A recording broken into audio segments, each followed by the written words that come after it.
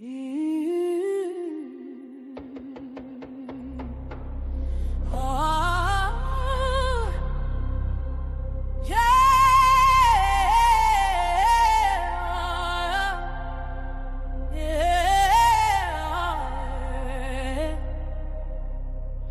been walking through the fire with my head up hard aligned. Every scar became a scripture, every tear a deeper sign. They try to silence the truth, try to ban what's real and right, but the louder they deny us, the brighter we ignite. All is standing on his word, Fatty standing on the line. Still we do it for the people, still we never waste the time. They counted us out, but we counted the cost. Never lost a mission, even when we lost a lot. Truth in our lungs, hope in our stride. We don't move with fear, we move with God inside. Still untouchable, can't break what's chosen. Still untouchable, truth stays spoken. Our hands to the sky, feel the rise when we come through. Still untouchable, we'll level up for you. Hey. Untouchable, we ride. Untouchable, for the truth. Untouchable, hey.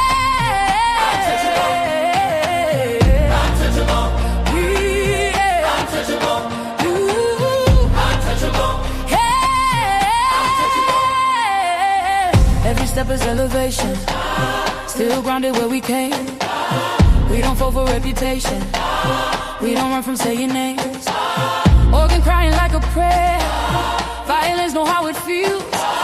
Tambourine shaking the ceiling, every note remind what's real. They said power changed the soul, but it sharpened our resolve. If we eating, then the people. If we winning, then it's all. No crown without the weight, no shine without the scars. We speak light into the dark, turn the wounds into the art. Still untouchable, heaven knows us. Still untouchable, doors stay open. From the struggle to the summit we break through. Still untouchable, we rise for the truth. Untouchable, right. Untouchable, right. Untouchable, hey. Untouchable, untouchable, untouchable, untouchable, hey. I sing for the ones who've been silenced, I cry for the nights we survived. Every note is a promise kept. We are proof that faith multiplies. Oh, we don't bow. Oh, we ascend. Oh, when truth calls, we answer again. Untouchable. Hear the anthem. Untouchable. Feel the momentum. Choir in the back, violins lift the roof. Still untouchable.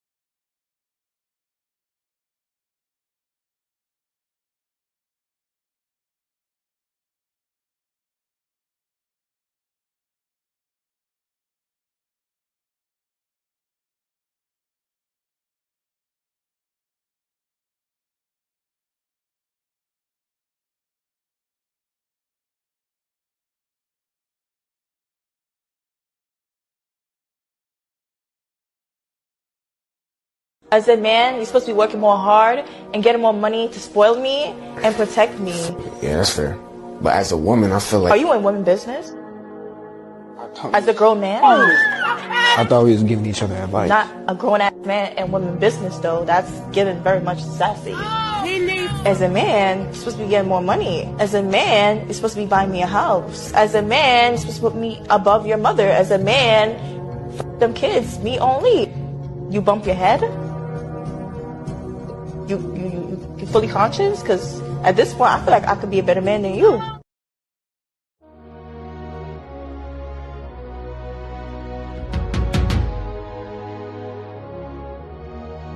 We rise higher through the fire. Hey, hey. Untouchable empire. Hey. Untouchable empire. Hey. Yeah. We rise higher through the fire. Untouchable empire. Lift us higher. Ollie and Fatty, bring truth to the streets. We stand for the people, never fall, never retreat. Untouchable empire, we don't break. We rise higher every step we take. Higher, higher, untouchable. Higher, higher, untouchable. Yeah, we step in the room and the whole crowd lifts. Truth in our blood, that's the realest gift. We talk power, elevation, transformation, untouchables. Yeah, we built this nation. We ain't chasing clout. That's for boys, not men. We chase money, purpose, legacy, and man. Ollie with the flame and Fatty with the spark. We light up the world when the whole world dark. Lift up the people that survive. We bring talk, justice, unity. Every time we swing, we don't bow down. We stand tall and rare. Untouchables, baby, we everywhere. Whoa, we rise. Through the fire, through the fire. Yeah. We stand together in the light. Untouchable forever. This alright, this alright. Oh, we rise higher, higher. To the fire, higher. Untouchable empire. Lift us higher, higher.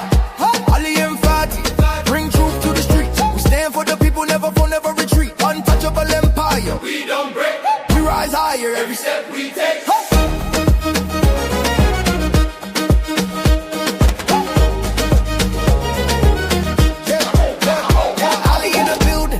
We move with the grace. Power to the people, that's a look on our face. We don't fold, we don't run, we don't hide. Stand on truth, yeah, we walk with pride. Fame don't move us, we built on honor. Heart of a king, real warrior armor. Empire the world, that's the mission tonight. Untouchable. Yeah, we always do what's right. From the city to the globe, we shift that tone. Building up lives with a righteous throne. We step in the storm and walk through the fire. Why? Cause we got made for the rise higher. Hands up, hands up.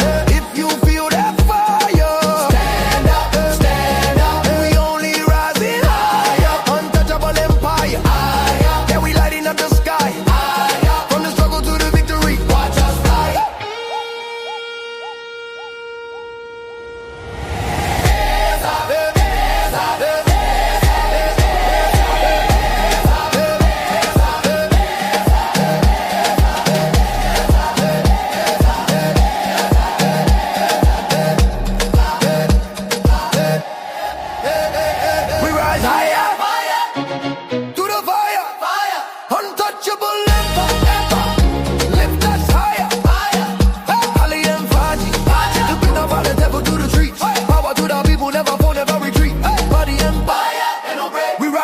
every move we make.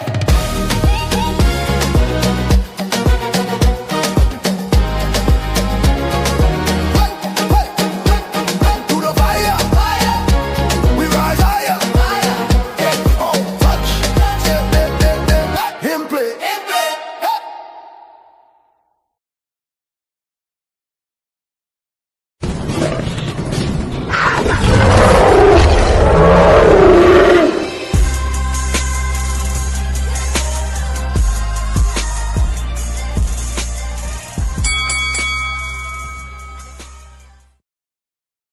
What's going on, family? What's going, y'all? Going on. How y'all doing today, man? I might have that camera issue today.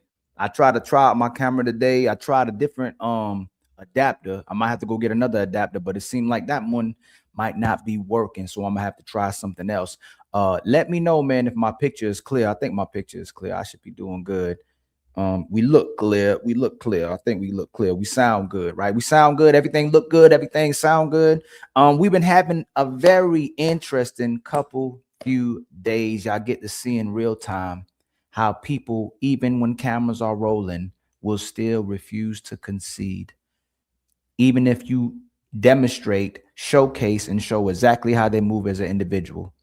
And what they will do what they will do is project and say that you're the one that's doing what you're claiming they're doing. And you get to watch the cameras roll and see what people do in real time. So we're trying to be very intentional, and we're going to keep doing what we're doing. Obviously, it's working. We will take criticism, we will take critique, we will take pushback, but make sure it's intentional. Make sure it's respectful. Make sure it's done in good faith, and make sure you're able to walk down exactly what you say we are doing or not doing, especially if most people are gravitating to it. If you have a problem with me, you can come on in public and say you got a private with me. You got a problem with me. If you got a problem with me, you can say that in private.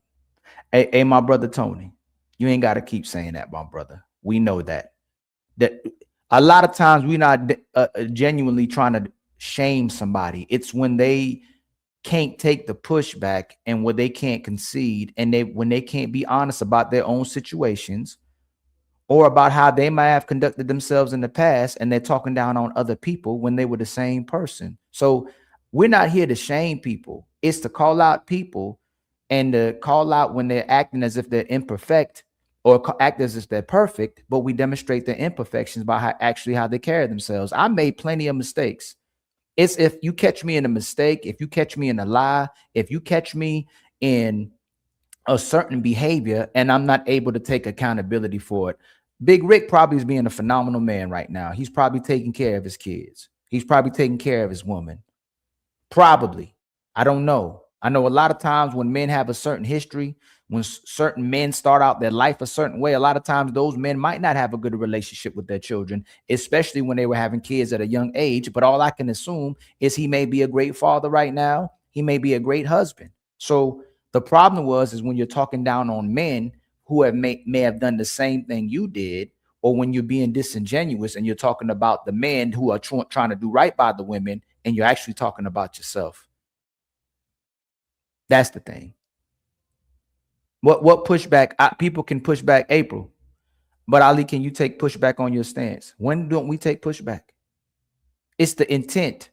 If I'm trying to do pushback and I'm doing it maliciously, or I'm being disrespectful with it, or I'm not being direct with it, if you throw the rock, don't hide your hand. Tell me you got a problem with me. Tell me you have a problem with my stance, and then we have a conversation about it. This is what we're doing every single day. Who can't come up here? There's people who've come on the platform repeatedly, on my platform, in bad faith, and we have a good conversation. They mellow out. I'm not trying to chop nobody's feet off. I'm not trying to chop your head off. I'm not trying to chop your arms off. We just having a good conversation, and then we can agree to disagree. It doesn't have to become personal. It doesn't have to become shaming. It doesn't have to be me, you hating me and me hating you. When do I not take pushback? I love pushback.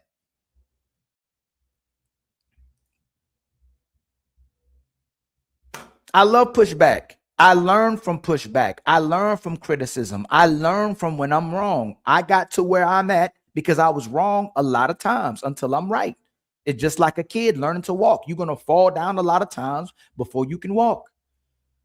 I made a lot of mistakes in my business before I became successful. I did a lot of over pursuing. I did some disrespectful things, possibly sometimes. I'm gonna just say what I say because I'm rarely disrespectful to people. I'm gonna tell you that. I really watch how I treat people, but I'm just gonna say I'm gonna own there's times I've been wrong, and I might have been wrong a lot of times, but I'm extremely intentional, and I'll call myself out if I'm wrong, and I'll concede to it.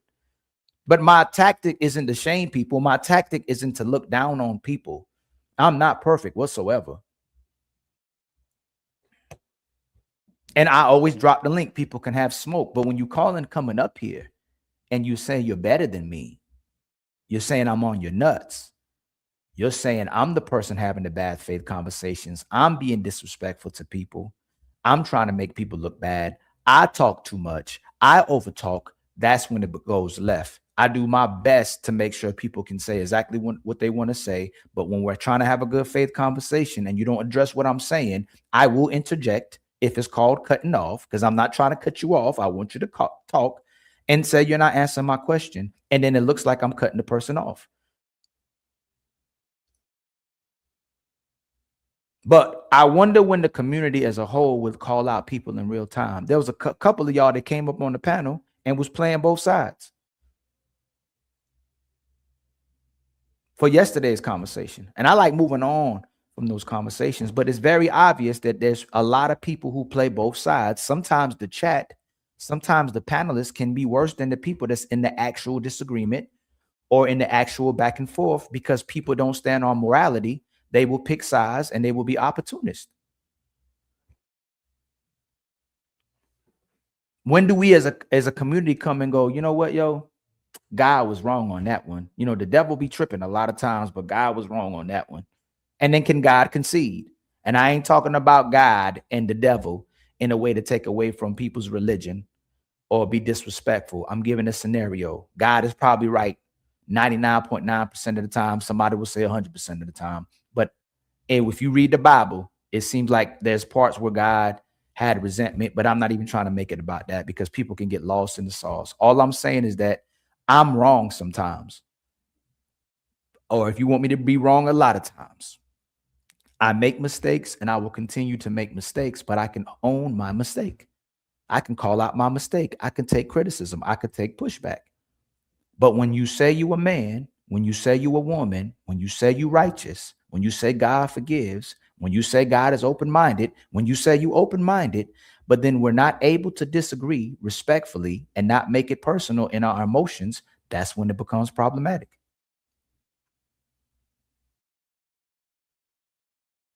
So you can say, I don't agree with Ali. You can say, I don't agree with Ali's delivery. You can say, I don't agree with Ali's perspective, but point out where I'm disrespecting people or where I'm deliberately trying to shame anybody, and point out where I'm not trying to have the intellectual conversation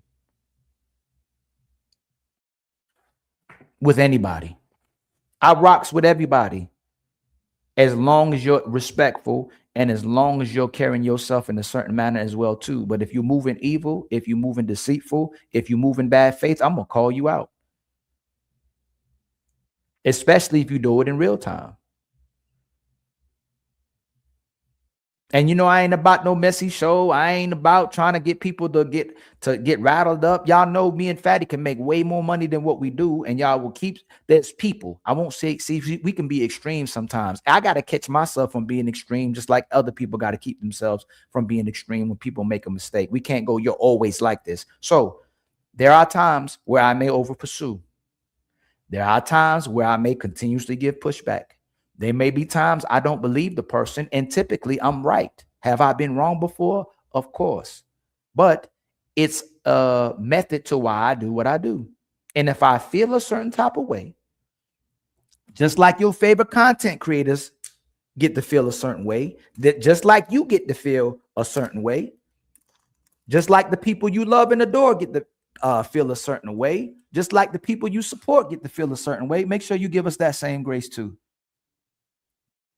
Especially when we make so much progress, especially when we look out for people, especially when we build them with people. I'm fixing my camera, y'all. I see it too. Y'all ain't got to tell me. I know my camera acting up. I told y'all I was acting up.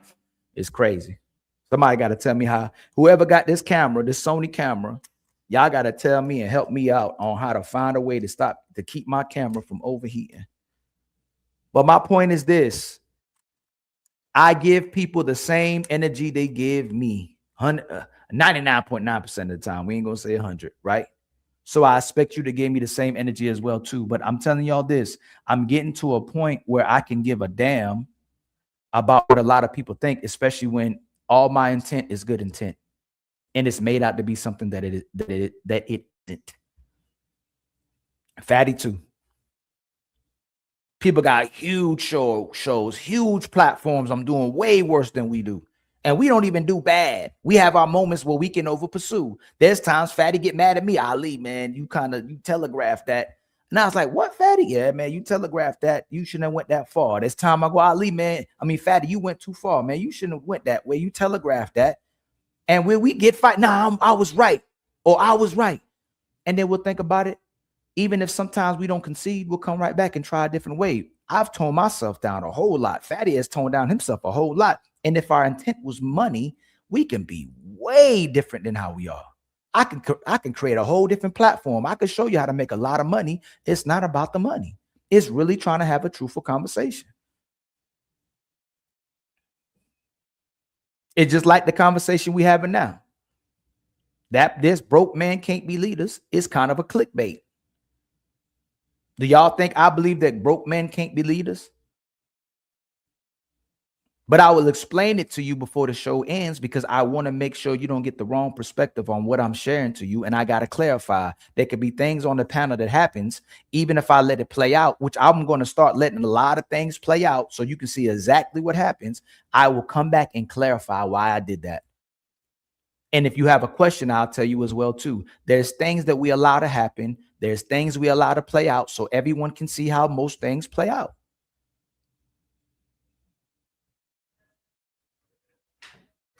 Auntie, I got way more phrases than mine's disingenuous. You too late to the party. My favorite one is you being disingenuous.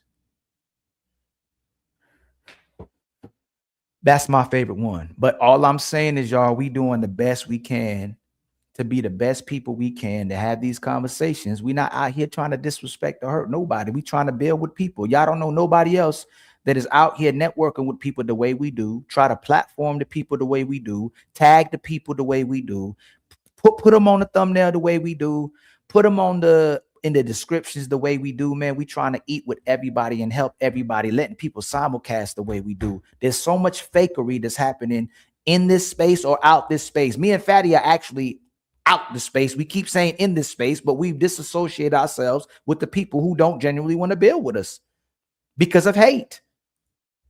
It's straight like that. It's hate. Oh man, hate.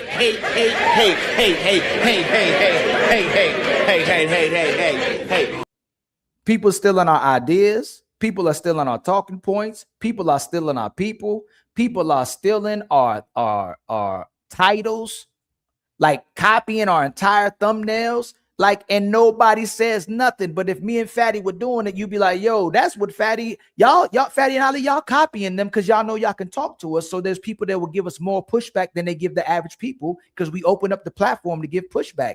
And then if we don't concede, oh man, they hate to be wrong. Who likes to be wrong? Who loves to be wrong? Amen. Today I woke up this morning, boy, I was going to love to be wrong today. I can't wait to be wrong.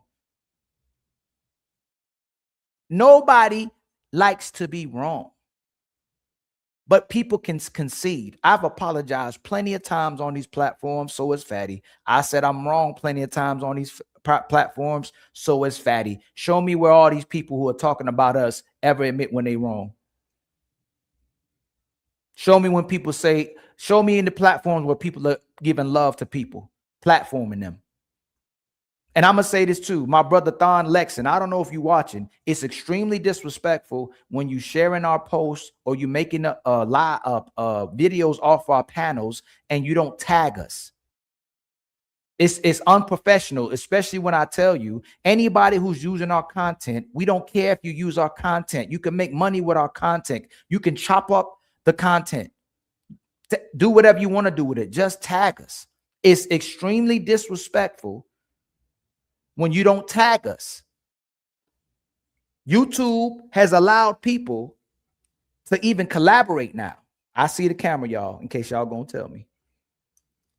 YouTube is allowing people to give you the link so you can platform each other and tag the person, and people are still not doing it or giving credit to the people that are doing the video. And sometimes it's getting to the point where it's hate. People are reviewing us and using somebody else's video to review us. They'll tag the person that's reviewing us, but they won't review us. And I'm starting to think it's becoming a cultural thing in our culture where we really see somebody platforming themselves, growing, and you become a hater.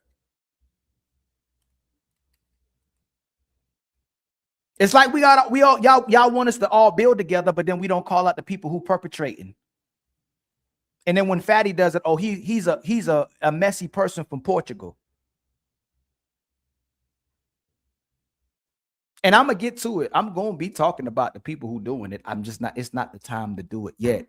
Y'all don't know how many people I helped in the back, how many people I helped with a StreamYard, how many people I taught to tag, big content creators too. One real big one. I'm gonna get on him soon. I ain't gonna tell him about himself yet, but it's coming. And then you network with other people that's not us. We platform your channels, and then you go network with somebody else, and it's the two same people who went against us while we building. Most of people, the big content creator or certain content creator now built his entire platform by taking the people that was with us or the people that we fought and argued with. I just ain't name dropping right now because it's going to get ugly when I do it, and how fake those people are.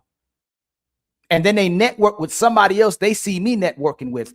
There's people that's jumping on other people's shows because they saw me jumping on other people's shows, and then they networking with those people. Then if the people are asking me to do something, I at least say, nah, man, I may not be able to do it. You get upset and in your feelings, and you start networking with somebody else.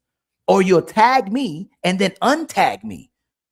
You'll tag me in a post and then you untag me. If y'all are looking for people who demonstrate leadership qualities and character and righteousness, you're right at the right spot. I'm extremely consistent, and I work better on my delivery. Women will go, I can't stand what he says. He might be truthful, but I can't stand his delivery. Last 2-3 years, I've been working on my delivery. And I could be nasty, and I should be nasty. But I go, you know what? I don't want to give somebody the opportunity to take away what I'm really trying to say. I really care about the integrity of the conversation. I'm going to focus on the content. There's people who pulled up on here, come up disrespectful and disingenuous, and I make it so it doesn't go left. And I try to have a good faith conversation. Y'all see it all the time. And pay attention. You can call me the good cop. You can call Fatty the bad cop. It don't work whatever we do. So if Fatty is doing it, they not doing it right. If Ali's doing it, Ali not doing it right. So it don't matter if you're doing the right way or if you're doing it this so-called wrong way, because we'll play bad cop, good cop. And it's still wrong both ways.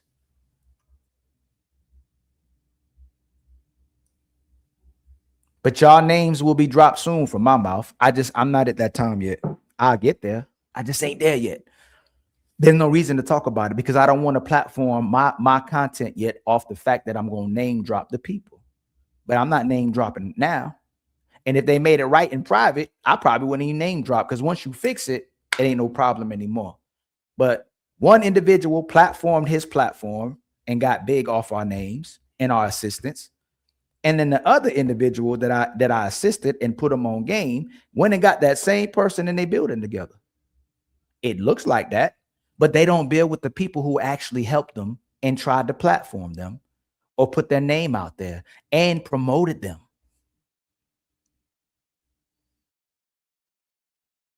I'm telling y'all, it's a cultural thing in our society now where it seems like people love connecting with the people who disgusting, who toxic, who manipulative, who lies, and they give pushback to the people who are actually trying to be leaders, who are actually trying to be righteous, who are actually trying to be good people. We get more pushback than everybody because those people don't give you the put themselves in a position where you can push back on them. My link is, I always drop the link. I drop the link for anybody. Fatty will drop the link for anybody. You don't see them same people pop up. Just pay attention. If y'all know the chronicle chain of events, go look at who is platforming who is supporting who is tagging who is showing love to who is hosting for who, and those people give no love back. Give no love back. But they'll take your people. They'll take your ideas. They'll take the men that come on your panels. They'll take the women who come on your panels. They'll take your ideas. They'll take your talking points. They'll take your thumbnails. And when you call it out, they don't see no evil. They don't speak no evil. They don't hear no evil. They have no idea what we talking about. Everybody becomes dumb, deaf, and mute. But I know y'all see it. And people who day ones and new ones, I can't hold you to that. But the people who see it, the old ones, y'all watch exactly what's happening.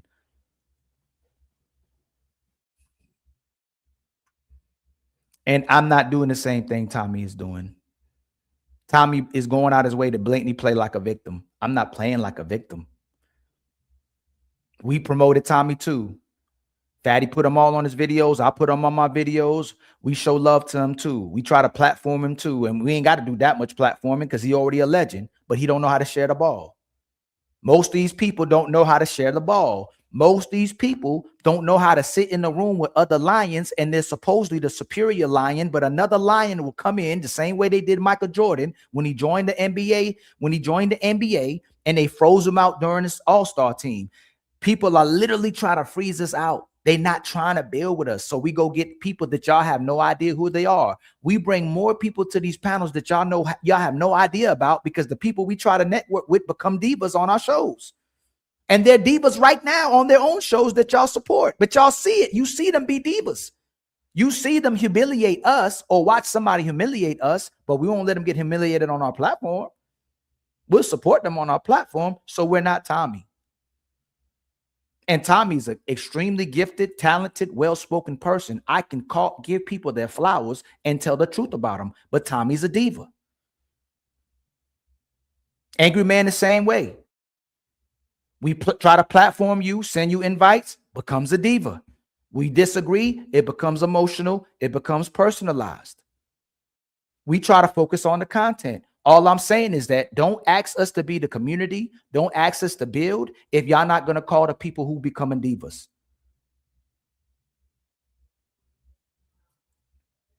We're not divas at all. Anybody, we can have a conversation with anybody. And we know with love when people are criticizing us. There's people in private and public who criticize us. We take that all day long. But we're not no divas. We're doing what y'all actually want people to do. We give pushback because people are lying. So we give pushback.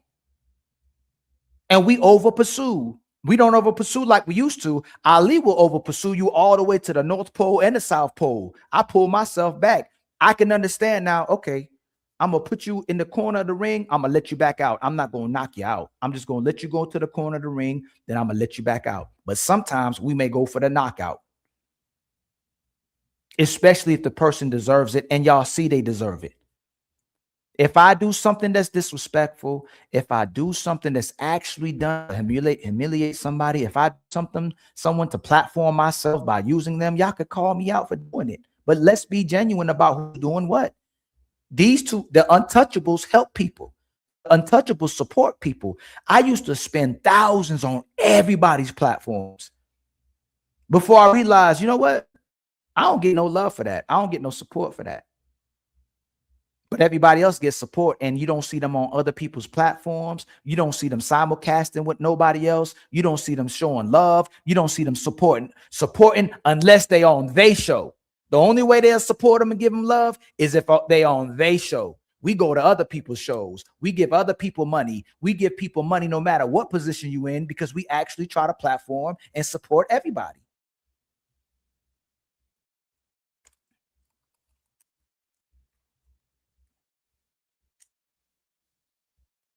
So y'all could, and most of y'all support us and rock with us. Y'all know exactly what's going on. It's the minority of people, because I don't want to. That's why I'm telling you, I'm not being a diva. I'm talking about the minority of people, and I'm talking about the content creators y'all want us to build with, but they divas.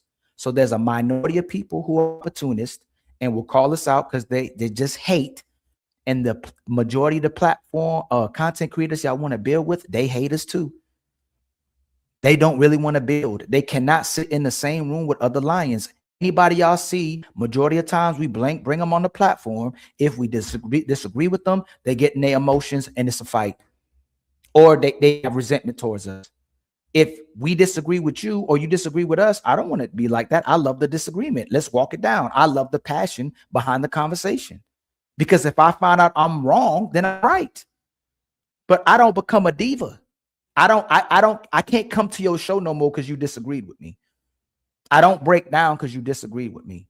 I'm freezing up. Let me see. I'm looking fuzzy. You sure? Am I back now? Am I freezing up, y'all?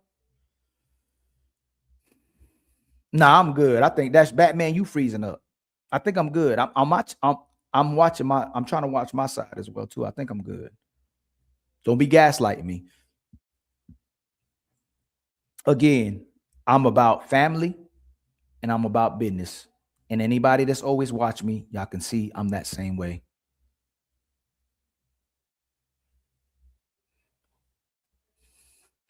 No, no, it's not even sneak. It's not even about that.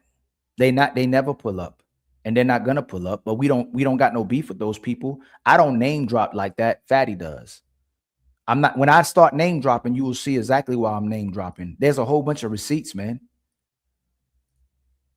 You can call us legends on one day, on another day, you can let everybody disrespect us, and we ride for you. And it ain't the fact that we ride for you. Look, we supported Jazz and Tyranny, not because we support Jazz and Tyranny, but we're doing the right thing. It's doing the right thing. And the funny part about this, yo, I got this from my mother. This is something I learned from my mother. My first love was my mother. My mother was an extremely righteous person. And the best thing my father ever did for me is pick the mother that he picked. That's why I'm the way I am, is because of my mama.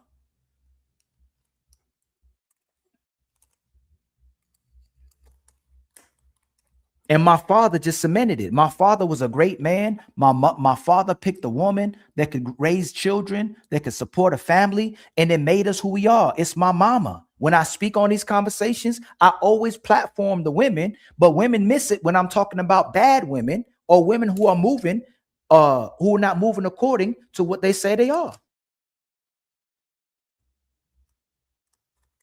And it becomes, oh man, y'all always talking about all women. Y'all bashing women. How we bashing women? And we want women to be women. We want women to be loving. We want women to be righteous. We want women to be whole.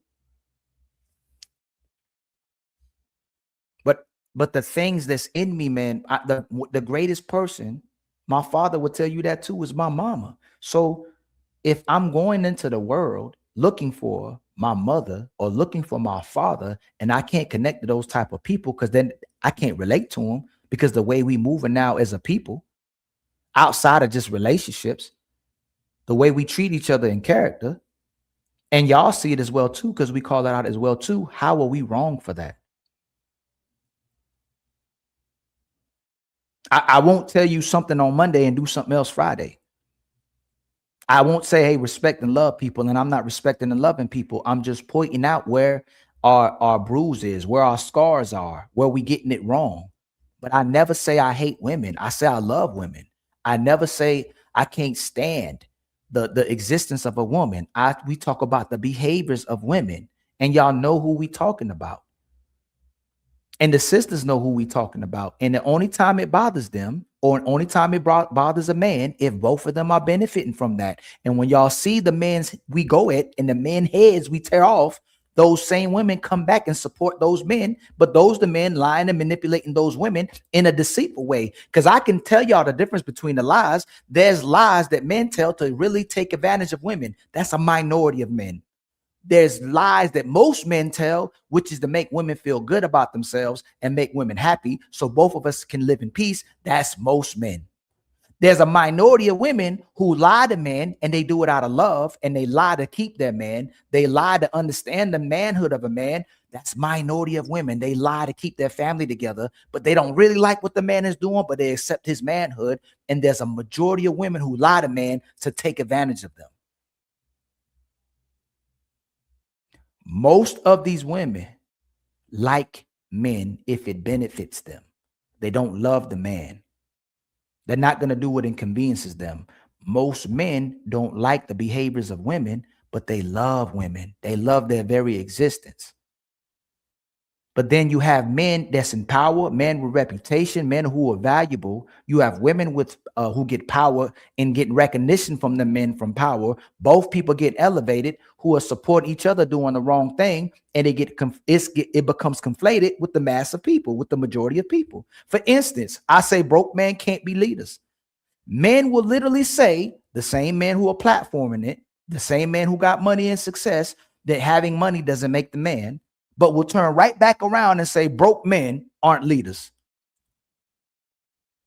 If you ain't got no money, you ain't no leader. If you broke, you a sucker, you a dusty, you can't lead nobody anywhere. But these same men will promote Martin Luther King. These same men will talk about Abraham Lincoln. These same men will talk about Mahatma Gandhi, George Washington, Buddha. These same men will promote Jesus. Most of these people had no wealth. Most of these people had no riches. What made a leader and a good man was his character and how he lived righteous and orderly. Where a man is supposed to lead you is to a family. First, he leads you to him, his character as a person, his righteousness, who he is as an individual, and you build with that man. A man with integrity, a man with righteousness, a man with love, a man about the people. That's a leader. And then we try to conflate that with a soldier, with a career-oriented person, with a boss. And then you end up having a boss babe who's trying to compare herself with that part of a man. She thinks she a boss because she get money. She thinks she a boss because she got a nice car and a nice house and she got a nice position, but she gave up family to be her version of a man. And now she a boss babe. And nobody is saying that you can't be a boss and still be a mother and still be a wife and still be nurturing and still be loving and still be about the people and family as well too. But it's extremely rare. Most women who become boss babes give up their families, give up their dedication to being a mother, give up their love and nurturing ways to their men. They make family an option. They make their man an option. The same men who make money but say that money shouldn't determine who you are as a person, those same men will get money and look down on the men who don't got money because now they become insecure. Their ego becomes inflated.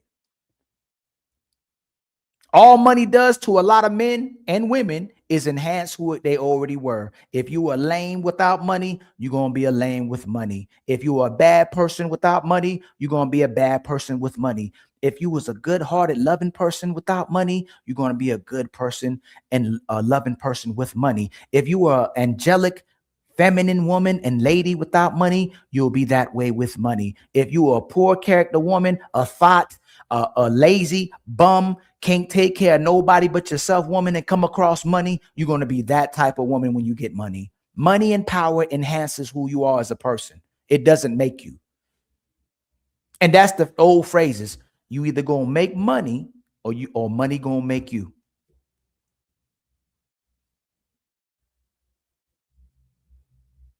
So again, I'm going to slowly stop addressing the critiques and bad faith criticism from people that want to be seen, because a lot of people just want to be seen.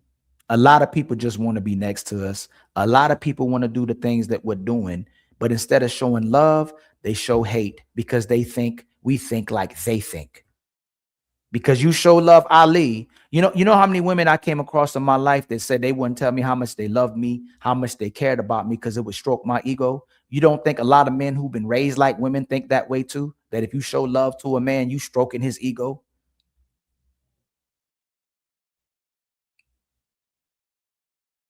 Because you show love to a man, you stroking his ego. And he think he can live without you because you projecting. You think somebody thinks like you don't want to show love. If anybody knows me in private and in public, I talk to everybody, especially if I can get back to you. I've been trying to platform the IGs that people send me because I don't want to miss the messages y'all send me. And anybody can testify it. There's people y'all don't even know that's sending me videos that I try to call out their videos. I try to show everybody love as much as possible. I'm a busy person. That don't make me above nobody, though. I'm really a busy person, but I still want to show love to people and recognize people.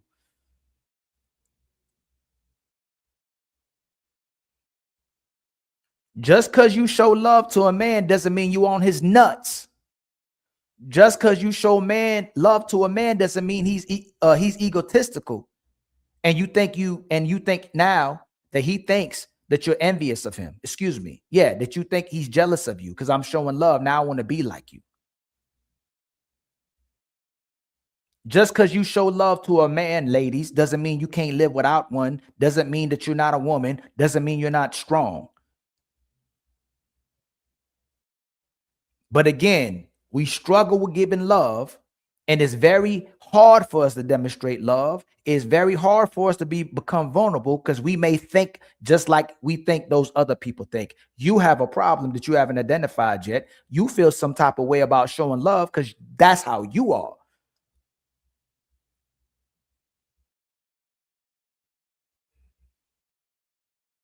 And if I get 100,000 followers, 1,000,000 followers, may God strike me, may the universe strike me, may the trees, the oceans, and sun strike me down if I ever go against how I am as a person, if I ever betray my family and the way they raised me. I wasn't raised that way.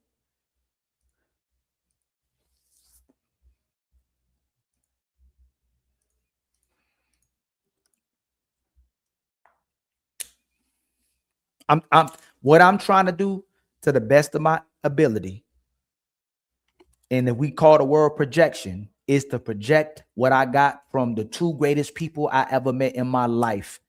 Is my mother and my father. I'm trying to emulate that. And I'm not even close to the man my father was. I'm not even close to the woman my mother was. I'm not even close.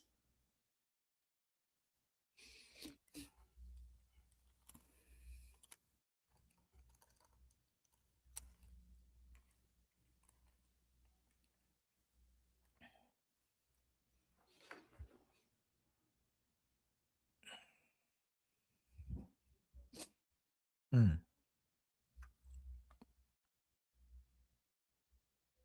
I'm not even close, y'all, to who they were. And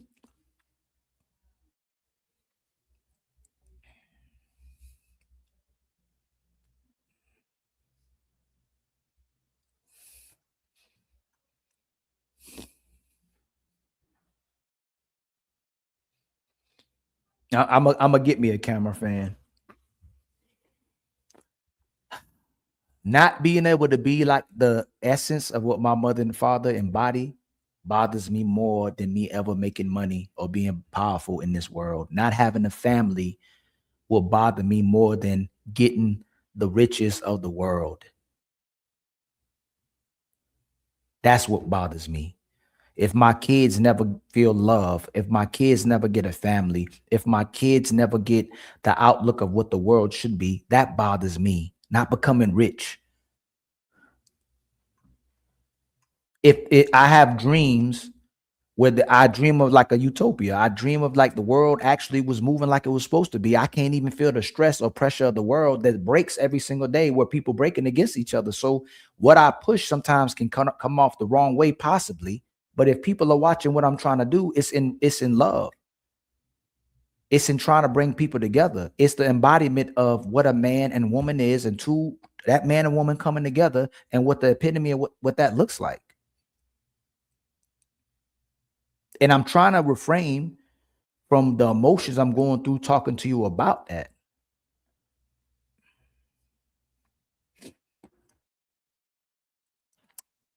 I had a mother and father who would come to me and talk about how much they loved each other.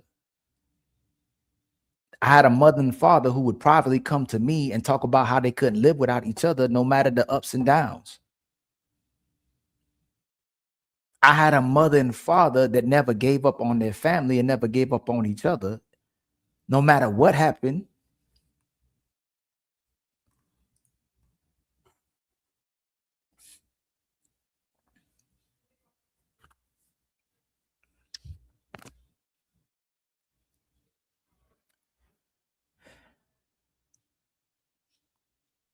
Hold up, y'all. I'm just fixing this camera, man.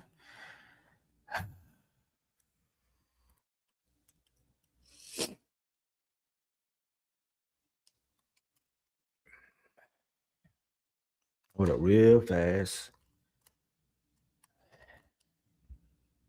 Okay, I think I got it. I thought I had it. All right, there you go. I had a mother and father who focused on family all the time. I woke up, we had dinners at the table. Now I ain't crying. I'm trying to keep not from crying. Telling y'all. I'm trying to keep from doing that. Julio, don't be doing that. Hold on real quick, yo. Give me a minute real fast.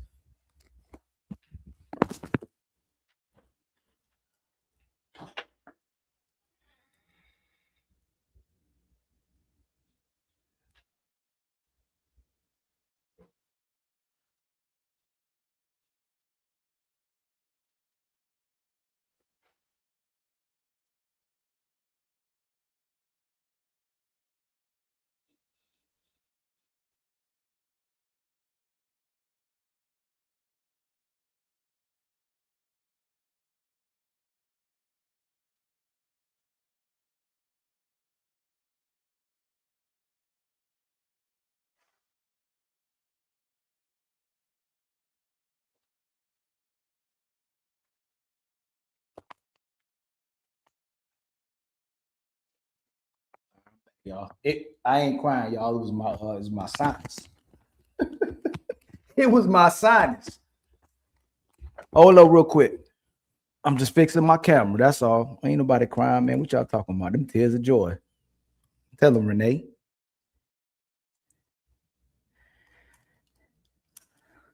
All right, hold on, y'all. There were tears of joy. I don't know what y'all talking about, but I wasn't crying. I'm telling y'all, it's my sinus.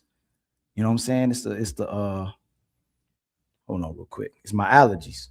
There we go. It's my allergies. See, look, I ain't crying.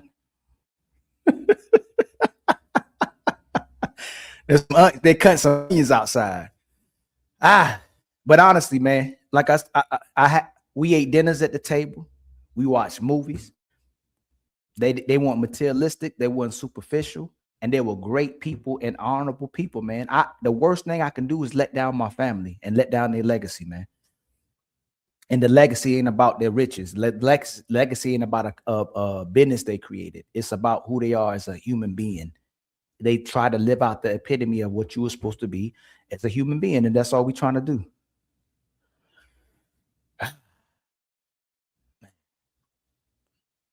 So again, we not perfect.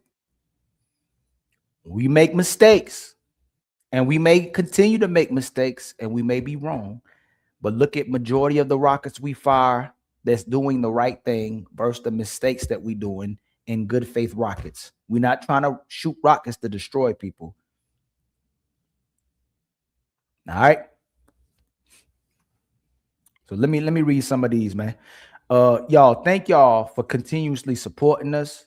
Thank y'all for continuously giving us love. Thank you so much for always being there for us. Thank you for the day ones and the new ones. But make sure y'all pay attention to what's actually happening. Make sure y'all pay attention to all these people that they say about the people. They say they about the community, but they not trying to do nothing to actually build with the community. I promise you that. And y'all watch it. We try to platform everybody, give love to everybody, man. If it's a crime, to have actual conversations, be realistic about the conversations, try to break down conversations, over pursuing the conversations, get the truth in the conversations, then arrest us. Arrest us now. Y'all, much love to the 100 people that's in the building. Please like and subscribe. Hit the share button in the bottom. And again, today's title is Broke Men Can't Be Leaders. I hope I gave y'all a broke down and a synopsis, a little bit of the way that we are perpetrating even the contradictions of what we're talking about. If a man is greater than money and the money doesn't make the man, we can't say that broke men can't be leaders or broke men aren't leaders. especially when we conflate it to relationships. If where you take this woman isn't to you or to a family, then you're not a leader. If you're unrighteous, if you're not orderly, if you're unequipped to handle your children, to handle yourself and other people, and love other people and live in righteousness in the concepts that we created in social constructs, because even evil men can be leaders. We keep thinking they can't be leaders, but most of what we speak about is immorality, but we have to be truthful. Bad men can be leaders. Broke men can be leaders and have been leaders. Jesus is supposedly the greatest leader to Islam and to outside of Muhammad and to Christianity. But then we say, bro, a man can't be leaders. He didn't have no wealth. Jesus didn't have no property.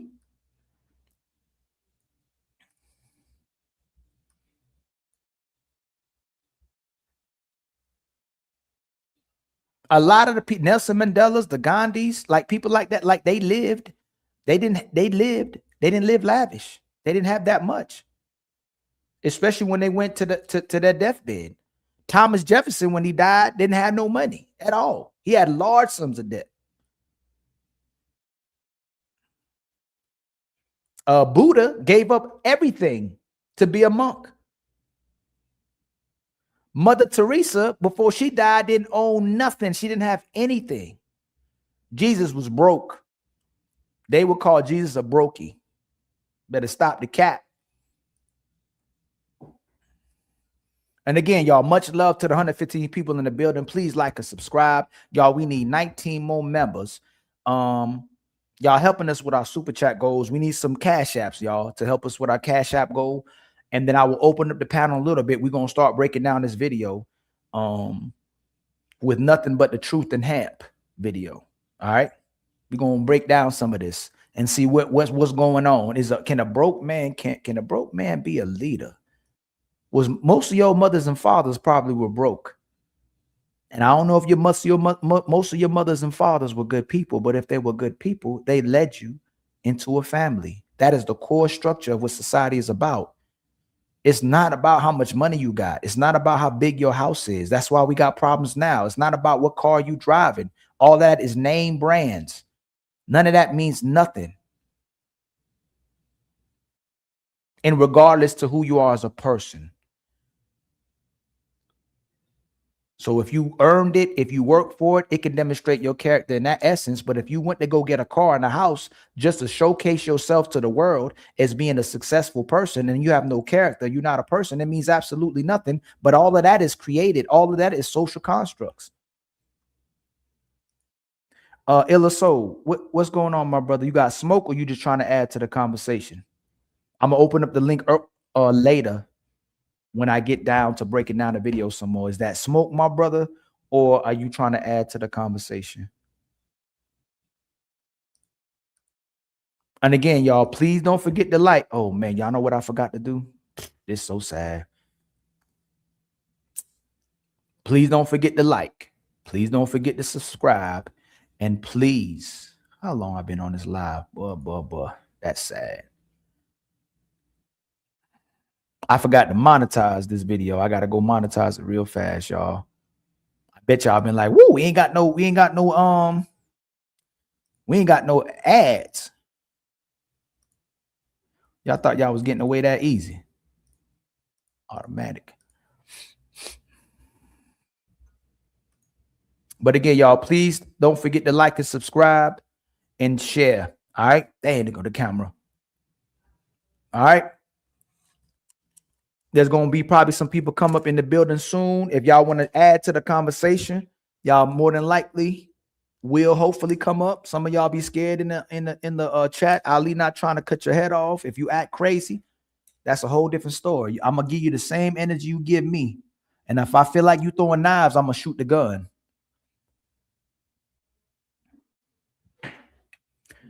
All right. Much love to my brother, Mr. Don't Be Naive, with the membership. Much love to you, y'all. We need 19 more memberships. Thank you for being the first member of the show.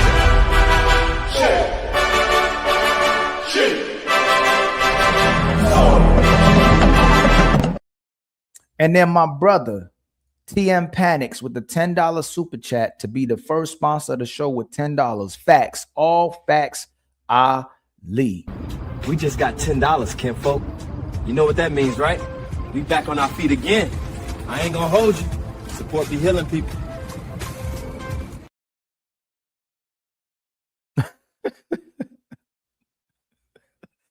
And then my brother Courtney Edgar with the $5 super chat. I rock with you, fam. Shout out to you. Much love to you, my brother. Shout out to you. Untouchable Empire, baby. And then my brother, Willing to Win with the $5 super chat. What's up, brother Ali? Love the content. Here to support the show. Much love to you, my brother. Thank you so much. Thank you for the $5, homie. For real. You know what that means? It's our time to shine. Let's light it up. And then a tribe called Harris. Tribe approves an actual tribe. Much love to you, my brother. From the Untouchable Empire, baby. And then my sister, Petty, not pretty, Petty Red with the $5 super chat. My parents' love story is one I would never forget. Family over everything. I watched their love until my mom took her last breath in my dad's arms. And a red lipstick, mine's similar. These memories will stay with me.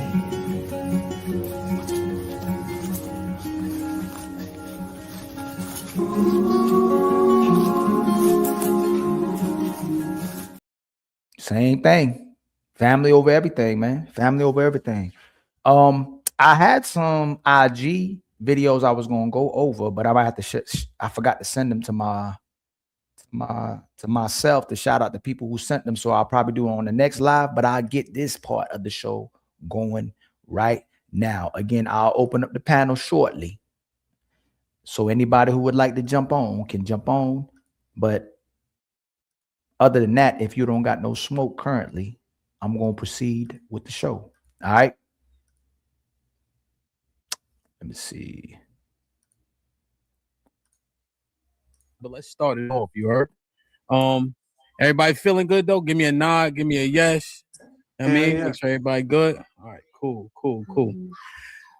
We've been looking at a lot of different things, man. Me and Truth been talking all day. You heard? And one thing that was trending this week was this boss bitch phenomenon. Ooh, not the boss bitch. Yeah. So I couldn't stomach it to watch the whole thing, but even on mute, I was disgusted by her disposition. Being a boss bitch is not a flex. That's a statement. But I'll put the true or false behind it. What you think? Monique, Miss Yaya, Sarah, being a boss bitch is not a flex. True or false, and why? Yeah. Sorry, one more time, Sarah. I think you're kind of low. Yeah, sorry about that. I didn't want to interrupt you. No, I don't think it's a flex at all. I speak for myself. But I don't think it's something that I'm proud to, like, that independent woman mentality. That's great, but I think that as a woman, I need a man. So to say I'm a boss bitch or whatever, it's insinuating that I don't need a man. Okay. You see that as uberly problematic. Yeah, I just think, and I don't know. I don't see myself as a grown woman, 36 years old, using the term "I'm a boss bitch." Okay. I don't see. Yeah, that's not something in my vocabulary. You think it's childish? Yeah. I like it. Yeah. I think sure. Ladies, how do y'all feel about it? Is it a flex to be a boss bitch? How do y'all feel about that? I can't hear. I don't think it's a flex. I don't think it's a flex. This is Coco. I don't think it's a flex. I think it's something that has damaged, what a real woman is, and how she operates in the world and in a relationship. I think it's something negative. So I don't think it's a flex at all. Because I think all women need great men in their lives. And so when we use that term, I think it just comes with so much of a negative, just perception, to where it automatically just makes you feel like somebody that needs to be looked over. That's how I feel. Next lady. What was the question? I missed it because I just popped in. Being a boss bitch is not a flex, true or false. But Coco, what looked over? What do you mean by that, though? Well, let me take a couple steps back.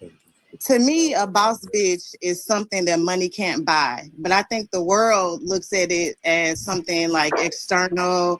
I look good. I got this. I got that. Sometimes it can come with a negative attitude. And it's just perceived negatively. I can't speak for a man, so a man would have to answer that question. But to me, when girls be like, I'm a boss this and boss that, you probably still the same person with a food stamp card and a Medicaid card, baby. You probably ain't bossed up on nothing but an attitude. And a lot of men don't want to deal with that, you know? So to me, you know, being a boss. Hey, y'all, is being a boss babe, is being a boss babe of it was the same thing we were talking about the baddies. I don't think it's a problem if a woman ends up being a boss, if a woman ends up being empowered, if a woman ends up being in a high position. The problem is a lot of women give up their femininity for it. They give up their softness for it. They give up their loving nature for it. They give up their position to society for it. They give up their family for it. A lot of them give up being a wife for it. So it becomes optional to remain a woman, an actual woman. And I'm not talking about biological. Obviously, she's still a biological woman, but I'm talking about when we're asking men to be good leaders, when we're asking men to be righteous, when we're asking men not to be feminine, but the woman gives up her femininity to typically compete with a man and ultimately do the same thing a man is doing. She ends up sacrificing her family or her womanhood for a career. Thank y'all. I'm taking care of that. So that's what I don't think it's nothing wrong. Typically, if the woman gets a high position and isn't able to demonstrate those capabilities, but then when you really think about it, am I wrong? Because doesn't she have to give up all those things to become a boss? Doesn't she have to give up all those things to be in the position she's in? She has to give up her time and energy that she would give even to early parenting and early childhood with her children to be a boss. Right? Or a great female, not a bitch, is somebody who can you be a boss babe and still be a wife? Can you be a boss babe and still be a mother? Who, you know, has it together mentally, physically, emotionally, spiritually, and knows how to humble herself when she's dealing with a man. And when I see, as a female, when I see other women using that term, it's the exact opposite. And it's not something that I would want to be. If I was a dude, I would be moving straight on past you, regardless of what your external, you know, appearance is, what you feel like you got in a relationship. That's not something I feel like I would be able to deal with because it would be combative. Does that make sense? Hell yeah, it make a lot of sense. I think it make a gang of sense. So let me get this right though. So then hold on though, because I want to be crystal clear. I'm not the smartest man at all, right? You said that being a boss B is something that money does not determine that. Is that what you said?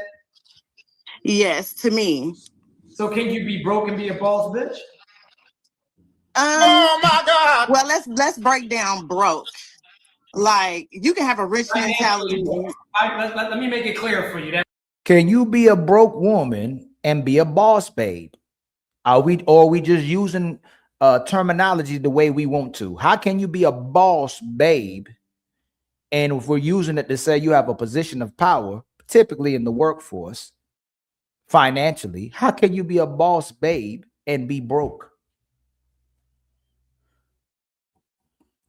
Is it possible? I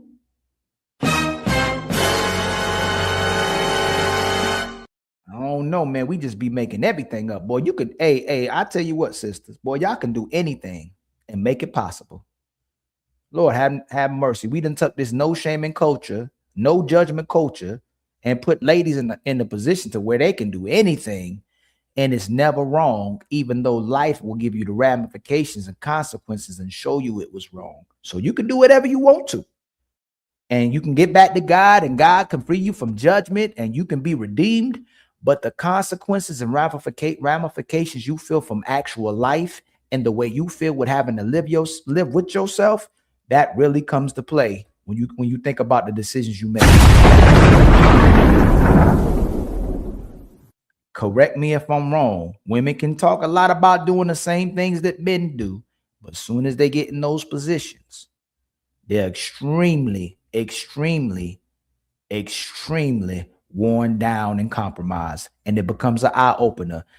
If a man has sex with a lot of women, it does not compromise him. But if a woman has sex with a lot of men, it definitely compromises her typically, and she struggles with pair bonding. Men having experiences with women make them a better man for women, make them more experienced with women, make them a better lover typically. And women love the experienced men. But when you come across an experienced woman, she's typically extremely jaded, indecisive, unstable, struggles with loving herself, loving other people, and loving her children. And she struggles with pair bonding.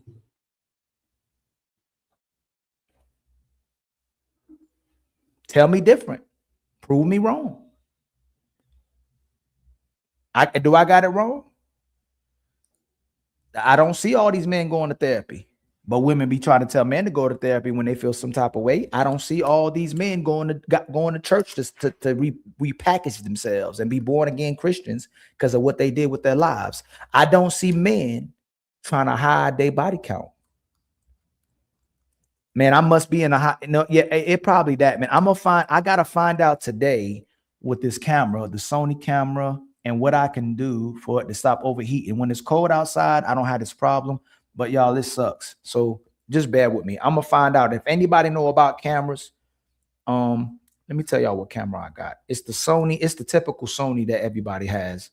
I'm gonna try to go to Best Buy today and figure out what I need to do to get my camera system. I got the internet right, but now it's just the camera, man. But bear with me, y'all. At least y'all know I'm gonna keep trying to cook even with the camera issues, right?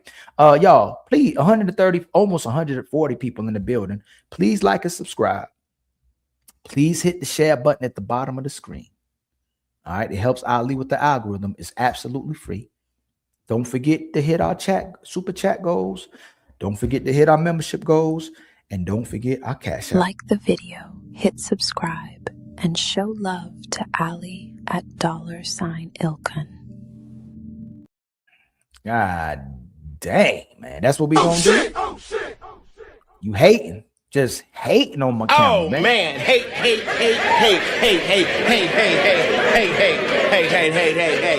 Nah, so I'm by the window. It's the window. So it might be some of the sun coming through. I think when the sun go down, y'all be all right. Y'all got to wait till the sun go down. Maybe we'll be all right. But right now, just work with me, y'all. You see, I'm dedicated. I'm still going, man. I'm trying to get y'all alive. Way that there's no mix up. Broke. I'm talking about like broke, like fucked up, financially indigent. Yeah, the finances is in the basement. Can you be broke and can you be a boss bitch and broke?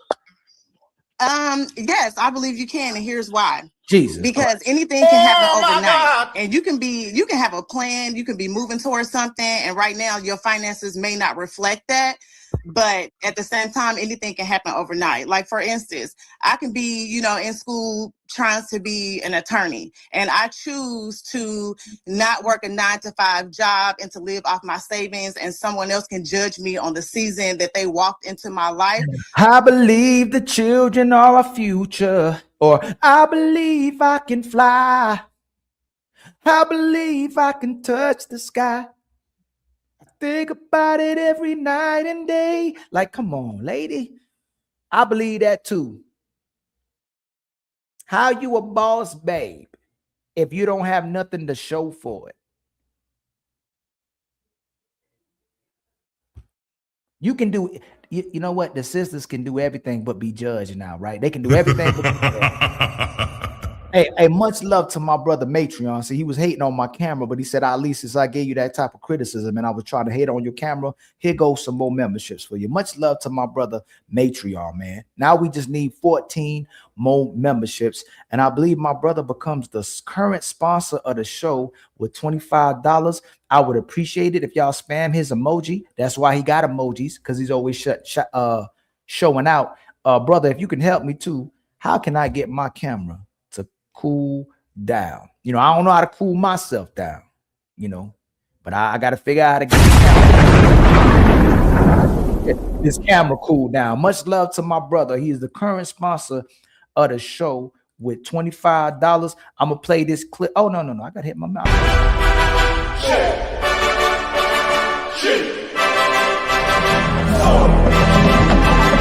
You take the blue pill. The story ends. You wake up in your bed and believe whatever you want to believe. You take the red pill. You stay in Wonderland. And I show you how deep the rabbit hole goes.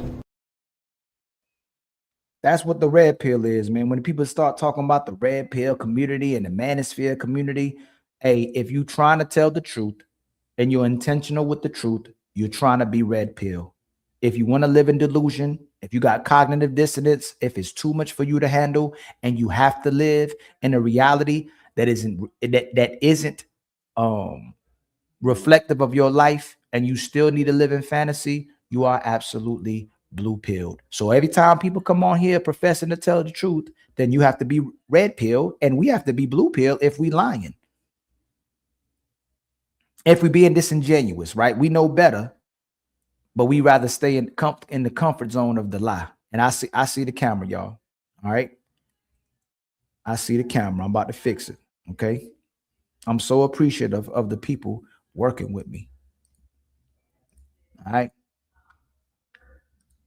But at the end of my journey, I'm still gonna boss up. My credit is still together. I'm still humble enough to be in a relationship with somebody. I'm still balanced. I'm still able to pay my bills, but I'm not coming off as masculine, you know, when it comes down to being in a relationship.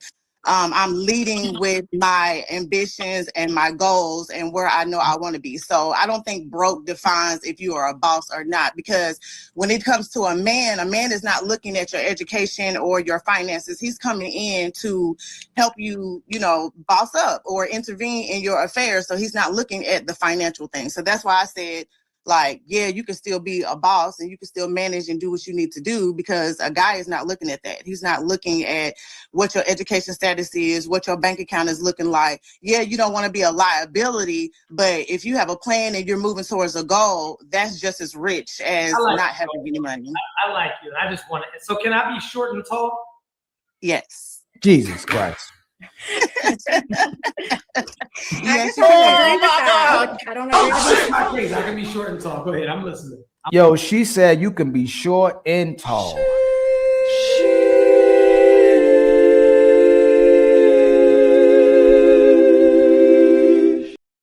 And I'm gonna give her the benefit of the doubt. Maybe she spoke way too fast and didn't understand it. Hopefully they get her to clarify, but maybe she just jumped the gun and said yes right away. And she ain't let that question come out.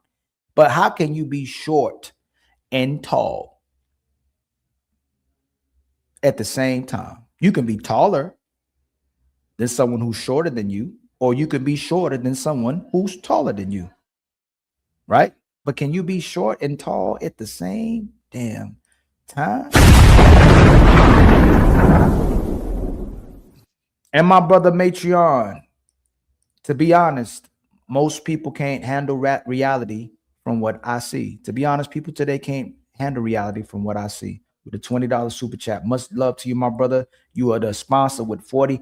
I agree with you absolutely. Most people have to live in the comfort of their lives, and I believe there's a certain amount of lies that even the greatest truth teller has to tell himself to be comfortable with today's society or to be comfortable with your life. There's some things we have to tell ourselves to continue with life, especially when we lose loved ones. You know, I agree with you 100%, my brother. Thank you for the $20. We're starting a nonprofit called Keep the Untouchables Fed. Remember, don't feed the haters. Again, y'all, much love to the 143 people in the building. Please like, please subscribe. and hit the share button at the bottom of the screen. It helps me out tremendously. All right. To get it out to other people to help the algorithm, y'all. We trying to get to 100,000 this year. All right. We trying to take the platform to a whole different direction or a higher direction.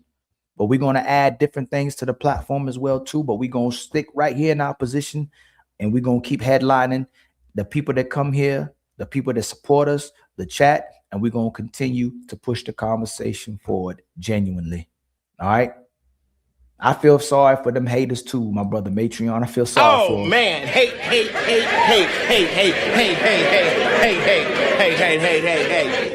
I'm taking it all. No, what? No, Coco. Take this walk with me.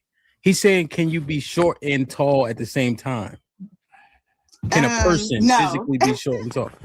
Okay. No. If you short, you short. If you tall, you tall. That's an exact. And so I can't be short and tall at the same time, but I can be a boss but be broke at the same time. Yes, you can. Okay, cool. I just asked on the show. Why I gotta get Sarah on the show ASAP? What Sarah do? Did Sarah do something? Something happened yesterday? What did Sarah do? Questions and then I get out the way. Listen, how are you? And by the way, I ain't even much love. I'm gonna do it sometime throughout the show, so I make sure I don't forget y'all. Much love to my brother Artifacts. Much love to my brother Dynamic Fit Labs, man. Much love to y'all, man. My brother Fulio in the building with the popcorn and the eyeballs. Much love to you. All right. My sister Karen, who be Karen. Where you been at, Karen? On the panels, I mean. You always supporting. Much love to you. My brother Bernard, man. Much love to you. And my man, I'm gonna keep going. My sister, I think, is that no, that's Ronnie. My bad, man. I'm calling you Renee and you Ronnie. My bad, my brother. My brother Wolfgang in the building. Mimi in the building. Mimi Flo. Are you a woman or a man? Try to figure it out. My brother, A Tribe Called Harris, been support, man. Much love to you. Leosha in the building. You know I spammed your emoji. Angel in the building. My brother Ray Midnight in the building. Brandon Tillman in the building. Much love to you. The truth, uncomfortable truth. It ain't just nothing but the truth, but there's uncomfortable truth. And you know you got to tell me about what happened on Wednesday. All right. If I miss any of y'all, man, I can't get. I'll be going up forever. But I want to make sure I try to show love to y'all. All right. Much love to y'all. Please don't forget to like and subscribe and share. All right. Help us reach our super chat goals, our membership goals, and our Cash App goals. Let's say what's popping. What up, though? Oh man, life is stupendous. How you feeling? Life treating you good? Life is good. Everybody around me sick, and I'm still healthy, so I'm good. That's a beautiful thing, man. For everybody that's in, man, we got Explicit, we got Mont, the real dope. I'm not calling you daddy. That's crazy. But we got dope down there. Dope. I started to read and I got to that. Shit. We got the real dope boy Mont in the building. We got Siri That's Me in the building. We got Naeem Thy Dream. We got Explicit. We got They Really Love Her. We got DJ Hamp. We got Coco. And we are going to have an extremely dope show tonight. Like I said, we can sing together. We absolutely cannot talk together. Once again, it's not a competition. We're just here to pick your brains and have healthy conversations. And it's not an attack. But if you say some goofy shit, you will probably get a goofy response. It just is. This is not a fake platform. We are not here to cater to delusion in any way. If I say some goofy shit, let me have it as well. Please, I'm open to it. Make sure you guys hit the likes, hit the subscriptions, hit the super chats at the bottom of the screen. But go ahead, Ham, run the movie. I'm back in the back. Appreciate you. No, it's good. It's good. Salute the truth in the building, man. Hey, Coco. So, I got a twinge of word salad when you was talking. I feel like you still, and I'm saying feel like you still mining through the process. But Sarah, you said you disagree. Why? Yeah. So I think when you're referring to, hey y'all, don't be forgetting my Cash App too. I told y'all I'm the light skinned Aisha Curry when it comes to my Cash App, man. Don't y'all be avoiding my Cash App. Y'all be supporting me with the memberships. Y'all be supporting me with the super chat, but y'all be forgetting my Cash App, man. You know, a brother gotta eat. And what's going on, Leosha? My brother Dynamic Fit Labs with the $5 super chat support for the show. Much love back to my brother. Hey, much love to you, my brother. I truly support you, and I truly, truly value you supporting us. Thank you for the $5. We were all born to be untouchable. Let me see. To a boss be a boss is a leader, right? And the blind can't lead the blind. If I'm broke, I need to work on myself. I can't, it's like you're drowning and somebody hands you a baby or something, like that's not going to work. I can't be in a place that I'm not comfortable in and I'm not settled in and I'm not at peace leading other people to fail with me, right? Like I need to get my life together before. So me, I can't, being a boss is being a leader. You can't be broke and be leading other people. I agree. Okay. Hold on. I don't want to leave Coco on the island. Hold up, Mont, you wanted to say something? Go ahead, Mont. I don't want to leave Coco on the island. Now, I'm not going to say that I understand what she's saying, but I think I might understand what she's getting at, right? Because I say this all the time, right? I say I've always been a provider before I ever had money. I've always been a provider. It's who I am. It's in me. Even when I was 16 with a girlfriend and I'm taking my money and I'm buying her food and I'm not telling her that I don't got enough money for both of us. I'm just getting her the food and I'm just saying I'm not hungry, right? I've always been a provider. I got the money now, but it's in me. It's who I am. So, from that perspective, if she's saying it like, yo, I always been a boss, like it is who I am. It's already written. Then from that perspective, I understand. Yeah, and to the what was the lady that made the comment to what I was saying? Let me catch your name again. Sarah. Sorry. You said Skylar? Sarah. Okay. So Sarah, okay, so you said the blind can't lead the blind and you can't lead being broke. So it depends on the season that you're in. So like I was going back to what I was saying. I'll just use myself as an example, okay? Because I've had some moments in time where I've been broke from circumstances or situations that has happened to me, but I'm still a boss, okay? I have a background in surgery. I'm a licensed paralegal. I have 3 businesses, a makeup company, a radio show, and a DNA testing company. I travel all over the world. I'm definitely a boss. But at the end of the day, I still experienced preterm labor with my child. It put me in the hospital for several months, and I have a child that's on the spectrum. And so navigating through that, I had to choose my situation and circumstance for where I was right now. But I'm also married, okay? So I have but I went from being in a masculine situation to becoming a wife and not having to worry about paying bills and doing things like that. So at the end of the day, I'm not even listen. It sounds like she has all these businesses to be a provider, but then she says she's married and don't have to provide anymore in the same sentence. I don't know. That sounded a little suspect. How you got all the, unless your husband is now running all these businesses that you created and you're able to be at home. I still don't understand how women have all this time to run all these businesses, get all this money, and still be able to be a wife and a mother at home and caretake at early child development or while their kids are growing up, or be able to cook or be able to maintain a house. It just don't, the math don't be mathing, right? It just don't sound right. But we ain't gonna over pursue. But the math ain't mathing. People will look at that as being broke or whatever because I'm not, going. Well, you want me to go back? Y'all want me to rewind it a little bit? Maybe Ali heard wrong. Maybe y'all heard wrong. Y'all want me to rewind a little bit? Let's see. Maybe I heard wrong. Let me see. I could have sworn she said she got all. Let's do it right back here. Let's see. Now, but I'm also married. I had I have 3 from circumstances or situations that has happened to me, but I'm still a boss. Okay. I have a background in surgery. I'm a licensed paralegal. I have 3 businesses, a makeup company, a radio show, and a DNA testing company. I travel all over the world. I'm definitely a boss. But at the end of the day, I still experienced preterm labor with my child. It put me in the hospital for several months, and I have a child that's on the spectrum. And so navigating through that, I had to choose my situation and circumstance for where I was right now. But I'm also married, okay? So I have a provider in my life, but I went from being in a masculine situation to becoming a wife and not having to worry about paying bills and doing things like that. So at the end of the day, people will look at that as being broke or whatever because I'm not, going out working. But my situation and circumstance took a turn. Does that mean that I'm not a boss? Absolutely not, because I can still stand. So it sounds like y'all know what it sounds like, right? Because real eyes realize real lies.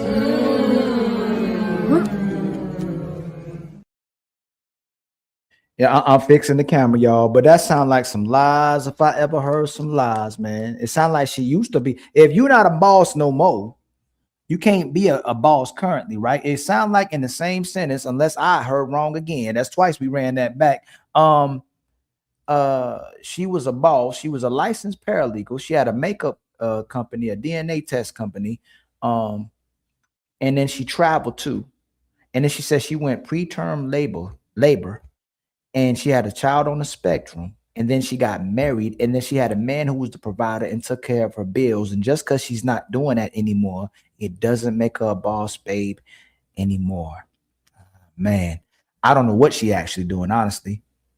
She went from businesses for her man paying the bills. Hey, y'all, it's the math still ain't mathing, but we just gonna keep going because Ali don't want to overassume. All right. Stand up.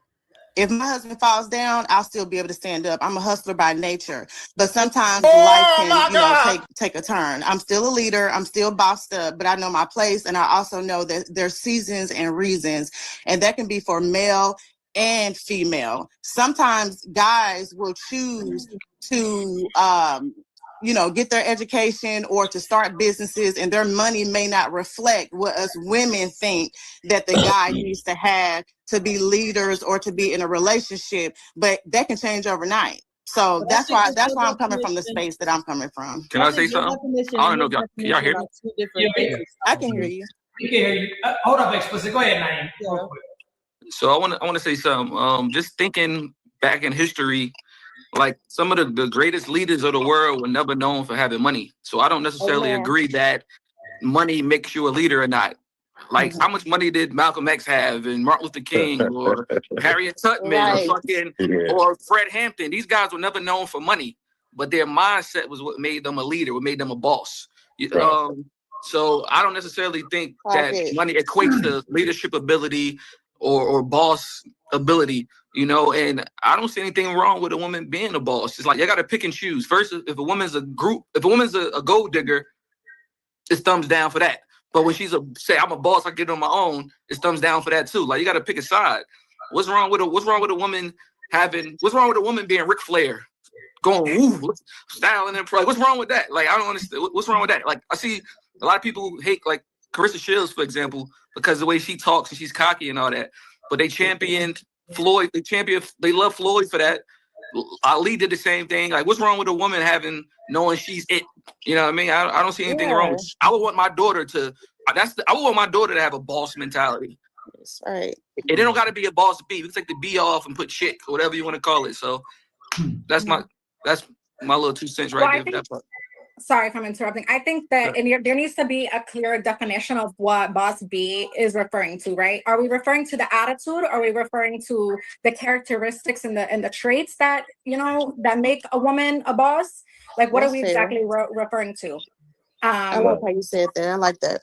So let me expound for a second, right? Because all of that was decent, right? A boss is a person who is in charge of workers or a group or an organization. So no, you don't necessarily have to have money to be in charge of people, but what a boss is somebody that can put you in position. So we can move the goalposts and play with a whole bunch of words, but usually when a woman says that she's a boss bitch, not only is it an aesthetic, not only is it a lifestyle, but it's also a bank account associated as well. So let's stick straight to that. Like we could play around with it and go over here. We can talk about Malcolm X, who had a lot of influence, but he had a lot of power. He had a lot of them behind him. But when we talk about a boss bitch, which I hate the word bitch too, is tasteless. Yeah, it's tasteless. They're usually talking about the money they had, the accolades they had, and the influence and power that they had. And so the initial question was, or is it a flex to a man for a woman to be a boss bitch? And so Sarah said no, Coco said, No. I guess, yes. Naeem, you would love for It's you. not a flex. Okay, I say yes. I say yes. Naeem said yes. And Hot Boy Twin, why are you saying it's not a flex for a woman Well, to be a boss? it's not a flex because sometimes when a woman feels she a boss, she feel like she gonna dominate her man and she's in charge and she want to lead because she make more money. Well, you need to be with another woman then, because at the end of the day, if you such up a fucking boss, your man, you looking down at him. Shit like that. So like Shit you like said, that. a boss Shit like is a that. leader. Shit like If that. you Brother fall off, Cookie. the leader don't fall off. You get what I'm saying? So if you a boss, why you want to be a boss woman if your man can't even give you input because you make more money with him? It shouldn't worry about how much money she makes.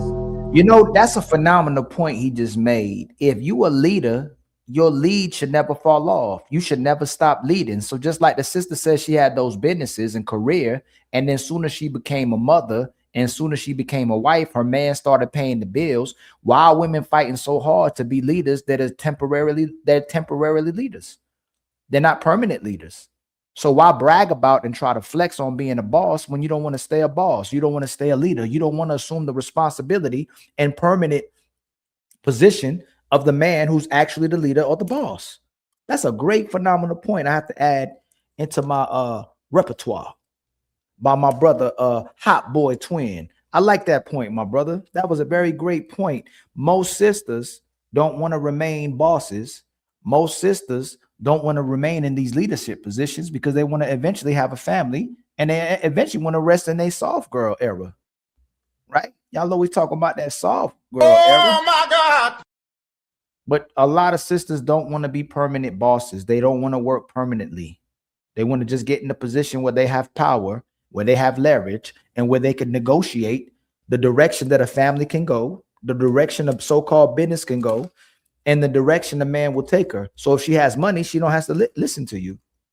If she can finance her own lifestyle, she don't got to listen to you.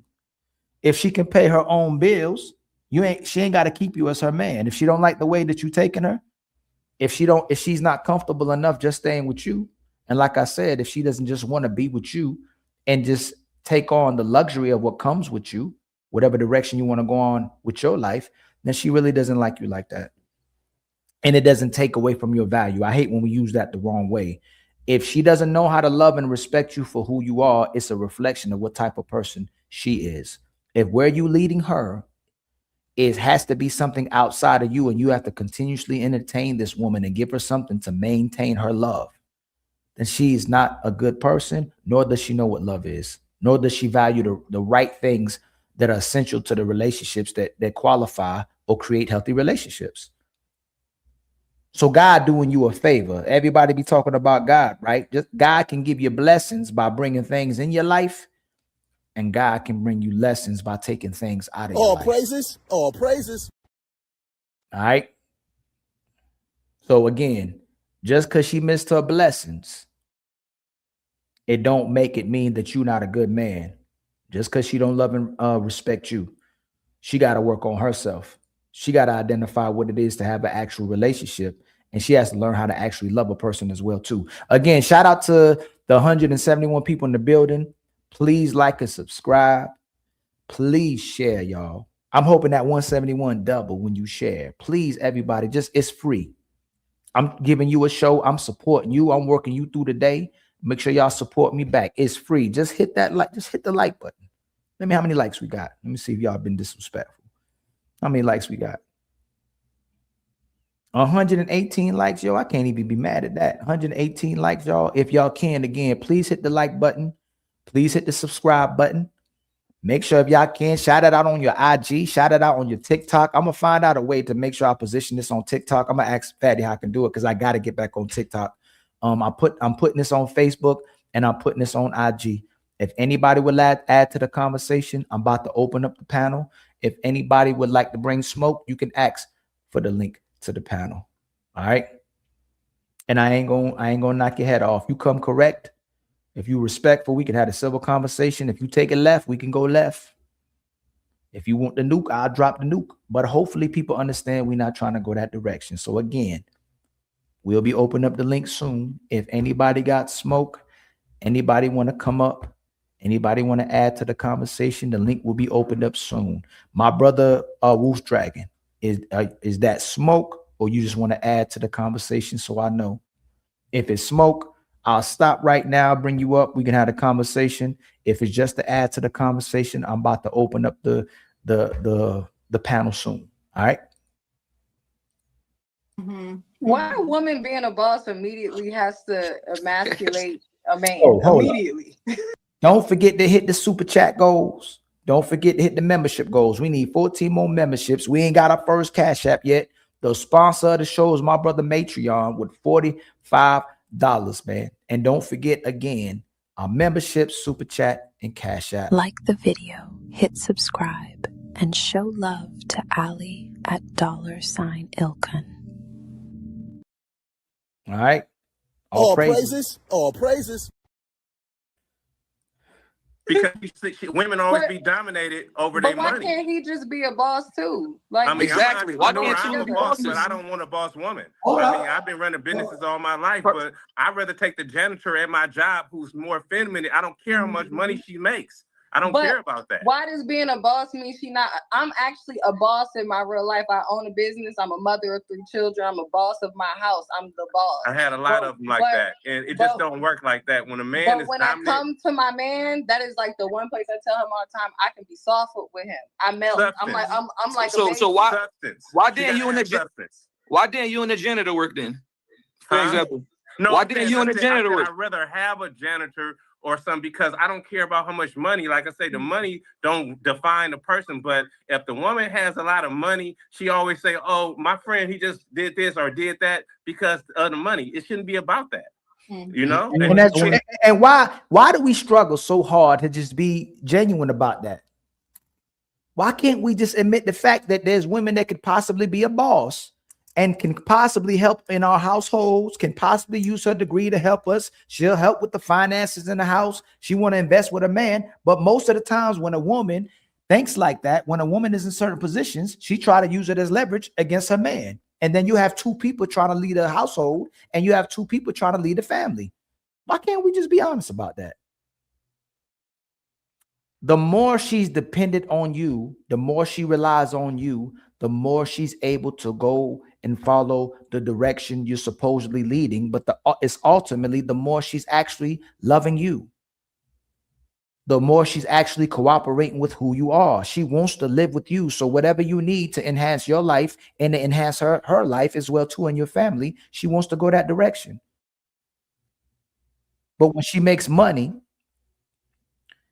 when she starts getting power, when she starts getting leverage, when you start caring, a lot of women use that as a manipulative tactic to get the man to do what she wants him to do.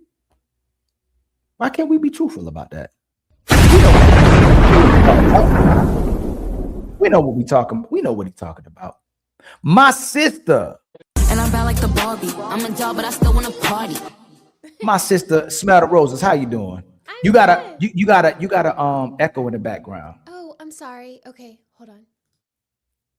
You got a sister. Hey, y'all, make sure y'all spam my sister. So 2 sisters who always come and support and show love is my sister Smell the Roses and my sister Leosha. Please spam my sister Smell the Roses, emoji and Leosha. The echo went away, but then it came back.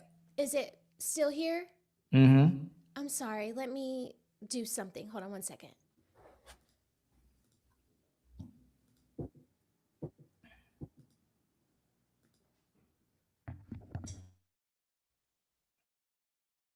Now we're gonna wait. We're gonna wait. Y'all want to pull? I'm pulling up. Y'all want to start pulling up? Okay, hold up. Let me start pulling up. I don't know why it's doing that. I hope, is it still echoing? Yes, hold on. All right, let Yes. me drop out and come back. Okay. That's okay. Okay. Okay. Right, you should be As good. as an actual person, an actual entrepreneur, you know, then I'm sure other people are entrepreneurs too, right? Men, we love when our women do simple things. Like I like when my woman cook for me, right? I like when she do my meal prep. That's so important to me. I don't know why I like it. I just love when she do that, right? So, but me as a boss, it's certain tasks that I can't concern myself with other places. As an entrepreneur, as a leader of a business, right? Yes. I'm not sweeping floors. I'm not doing the little small tasks because I have no business there. My brother Samson, man, what's going on, my brother?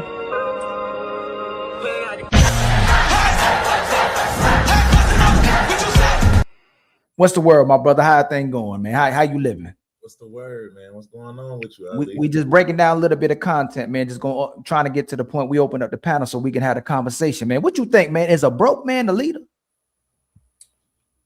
I absolutely think a broke man is a leader, but I don't think a leader has anything to do with being broke or not. Honestly, okay. I've always been a firm believer that it's not on you, it's in you. You said it's not. Oh, I like that. It's not on you, it's in you. And why you think when we in front of women that in one light, in one breath, man will say that the money don't make you, and that you having money doesn't mean you a leader. But then another breath, brothers in front, when sisters pop up on the panel, will all of a sudden go, you know what? If you broke, you're not a leader. And a lot of times you're not a man if you ain't got no money either. Why you think brothers do that? Ask the question one more time.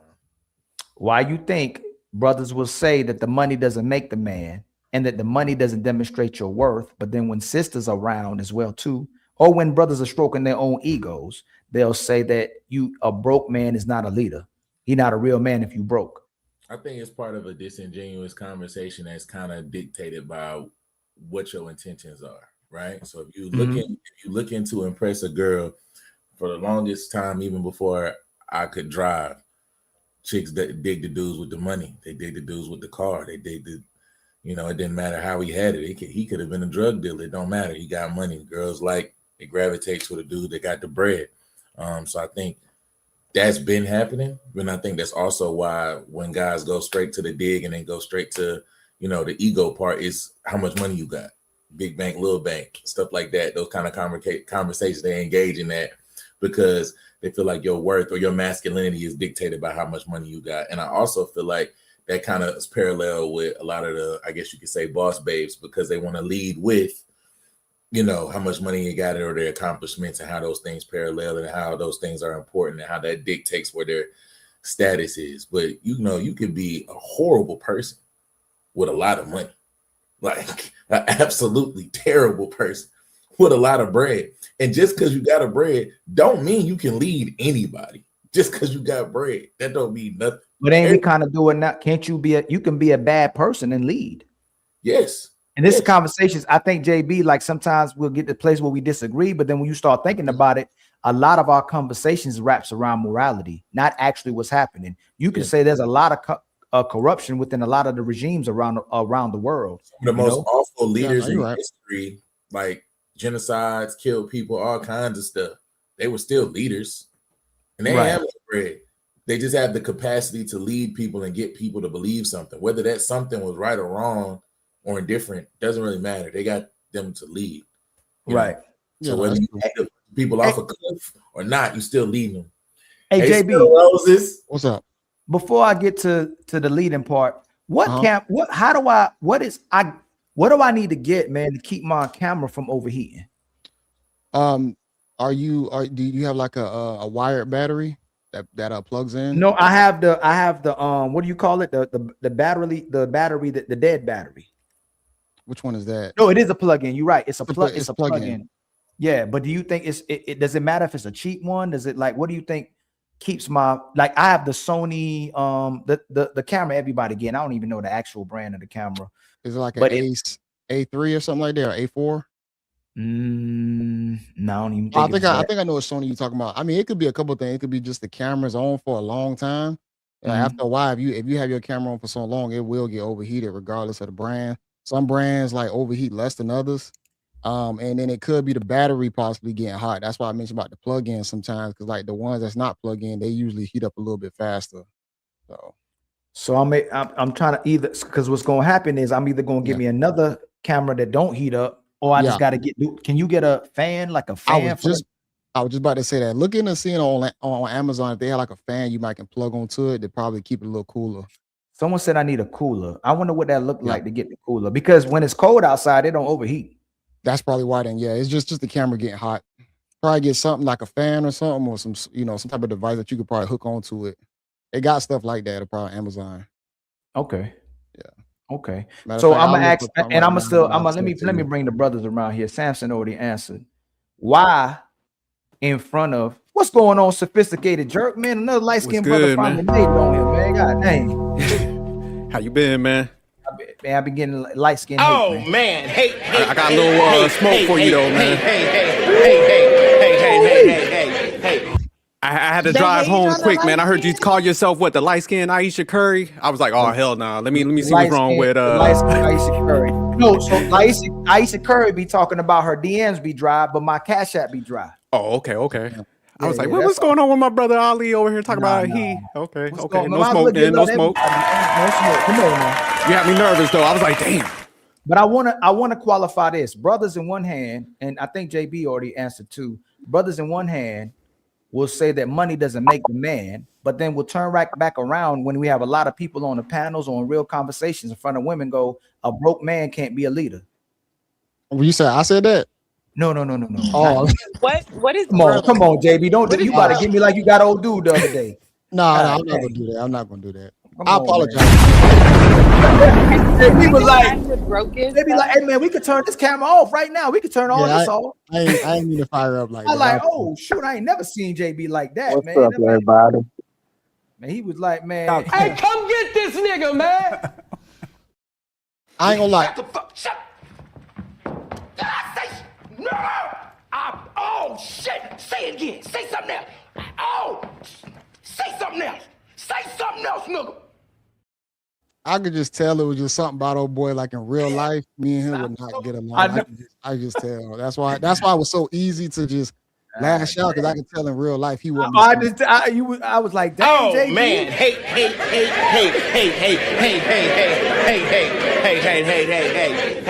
I like he be like he about to turn these cameras off. He was like, hey man, I ain't trying to hear nothing that's coming out your mouth right now, man. What's up? But yeah, sophisticated jerk. Why you think brothers do that? Like for instance, a lot of brothers profess to be Christians, but Jesus Christ was broke, and I ain't saying in character, and I ain't saying in holiness, because people, man, don't mean you. Now they switch it up, right? When we talking about Jesus, hey, hold up now, he ain't had no property. And Buddha, a lot of people, most of the great people we profess to support and look up to, the Mahatma Gandhis, Martin Luther King, they did not have a lot of money. So what makes it that when we say those things, all of a sudden in front of women, or when we have these egotistical conversations, a broke man can't be a leader? Nah, good question, man. I'm glad you're doing this topic. So when dudes do that, they probably finally got to a little bit of money, but since they lack substance, they got no personality, no game. That's all they could lead with at that point. So that's really what it is. Okay. They trying to lure them females in, so that's their only like tactic that they got to try to get the females on their side. Okay. So they dirty macking. Oh, facts. Okay. How about you, my brother Woos, man? What you think about that? Why you think brothers be doing that? Why? I think you got to kind of be well-rounded with it. I definitely think you need money. That's an asset, but it might get them, but it won't keep them. It won't maintain them. You know what I mean? I think you have to have a little conversation, a little motion going with you. You know what I'm saying? So that's kind of my 2 cents in it. Mm-hmm. So you think so? But do you think a broke man can be a leader? Nah, not really. You got to kind of lead by example. Now, if you got motion, and you're on a certain direction with it, then maybe. But you have to show some type of drive, some type of goal. Everybody falls on hard times, ups and downs, smiles and frowns. But I don't think without being broke, I think that's going to make it very difficult for anybody who want to follow your lead or follow the pace that you set. But again, that's just my opinion on that. So was Malcolm X a good leader? Was Martin Luther King a good leader? Was Jesus a good leader? They were all three of those individuals were considered broke. Like were they good leaders? I mean, of course, that's before all of our time, so I can't say. But I think the message that they put out, the goals they were trying to accomplish, the objective, I think that made them good leaders in their own right. You know what I mean? No. Like I said, I'm gonna different pull you strokes. right. I'm gonna pull you right back. Sometimes this I'm gonna shed a light to when I interject is when I ask a question and I didn't get the answer, and not the answer that I'm looking for. Okay. You said a broke man can't be a leader. Those three individuals were considered leaders. Why are they considered leaders? But you don't believe a broke man can be a leader? Why were they considered? I don't think they were broke. They So, were. They were. So when we say broke, okay. So let's define broke. When people say broke, right? okay, We don't mean right, they don't have no money, right, right? We it's based on the fact that they're not actually wealthy or they have a substantial amount of money. That's why we call them broke. So when men come up here, most of us probably got a job, but if I wanted to flex on somebody, I go, man, they go Brandon, that broke ass nigga. They go JB, that broke ass nigga. They go Wolf Stacks, that broke ass nigga. It don't mean you ain't got no money in your pocket. You just ain't got as much money as I do. So you can't be a leader. And that's exactly what happens on these panels. So when we define broke, it's typically about the manhood, and it's a man trying to showcase how his manhood is bigger than the other man's manhood. You get what I'm saying? But it don't mean necessarily that he don't got no money. We know most people ain't got no money. okay. You just ain't got as much money as I do. So since you broke and you a little igga, you can't be no leader. Right? I don't always agree with that. I think depending on where you're trying to go, you may not be, let's say you got millions and I just got hundreds of thousands. You know what I'm saying? I might be leading in a different direction than you. You might have bigger goals than me. Like I said, I do believe it's convoluted so far as you got to have goals with that. Money is a precursor, but it's not going to maintain over a long time because, like we see Tom Brady, millions and millions of dollars, but his lady left. You know what I mean? You can't have the money, not necessarily, So don't miss have me. that leadership In maintained. today's society, a man who got $30,000 would be considered broke. A man who got $50,000 would be considered broke. And I'm talking about to the women and to the men. And you probably have to get to $100,000. A lot of people would consider those people broke. So they say you can't be leaders. So all I'm asking is, when you say a broke man can't be a leader, I'm not conflating it to the man who literally ain't got no money in his pocket. But even that man, there's men who've been leaders. Buddha gave all his wealth away. Mother Teresa didn't have that much income as well too. She was giving all her wealth away. There's people who gave their wealth away throughout history. And I brought up Thomas Jefferson. If you look up all the leaders who didn't have money as well too, he went to his deathbed in debt. So I'm asking, if these men didn't have money, and I keep going to Jesus because he absolutely didn't have no finances as well too, why do we keep saying that being broke? If you're broke, you can't be a great leader. That's all I'm saying. From the men too, and then the women jump on it from the men because they'll pick and choose what they want to get from what men say, right? Oh yeah, for sure. Brother Ali, again, I think it ain't your turn, brother Wolf Stacks. Brandon next in line. All right. Okay. My bad. So, my brother Brandon, what you think, my brother? You think a broke man, he can't be a leader? Yeah, he can be a leader. I don't know why people think that. If folks know their ancestors and know who they was, they say they built this land, they was leaders. So when people up here saying money got to find things, I don't like money. I make money. Hey, Ali, you buy a window, right? Who am I? Yeah, I'm by a window. Are your window? So let your window up. Oh, maybe that'll work. Because, you go get your ice pack and put a towel around it and put it on your camera so it can cool off. And that'll work? Yes, sir. Okay. I'm a technician, so I actually fix on things. Okay, so hold on. Let me open up this window. Hold up. Let me open up this window. Thank you for helping Ali get his camera together. It hurts when he goes away. Oh man! Hey!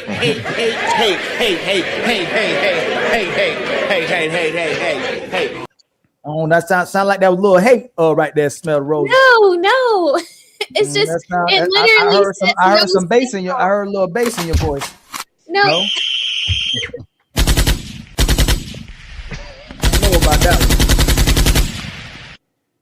I don't know about that one. Smell the roses, but I got to get help with this camera, man. I know I'm slacking, y'all, and I'm doing a disservice, and it's unprofessional, and I don't like being unprofessional, but I just got to figure it out. This the first. So this last full year is the most consistent I've ever been doing podcasting. So I'm Ali trying to be a podcaster. I'm not really a podcaster. You know what I'm saying? You feel So what I'm you're saying? back Too now. late. You're a podcaster now. It's too I'm a late. podcast. Ali never thought he'd be on YouTube. That was So not the mission. you in and out, Ali. You in and out, That bro. You wasn't the think, mission. big dog? You think? You know, so especially I wasn't gonna be no broke nigga. So I had to make sure I get some money so people think I could lead them, get some money. Yeah. You know what I'm saying? My brother, all the smoke. How you been, my brother? Can you hear me? Check, can y'all hear me? Yes, sir. How you doing, brother? How you doing? I'm doing good, my brother. I'm trying to be genuine. I'm trying to be intentional. You know what I'm saying? But people keep trying to bring me back to the devil. You know? Oh man! Hey! I'm thinking about giving up. I'm thinking about giving up all my money to prove that you can still be a leader without no money at all. You know, still lead the people without no money. But maybe that'd be too hard to do in today's time. But what you think, my brother? Can a broke man be a leader? Is he there? All the smoke, you there? Can a broke man be a leader, my brother? No, I can't hear y'all. Hold on. The area hating on me too. Okay. Yeah. I know I'm joking, Ariel. You know I'm joking. Hold on, let me go. I'm gonna wait on you, my brother. I don't know if you haven't. Can you hear me? Oh, you have technical issues. Okay, I'm sorry. My brother Wolfstack, it's your turn now, man. You always trying to jump the line, brother. I know you was doing that during high school too, and middle school. And you be the one that go, we all going in the same place. That's what you would say, huh? I know. What's going on, my brother? Y'all remember that? People would jump in line. We all going to the same place. Yeah, but you gonna get there before I do. You better get yourself back in the Listen, when you hungry, you hungry. Nah, you ain't about to jump my line. I'm sorry, Ali, my bad. Look, I'm just saying this, right? Yes, sir. Yeah. Oh, you gotta hold on real quick, Osmo. We're gonna come right back to you. Can a broke man be a leader? Absolutely. Because my mindset hasn't changed. I just lost my money. Let's say I had money and I didn't have money. I've been a leader from the start to the finish, right? So that my money doesn't determine whether or not I'm a good leader or not. My leadership skills and my role is based on my production and leadership. Okay. All right, I'm gonna come back to y'all. I'm gonna come back to this question too. Did I get Big Paulie? How about you, my brother? Because you're leading a few, quite a few people. Can a broke man be a leader? Absolutely. 100%. Love the baby too, man. Love the fatherhood, man. Oh yeah, no doubt, big dog, no doubt. I'm off today. They keep trying to put a narrative on us, but every time I see a lot of brothers, they be with their kids, man. Oh yeah, I got 7 of them, bro. Oh man, you blessed. I need to catch up. Absolutely. If I can, I have 200. Yeah, me too, bro. I'm dead serious. I'm trying to put them out like hotcakes, but you know how that go. For real, I love kids, man. I love kids. 200 little Ali's. Oh my goodness. If I could do, I'd do 1,000, and I know all their names too. You know, I think it's Genghis Khan. I think his blood is in like 1/4 of all the human population, something crazy like that. Yeah. And would he not be people? You know, if we listen to a lot of, no disrespect to the sisters, that don't make him a leader. That don't make him a great man. If he impregnated that many women and his blood is in all those women, that would sound like that's a great man, right? Sound like you sound bad. Well, he was a bad person. He sound fast. He was a bad person. Who was a bad person? Genghis Khan was a terrible man. He took over many parts of the world. He was not a terrible man. So who? Well, let's go back to that morality thing. Yes, it's going back to morality thing. My name's Ilkhan, so if he got Khan in his name, that was a great person, man. Shao Khan, you know what I'm saying? They all were great people. He was a Mortal Kombat, you know what I'm saying? You know, Shao Khan. Shao Khan. Shao Khan. Finish him. Oh, Shao Khan, my bad. Yeah, it wasn't say it's Shao Khan, my bad. Yeah, Shao Khan. Now Shere Khan is from the Jungle Book. Now here we sophisticated jerk. I asked you already, right? Oh, all the smoke was the last one. And then I gotta get to the sisters because I think we gonna have to come to some conclusions, man. I'm trying to figure out what's going on. Can men be leaders if they broke? I mean, you gave a couple of examples of that taking place already. So it's kind of mind-boggling that people are still trying to argue against it. The answer is yes. It was already been proven. And it to me, it's kind of alarming that you can actually give examples of something and present facts to people directly, and they still will sit there and argue against it. What is wrong with you people? Right. Like I'm scared for the state of humanity. Like imagine this. Imagine that. I show you a red apple. Hey, see it? It's in my hand. And you telling me, oh, that's not red, that's green. That's purple, that's blue. What are you talking about? Man, but anyway, to make a long story short, yes, it can happen, man. And that already has happened. So I'm gonna ask the sisters this: if that's the case, why are sisters determining or trying to determine how much money a man can have in order to be with him? And not only that, the brothers will try to acquiesce as well too. So if that's not true, that money don't determine whether we are leader or not, why do women put a price on it? Smell the roses and Ariel. If that's not true, and sisters will say that as well too, why do sisters put a price on it? Because they broke. Hold on. I know what's that. I know what's that. I know what's that. It wasn't me. I didn't say nothing. Who was that? That sounded like me. you. It was wasn't Polly. me. It was Polly. It was Polly. All right, I'm sorry, Wolf Stacks, because we can admit when we wrong. Kind of look alike. They both kind of look alike, don't they? Don't Their they? voice sounded alike too. It was one of them. Oh, jumping the gun. Ariel. If it's true, why are so many women putting a price on submission and cooperation? If that's not it, I have a simple answer, and I would say it's because we live in a capitalist society, and I'm gonna leave it at that. Hold on. That sounds like a cop out. That sound just like a cop out. because Ariel, would you be with a broke man? You and I's definition of broke isn't the same. I heard you describe what broke is. You made my point. So it's not the same. I don't have the same definition for broken, for broke. I don't. What's it doesn't have broke to anything you? to do. How much to money me, it does doesn't a have man? anything to do with money. It has everything to do with your mindset. A man could have 50K, 100K, and lose it all in a day. Like that doesn't matter. I need you to be a progressive. I need you to be evolving. I need you to have a growth mindset that can see past Gotta have motion, man. 5 years, Yeah. that can see past 10 years. I need you to have that mindset that's going to keep us evolving and keep us moving. And yeah, so it doesn't really have anything to do with money for me personally. That's why I have dated the society standard of broke men, because that money didn't matter to me. It was the mindset. So yeah. The cap. Well, So is he broke? Is he broke if he don't want to keep elevating? Let's say he's in a career and he has a job. You hear that, JB? You hear that, right? I'm talking Yeah, I'm about just curious. Hold on.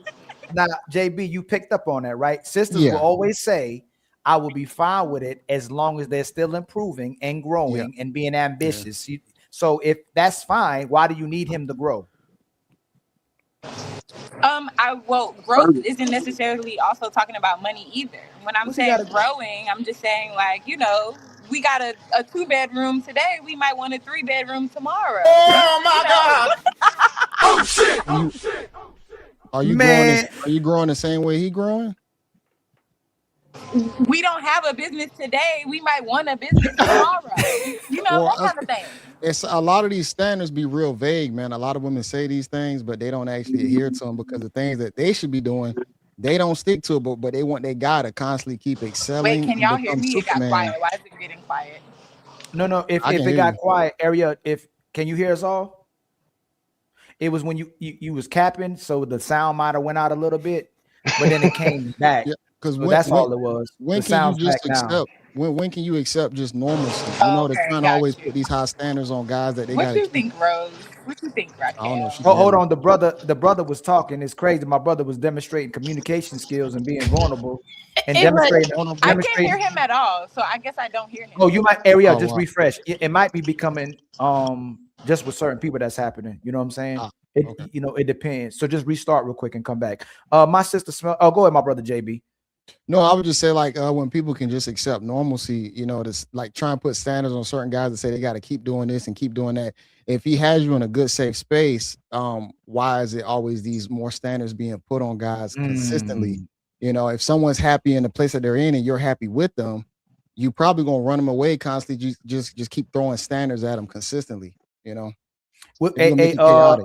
JB, before we move on, do you think you're gonna run the brother away, or most brothers try to acquiesce to it and actually grow?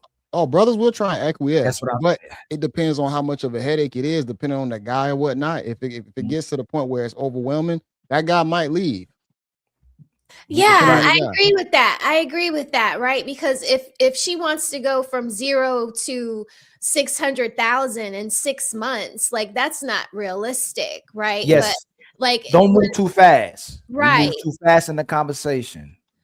Men don't run away from the woman with those expectations, though. Men try to meet those expectations typically. We try You're to right. meet those.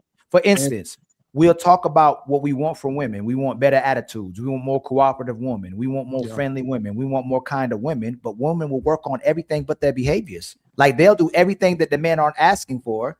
In reflection, it almost seems like to be like the men that they're looking for. But the men will literally do everything the women are asking or try to do what they're asking, and it ends up not good enough. So I'm just asking. That's so just, weird. Like literally it's what so men bad. It's ask very bad. for is for free. Like anything a man is asking you for, you What? can do it for free.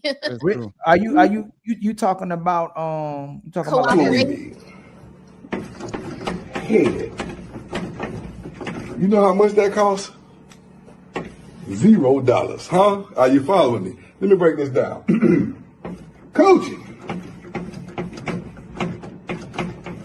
You know how much that costs?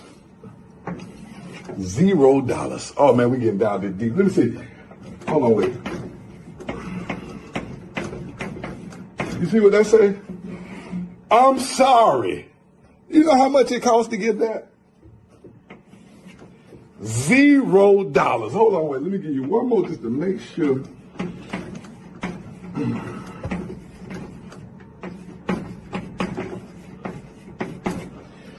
Baby, you was right. You know how much that cost? You ain't gonna believe how much it cost. $0. And I want to tell accountability up here, but I don't want to look stupid. I'm gonna try to do it anyway. Oh my God!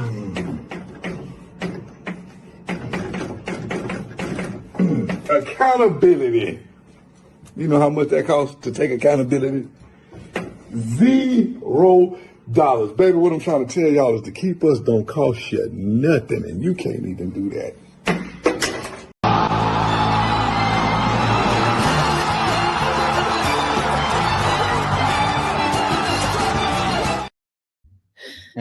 And that's the everything to keep a man and love a man costs nothing. But everything to keep today's women, and that's why I'm saying in today's society, is reflective of almost showing like the man who doesn't have money is a reflection of poor leadership because the woman doesn't respect it. Yeah, I agree. And I think that if a woman isn't willing to like, accept you for where you're at and understand the potential that you have to earn later, if that is just like a basic fundamental, like that comes with the starter kit of a relationship. If the expectation is 0 to 600,000 in 6 months, then you shouldn't acquiesce to that and try to even go along to get along with her unrealistic expectation. When me and my husband got together, he was like barely making 50K and I was barely making 30K, and now he's way over 150K and I'm just now scratching over 100K, and we just keep but that took like 19 years worth of time to get to, and we didn't start like really progressing until after we had the child, right? Because then it's like there were milestones. We had daycare, we had private school, then we wanted to homeschool. Then we had a restaurant, we closed a restaurant. There were so many like ebbs and flows or times when we really had it and then we really didn't have it. But throughout it all, nothing changed about him. His leadership got better when we were the brokest because we had to figure it out. We had to figure out how to dig ourselves out of the hole every single time. And every single time we got better, his leadership got stronger. The what do you call it? The turnaround time from dropping to coming back up got faster, you know? So now it's like, we know, like anytime we're down, we know it's just a matter of time before we are up again. But you know? but That's listen what you're amazing. saying. Listen what you're saying. When you're down, I don't know if it means he hasn't, like JB said, he didn't get to where you wanted him, or are you down because he's making the household struggle? If a lot of women were content with the men they had, a lot of men, it wouldn't put them in a position to aspire to have to go so high because they'd be content with what they have. A lot of what men do, their driving force behind what they do is their drive of their woman wanting more typically. Well, we set goals together. Like there's never a time. No, not you, not you. Oh, okay, Smell Rose. okay. I'm saying sorry. in general, if most women were content and happy with the men they actually were with, a lot of men wouldn't even strive to get that much money. They wouldn't even try to get that much money. A lot of men could be content in what they're doing. And I'm not saying the brothers on the panel, you may be different, but a lot of what men do and almost everything that men do is for women. So if women say all you got to do to get me is make $30,000, a lot of men wouldn't push towards getting $80,000, but there may be men that shame him for not trying to get $80,000 when we just said your value shouldn't be based off the money. So if Sophisticated want $100,000 and Woos want $30,000, we shouldn't shame both those brothers. Sophisticated wants to have $100,000. Woos is content at $30,000. But the women that loves both of those men and they can sustain the household, not something that you just downright. Right. Yeah. You're Should still should be happy and content with Sophisticated's leadership, and should be happy and content with Woo's leadership. That's what I'm saying. But society I agree with that. isn't reflecting that. Most of these brothers wake up every single day and know exactly how women think, and they know there's a certain point you have to get in to actually be respected by women. The problem is, even if you make that much amount of money, it actually gets more problematic and you get more demands from the woman instead of woman being happier and better. And I'm not speaking on JB and Sophisticated's wife as well too, or people's wives in general, but they know what I'm talking about. Most of these women still aren't happy and content, even if the man hits that threshold, gets to the finish line and goes, hey babe, I checked off all these lists. You should be happy now. Yeah. Hey, you got 10 more things you got to get to. You know what I'm saying? You're right. I know like female janitors that think they damn near like CEO bosses. Like they still treat guys that's way better than themselves like trash. No. Right. And I'm not trying to put that type of job title down, but the thing about it is like her financial status is way lower than his, and she'll still treat him like as if he ain't nothing. He could be a good guy, but he's doing 10 times better than herself. And she look at him like boo boo the fool. I see it all the time. Like that's crazy to even be able to treat him like that based off of his possible accomplishments. Well, like you said, that still don't matter, because if she don't like you, she just ain't gonna like you. But I'll say, I mean, it's a large majority of men that's getting overlooked by a large majority. That's sad. I think a man's his gumption to get up for work every day and make his 30K paycheck happen should be respected. Yeah, they don't care about that. You being able, they feel like everybody should do that. That's how they look at it. They don't look at it as like, oh, you might be a little different because you are consistent. They throw that out the window. You know what Smell the Roses got that most women don't have nowadays? She got that stay down in her. She has that in her blood. Like she said, I'm willing to wait till he come out of this. We come out of this together, and then we're gonna be on top. Most women want to meet you at the end of the goal. That means you don't stay there. In life, there's nothing guaranteed. So if you meet somebody up, he could fall down. Just leave every time. There's a song by David Ruffin. That song, and I never change. Have you ever heard that before? Jay-Z sampled it. I never change. And he was saying that this woman, she fell in love with a common man. He kept telling her he would make more money. He would get better, but he never got better. But she loved him because he never changed. And it's like we keep doing it. Like we keep saying that we have to get to a certain point, to a certain finish line in order to make women happy. But then we say women should like us for what we have. And Wolfstack, I think it's so socially conditioned in our mind, and we're brainwashed to do it. Like Wolfstack says, she'll hold us down. Why is it holding you down just for being with the person that you are? Like, why is it holding you down just because you already content with what you have? You could take care of a household and family. Why is it considered struggle? Because she meets you where you are and loves you right where you at. You get what I'm saying? I think you mean like the extreme situations, like let's say, losing your job, y'all get kicked out or something like that, and she don't go bounce to somebody else to pick herself back up. she still stay with you through the struggle. I think that's what he probably mean by that. No. Hey, JB, most men feel like they're not in a good place in their life because of what women's demand are, family. Like a lot of men have stress on themselves 24/7 trying to get to a place every single day to make sure they feel adequate about themselves because the expectations that society sets on them and the expectations women set on them. Like men are stressed out every single day trying to get. There's men when you become even more mature. And I bet you, JB, you sophisticated jerk. You and all of y'all, you stop even messing with women to get to that position until you start messing with women again to get to that place.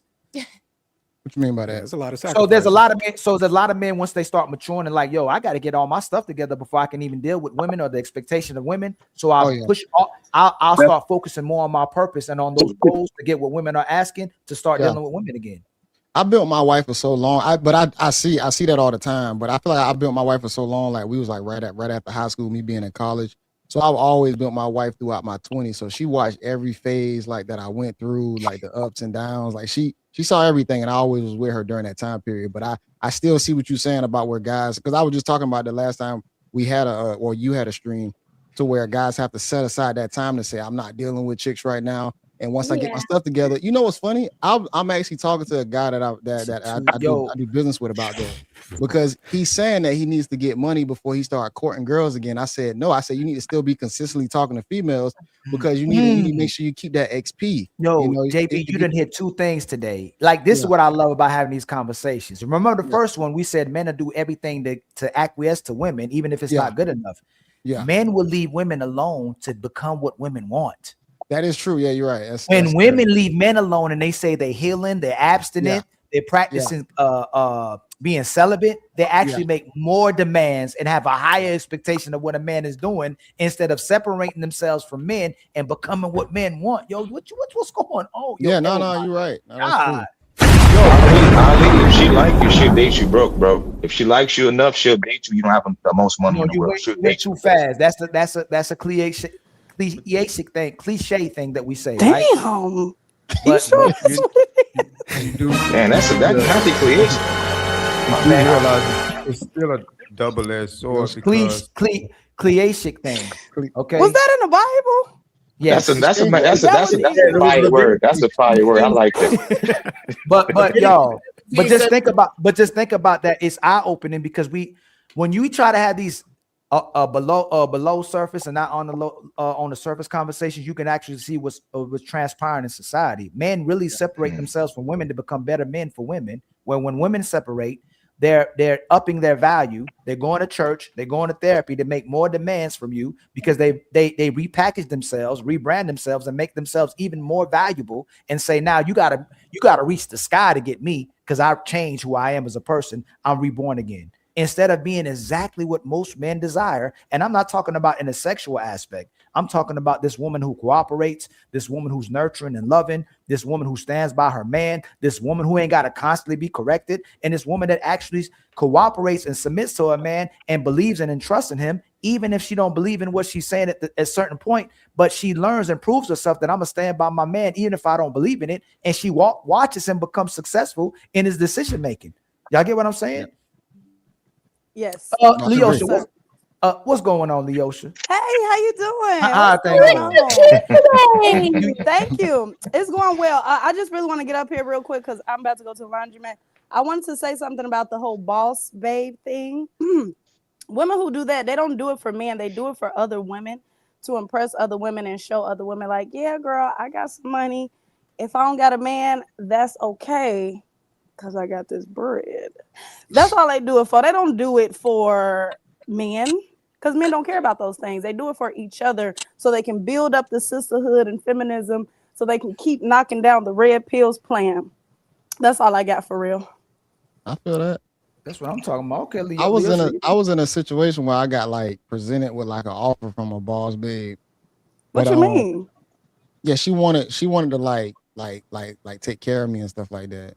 Like she wanted like to travel. She wanted me to travel with her, and she was like going down a long list of things, and it was just really strange for me. Like I couldn't see myself doing it.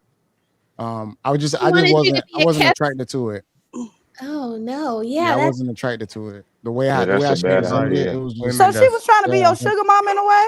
Yeah. Yeah, she was. I had that She was before trying to too. fly. She was It's trying to. not She was good trying to. She was trying to fly because you out, eventually, JB. Yeah, for real. Hold on, y'all. And She was then, trying to put you in your soft man era. yeah. Man,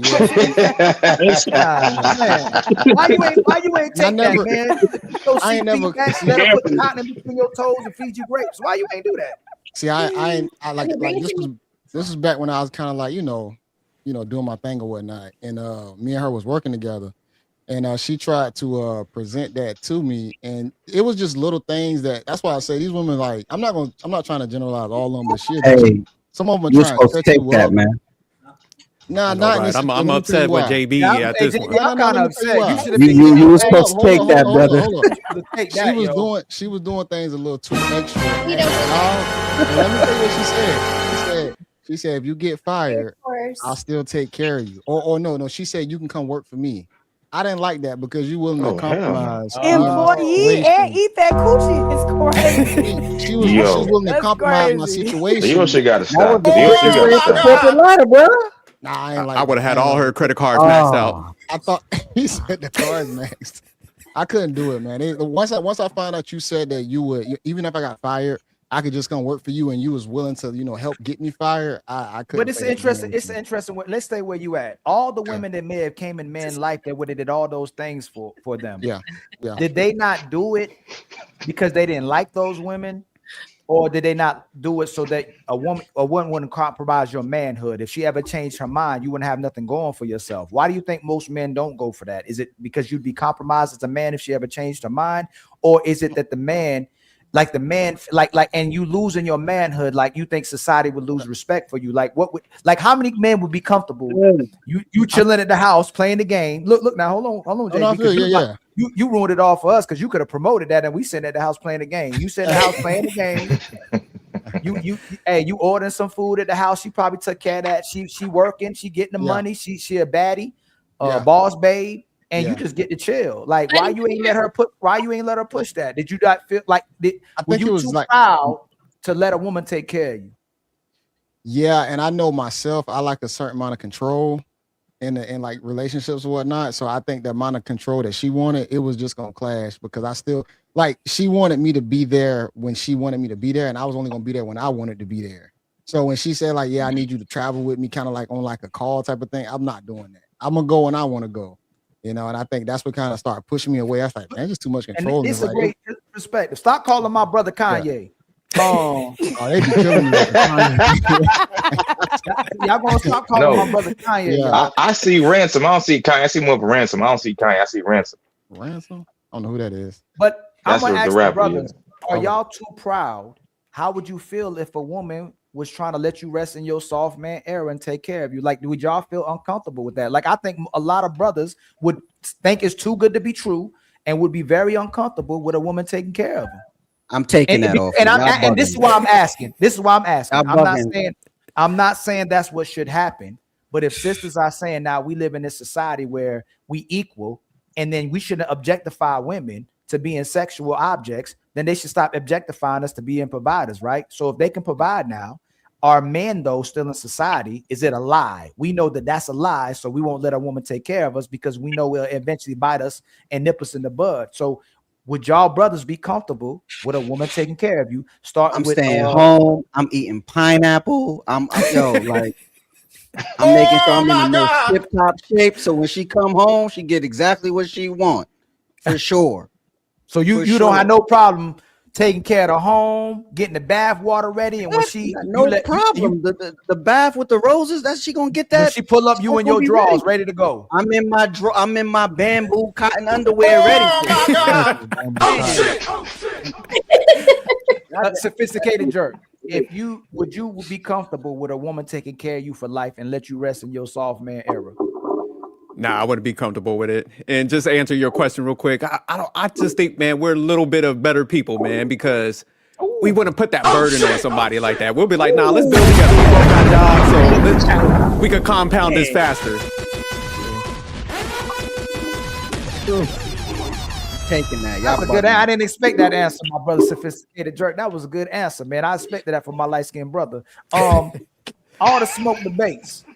What you think about that, my brother? Would you be, hey, somebody hitting plastic cups against each other? No, there's some dogs in the back. Sit them dogs down. Somebody breeding pit bulls. Who that? Breeding pit bulls. Damn. Oh shit! I thought somebody was beating on the drum for change or something. Got the kennel in the house. all the smoke, my brother. Would you be comfortable? And by the way, y'all, shout out to the 236 people watching. Please like and subscribe. My camera's getting better from the suggestion that my brother, I believe, who was that suggested to me to open up these windows? Was that my brother Brandon Tillman? I think that's before he left. He suggested I open these windows. It's getting a little better. I might throw the camera outside the window, and then turn on the camera from there, and then possibly it'll work instantly. But right now we going for the window open. Next one we'll be throwing the camera outside, literally outside the window, because I'm tired of the camera doing that as well too. But would you be comfortable, my brother, all the smoke, with a woman allowing you to rest in your soft girl era, a soft man era? Excuse me. Please forgive me for that mistake. Absolutely not. Okay. I can't. I'm not on that. I got to take care of business. So okay. And why would you not be comfortable with that, my brother? I just, it's not in me to be sitting on my behind and letting some woman take care of me. It's just, it ain't in me. I don't think I could. I feel funny. You know what I'm saying? I wasn't raised like that, and I ain't never seen no man in my circle or around me and my family sitting on their behind and letting some woman take care of them. So I don't even know what that looked like. You know, I understand some dudes they okay with it, and you know, all power to you. But for a person like me, in my opinion, that look suspect. That look crazy. See, we calling the man suspect. Like, are we brainwashing and conditioning ourselves in society to not allow the women to help you or to take care of you? That's exactly what it sounds like. If they fought so hard to go to work now, but then you want to take $1 from her, or you wouldn't allow her to take care of you when she has if she make $300,000 a year, or she a millionaire, and she says, "Hey, you know what? Take home. Take home. Yeah, take home. You ain't got to work anymore. I just want you to come home and take care of the house." You saying you're not gonna let that happen? No, the best thing I do is let her believe that she's running crap. That's the best I can do. That money, I'll be taking that money, I'll be flipping it, I'll be doing my own thing, and just let her believe that she's running things. But at the end of the day, you're gonna have to stay home to even get the opportunity, brother. I'll be working at home though. Yeah, but you still gotta be home. I'll be working at home. She ain't know what you're doing. Exactly. That's why you take that offer. Right. Listen to what I'm saying. It still will be an illusion to her. She will believe that she's running things, and I don't mind that, because for the most part, the majority of women nowadays, not all, but the majority of women nowadays, they live in an illusion world anyway. So why not feed it to them? And I digress there. I wish that women had the same amount of energy to be women that men have the energy to be. My brother Samson, would you let a woman let you rest in your soft man era, my brother?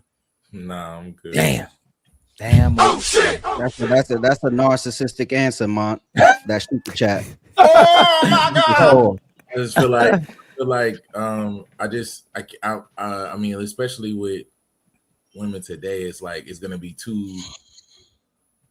It's like you shouldn't give, I guess, a certain amount of power. I don't want that to be equated in control. I can't have, like we talked about leaders earlier in the conversation, and like I said, if inherently, whether I got $1 or $1 million, I'm built to be a leader. I'm not built to follow nobody. I wasn't created or born to follow nobody else. But that's it. So to me, if I'm in a relationship with you, you know what I'm saying? I appreciate, you know, you doing your thing, you grinding and all like that. But I think a lot of times, especially that women today, they equate their money to control. You know what I'm saying? Well, we getting somewhere with this conversation, boy. God dang. At least a lot of guys in my circle, they got women that make more bread than them. But when they start talking about, no, I want to get married, move in with me, come stay with me, you know, I got to be in a part. All of them say, hell no, I'm not going to stay with her. So that's a different scenario. I'm saying that to say, if you make more bread, period, like they equate that, a lot of them equate that to control, because you make more money than me, I'm supposed to do what you say to do. And like we said in the beginning about us being men, being leaders, regardless if you make more money than me or not, I'm not, you can't control me. Like, You own your house. All right, stop. You own your house. Yeah, I own this house right here. You own it. You own it. The bank don't, no mortgage, no nothing. You own that house. My house, my murals, my crib. No. You own that house flat out, right? Yes. No, he's Flat trying to out. say, he's You trying like to say, it's paid off. yeah. You saying it's paid off completely, or you still paying mortgage on it? Yeah. Oh, no, and mortgage. No. Yeah, that's- Exactly, man. most people So don't. stop that. You'll like, never. Hey, you know what's crazy, I was Samson? In talking our about Genghis Khan earlier, bro. in our lifetime, No, what you say? Y'all was talking about Genghis Khan earlier, bro. Genghis Khan went places and took over, bro. We talking about everybody want to be this leader, bro. All the great leaders had to follow somebody at some point, bro. It don't matter. It don't matter if it's a male or female. Somebody had to follow somebody at some point. You talking about following a born? woman? Yeah, but yeah, Facts, you we ain't followed doing your that. mother. We ain't Hold doing on, that. you followed your mother. You followed your mother. No, I followed my father. Okay. You followed somebody, right? So everybody talking about But born to be leaders. Like the scenario was this. Look, the scenario was this. You got a rich woman telling you stay home. That don't have to be hold on. Brother, you that don't have talking to about be a grown permanent. man following a Yeah. grown Okay, we don't woman, have to do the grown man thing. I'm telling you the scenario. A wealthy woman is telling you to stay home. Somebody right? playing it. Just like how you said on the back Hold on, end. somebody playing the video. Echo. It's echoing. Somebody playing it. Oh, somebody got an echo. I heard. Just like how you said on the back end. Nah, it was all the smoke. Put all the smoke up there. No, I Right? wanted to respond to what you were saying. Yeah, but just like you were saying on the in the scenario, you stay home, you're gonna be flipping the money. Yeah, play docile until you get in a position to flip all that bread. Like, what's wrong with doing that for 6 months, 3 months to get to come Let me make it more for clear. real? How often Y'all does that happen? worrying about power, right? But one of the main rules in the 48 laws of power is don't outshine the king. If she don't outshine the king, right? If she's the king, right? And you in a position to sit back and come up, why That's not a come feminine up? way of thinking, bro. That's a feminine way How's of that a thinking, bro. feminine way Most of men thinking don't when think it's in the that. book? Men don't say, I'm gonna come up with my lady. Men don't think like that, bro. That's feminine, bro. Respectfully, that's a feminine way of thinking, bro. Let me make this a lot more clear to you. First and foremost, if you're supposed to be the head of your house and the leader of your household, if she's making 300,000, $1 million, regardless of how much money she's making, that she can never make more than you because that ain't her money. That's our money. So we already even feel regardless of what's coming in the crib. So she would never be able to actually be a leader over a man if the man is the man of the house. So I don't know what you're talking about. No, you're not trying to listen to what I'm talking about. Let her make the money then. It's a hard. Exactly. Hold on. Excuse me. What you say? I was saying, why if her money is our money, and so why is there a problem to let her work and stay home? Let her work and me stay home. Or, yeah, like if she's the breadwinner and you're saying that you can't do that, but you just said now that her money is our money. So then what's the problem in letting her be the breadwinner and you being home? Again, if you The follow problem is what that I'm- scenario don't actually happen.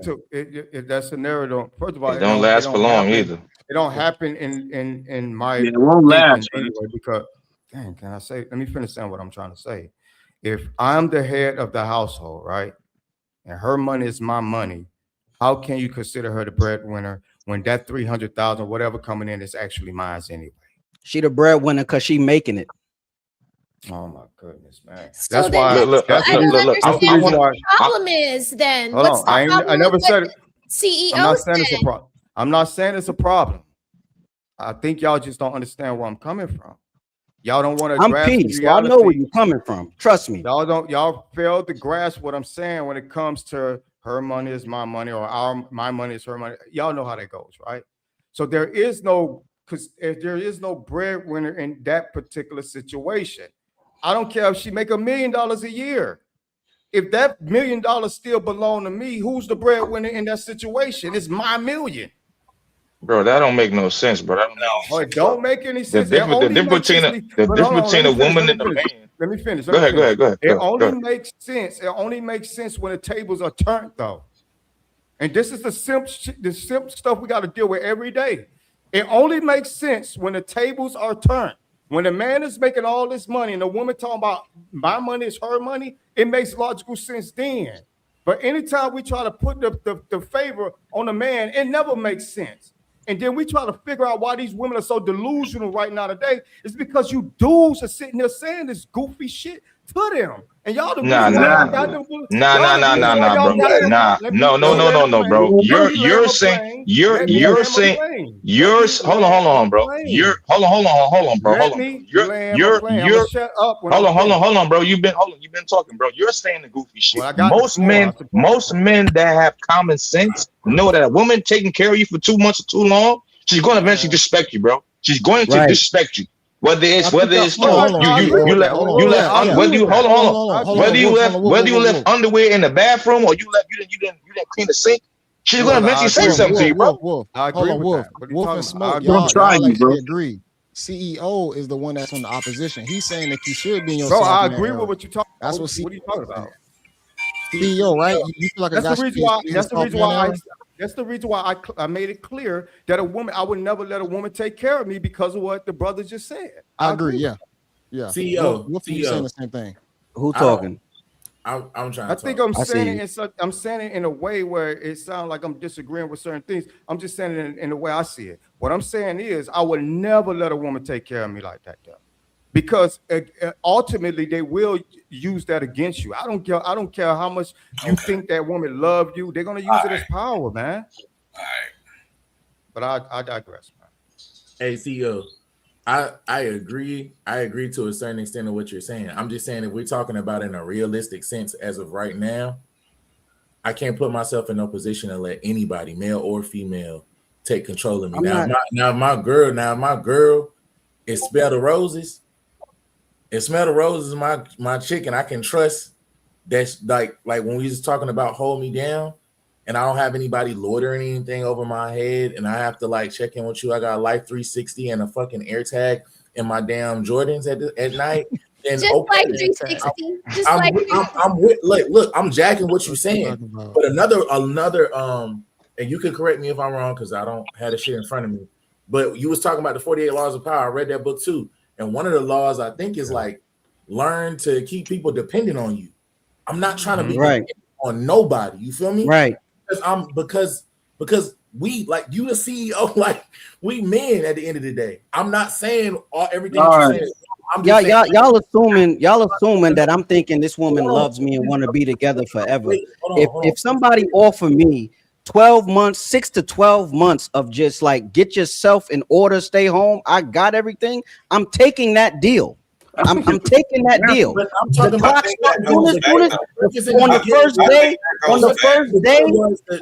first day, the clock starts, and I know. Let me see if I can get out of here in 2 to 3 months. You feel me? Like, y'all assuming that I'm gonna think, oh, you gotta give content to that. Hold on. Complex hasn't even spoken yet. How you doing, my brother? What's up, man? I thought y'all would have let the brother in. Y'all just said I'm gonna be Kobe and Shaq and Magic Johnson and Dwayne Wade.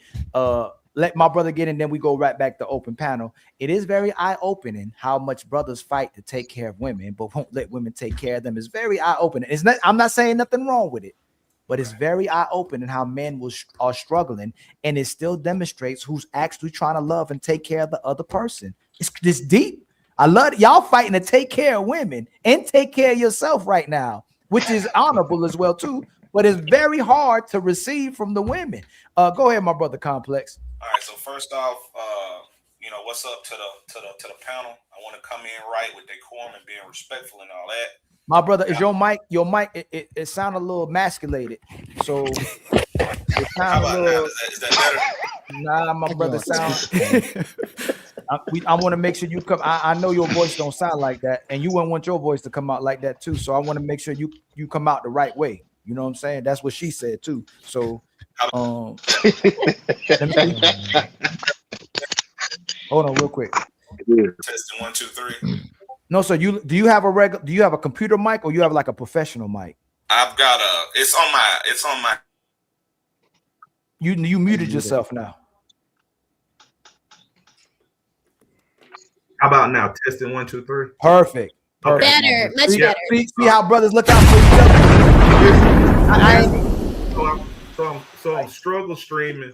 I tried to hook. I didn't let you tell. All right, you got it, my brother. Go ahead. All right. I was trying to connect on the tablet at first. It didn't work. I hooked up my laptop. Here we go. You're okay. Nothing can be worse than Ali's camera. All So right, it's check okay. it. So check it. I think. Oh man! Hey!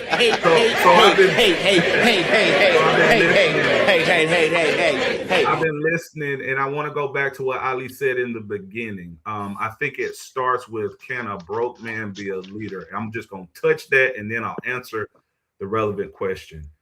Can someone broke be a leader? Absolutely. The ability to generate revenue has nothing to do with leadership. Shit like that. My definition of leadership is the ability to facilitate a person who's in agreement to a predetermined goal. That's leadership. It doesn't have anything to do with the ability to generate revenue. You have to generate revenue. That is important in the dynamics of a relationship. But when we're strictly talking about the ability to lead, it doesn't have anything to do with that. Can I get you to the goal that we agreed to when we first started talking? How that applies to what we're talking about right now. If the woman makes $300,000 a year, in the beginning of the relationship, when we were establishing the terms, if I'm a proper leader, I'm going to say to her, in the event that I have a financial hardship, what does the game plan look like? Regardless to how much money she makes, it doesn't matter. If we have a clear-cut plan, okay, I'm pulling 300K. I'm gonna just throw out an example. I'm pulling 300K. You know, you were doing this job that didn't work. I want you to take 12 months, go jump in the CDL program, get your CDLs, go back out. I'm making 300K. I'm going to buy you a truck. We're going to open up your LLC. You're going to get back to doing your thing. I'm going to absolutely allow her to do that. And that doesn't diminish anything as in regards to my ability to lead. It's about setting the proper expectation in the beginning. Now, y'all said something that I wanted to touch on too. And this is not most women. This is not all women, but it's a lot of them. A lot of them don't respect the value proposition, the value proposition as far as what they bring that is valuable to a man, as far as setting up those expectations in order for stuff to work. So it shifts. For some women, they get stuck on a certain dollar amount or clout, a certain position that person has to work and stuff like that. But then when you flip that coin and you ask them, okay, what about your lemonade makes your lemonade so special? They don't have anything to give you, so they don't give you anything.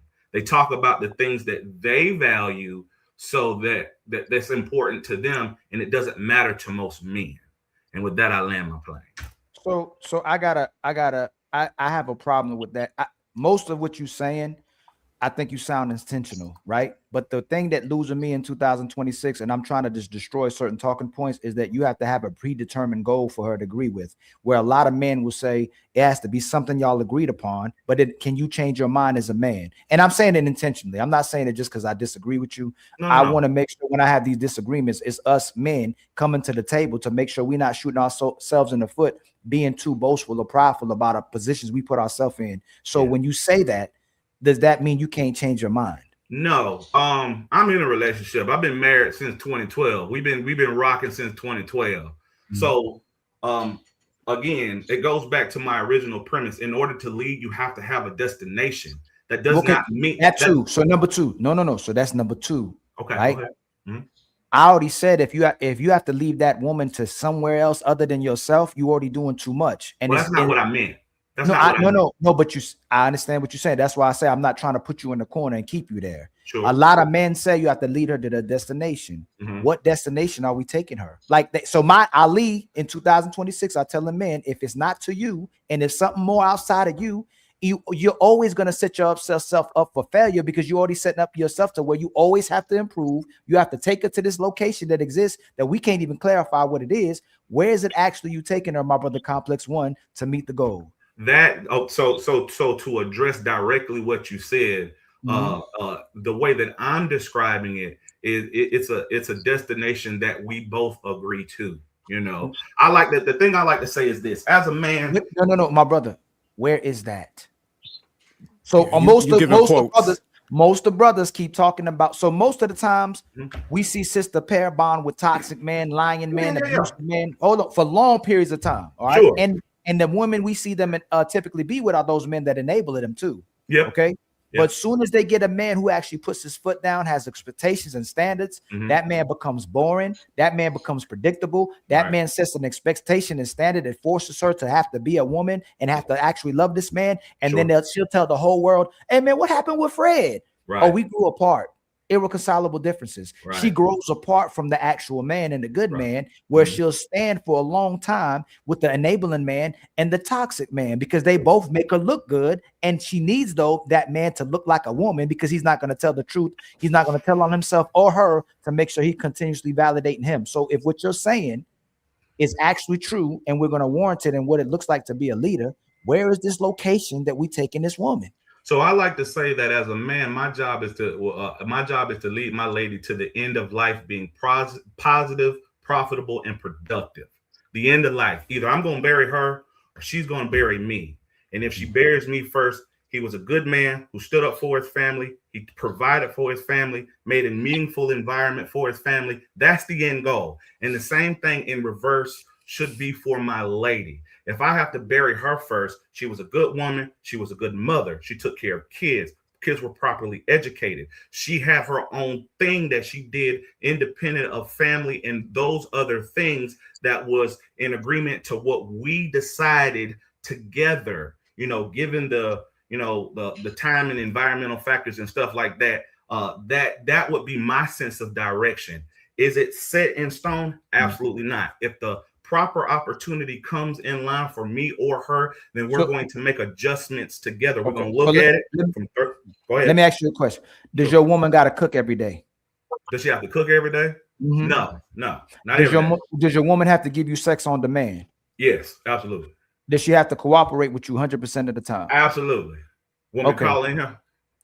No, you ain't. right. So she's never said no to you when you wanted sex? No. In your whole entire life? Right hand to God, no. Okay. And she always listens to you even if she doesn't agree with you? I'm not going to say you ain't going to get some interference and some technical difficulty sometimes, but that's in the nature of a woman. You know what I'm saying? But the main thing about is this. A lot of times when we talk to men about what the leadership looks like and what qualifies a man, it's something that benefits the woman. It's not typically what benefits a man. Yeah. So that's why I ask you those questions. And a lot of times what you're saying you get, a lot of men don't get, but a lot of married, I'm going to tell you this, and I'm not taking nothing away from you.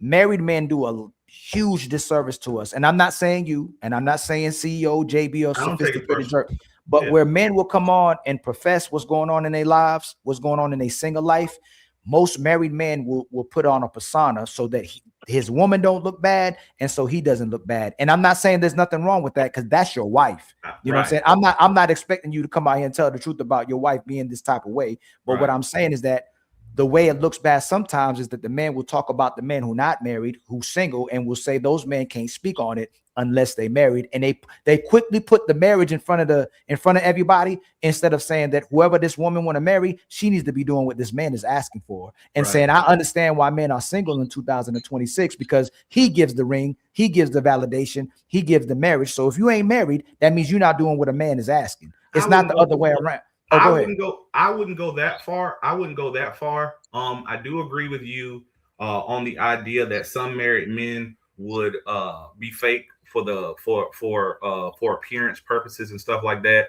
But then at the same time, I would say I don't know you and I don't have any reason to lie to you about my personal situation. Of course, I don't mean you. I don't mean no. I'm not personalizing. I'm just responding. I'm just responding. Of course, I'm just responding. What I would say to those single men, and I would say I was lucky. You know, thank God that, you know, with who I found. What I would say to what you said earlier about, you know, what it looks like out here in the landscape, in the environment, I would say slow to hire, quick to fire. You know what I'm saying? You know, that's what the vetting process is for. And if that woman can't get on your plan and your program, you got to go ahead and let her go. You know, sometimes that can be easier said than done, but no. You can't say your program. You said y'all both have to agree on it. That's what I'm saying. Are we talking about? No. You said no. I know about me. I know about me. We're not talking. Mine. No, I get that. But so let me ask the question. With what you said after you said, Matt, I'm not talking about you. Are you talking about prior to marriage, getting to that point, or after the marriage is in place and then we're moving forward from there? Like, what are we talking about? Are we talking about? So I'm gonna use Smell the Roses for example. Am I dating Smell the Roses and we have not reached the point where we've gotten married, or is me and Smell the Roses married and now we're moving through life? With what you just said to me, which time period are we? Because they're not the same. There is a pre-marriage, you know, vetting process and screening and all that, what you want to call it, and then there is, she hit my requirements, so I married her, and now we're in partnership through life. What are you talking about when you say what you say? Which part? I'm confused. I'm honestly confused by what you're saying, because I was saying. What I said, you started in the early beginnings when you're just dating, or is your expectation of this? Ali's talking about y'all already married. It shouldn't matter y'all though. already married, but it shouldn't matter. So Samson. Okay, so we're already married. Okay, cool. Yeah. So if we're already married, then the goal and the direction is the end of life. One of us die. Either I'm gonna bury you, or you gonna bury me. So we have to establish, okay, what does a well-lived, prosperous life look like to us? It's really a conversation that you should have prior to getting married, because you need to get an idea of what that woman thinks that is before you marry her. And I think a lot of the stuff that you've been calling out is because you didn't at least ask the question to the woman in the beginning. Can they change their mind? The vetting process. No, so I agree with you too, because women change their minds. Yeah, and actually, can they change their mind? Yes. Hold on real quick. Women bait and switch worse with relationships than men do bait and switch with just having sex, because that's actually a permanent. I agree. It's supposed to be. So hold on real quick. So I don't. What I'm saying is that a lot of times men just stay in marriages because they don't want to lose their family and their kids. Like, they want to see their kids 100% of the time instead of 50% of the time. Men want to keep, and because of that pride, not because of pride, because that they duty, they feel like they're supposed to fulfill their duty to the family. A lot of men will still lie about their happiness and how they feel in a relationship to not lose that relationship, because men are loyal to their families where women are loyal to themselves. So that's why I said majority of times men in relationships and marriages lie to make their family look good. And I'm not against lying. The problem is not being able to look at and call out what the women are doing in general, and understanding why a lot of men are single and not in relationships. But when they go, they just don't love and respect you. Y'all suckers, y'all broke, y'all not leaders. It tells me what's going on in the household as well too, because it looks like a form of projection, because you in jail, you want other men to be in jail too. And because I don't disagree with that. You know, it's not tied to my personal situation, so I don't disagree. Well, I want to ask, my brother CEO. I want to ask you guys, the all the married people. So that's JB, Sophisticated. Oh, hold on real quick. We being disrespectful to the chat. It's time for some super chats.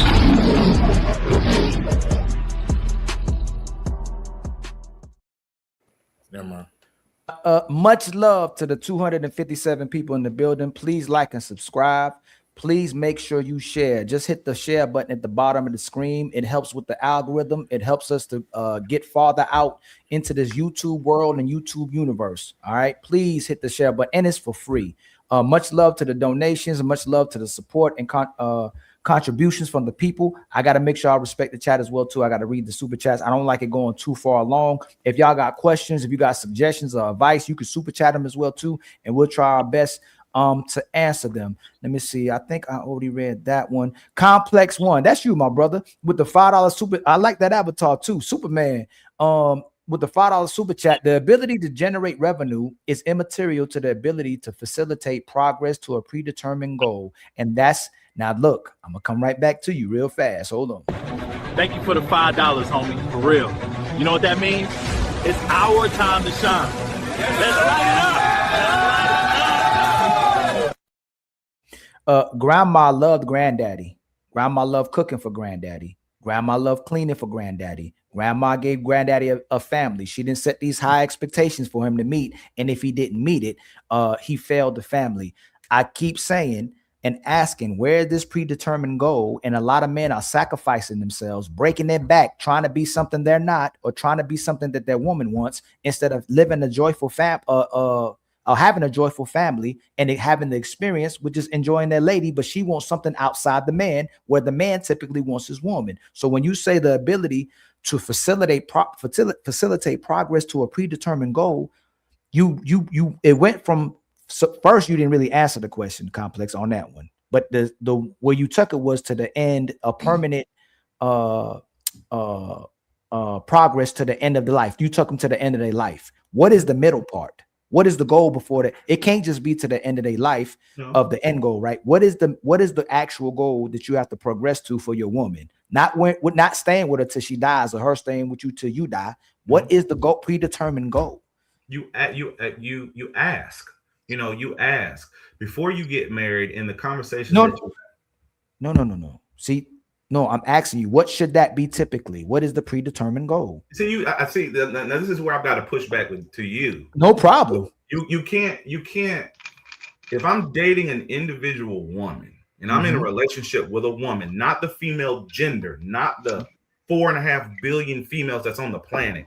If I'm in a relationship, which is a connection with an individual woman, then I have to ask that individual woman, smell the roses. What does a well-lived life look for you? Earl Nightingale, motivational guy, he says success is the progressive realization of a worthy goal. And what you're doing is you're generalizing the entire female species, when if you're in the relationship with an individual, you have to ask the individual, smell the roses. I'm 42. However old she is, I'm not going to ask you. In 10 years, what does success look like for you 10 years from now? Do we have a house? Where are we living? What are we doing? What do you like to do? I'm going to let her tell me. This is a part of the vetting process, and this is the part of an evaluation that you should always be doing at all times. It's not solid, but you're going to ask. You ask what leadership was in the beginning. You said, can broke men be leaders? You can't be a leader if you're not going somewhere. Where are you going? And that person that you're leading has to agree with where you're going. If you don't ask for their input as far as where you're going, that's going to be a lot of the reason why you get pushed back, because the other person may not agree with where you're going. If you find that out early, that's a blessing. We are not compatible. More power to you. You see how much you had to say to say what you have to do for an actual woman, and it's her supposed to be on your page, where a lot of women are monoliths, and so are men. A man will say he wants peace from a woman, he wants intimacy from a woman, and he wants respect from a woman. Typically, that's what most men want, right? Yeah, and women are complex. So even if you say you come into this goal, it's going to be about what she wants, and that goal is ever moving, because your goal should be she wants you, and whatever you need her to do. What is the alternative though? What is the alternative? You have one of two options. You have one of two options. I'm not disagreeing with you. I am agreeing with you. You did. You gave me. You remember you said you gave me pushback. Well, no. Well. This is me. I said the woman should be led to you, and whatever she needs to do and what your requirements are to be with you. What we've been confused about and let society do is that we have to set a predetermined goal for what she wants, and we pretend it's a we, but it's really for what she wants, because you always have to grow. You have to be ambitious. You have to do something outside of her when you just want her, but she wants what's outside of you. So what I'm saying, if we're telling men to do what's in the best interest of women. Right. And then we're telling women to do what's in the best interest of her. And we call that a partnership. And calling that the actual relationship that's supposed to take us to our deathbed. We keep compromising our sons and men. Why you got to do more than her doing what you need her to do to be with you? Why you got to do more than that? The value proposition is asymmetrical. What you asking a complex? You are not answering my questions, brother. I'm asking you again. Okay. If I want her, I want you. I want you. I want your intimacy. I want your mind. I want your spirit. I want your body. I don't need nothing. I don't need your car. I don't need your house. I don't need nothing else. And I want a family with you. That's man. Sure. Woman goes, I want everything else but you. That's today's society. Right. So what's your goals?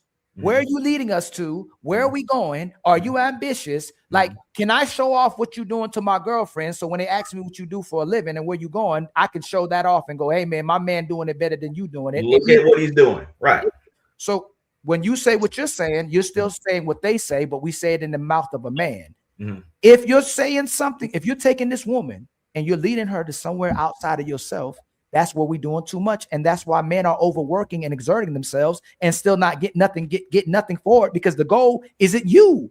The goal is to take her some. Go ahead, my brother JB. Yeah, sometimes and I know you were just saying like sometimes married guys are disingenuous, and that's why I got to piggyback off complex. So like when we give y'all our experiences, y'all still try and write You're dismissing off. What did I dismiss? If it's not realistic, because I understand what he was saying Maybe about. slow down. Everything he's saying is cliche. Everything he says is what the married. Hold on, real everything quick. that I'm saying. You said everything that I'm not saying. Hold on. I'm not even saying it. I'm not saying it. I'm not saying it in a disrespect. Wait. Hold on. I was talking, my brother. Please not. Let's not turn that energy. Right. I'll tell y'all what happens all the time. I keep it civil, and then it starts going a certain way. Sure. My apologies. Most of what you're saying is what the typical married man says, and it's cliche. It's never that she should be happy with me. I take her to me. When I ask you where, and that's why Sophisticated Jerk earlier said too, you're not answering the question.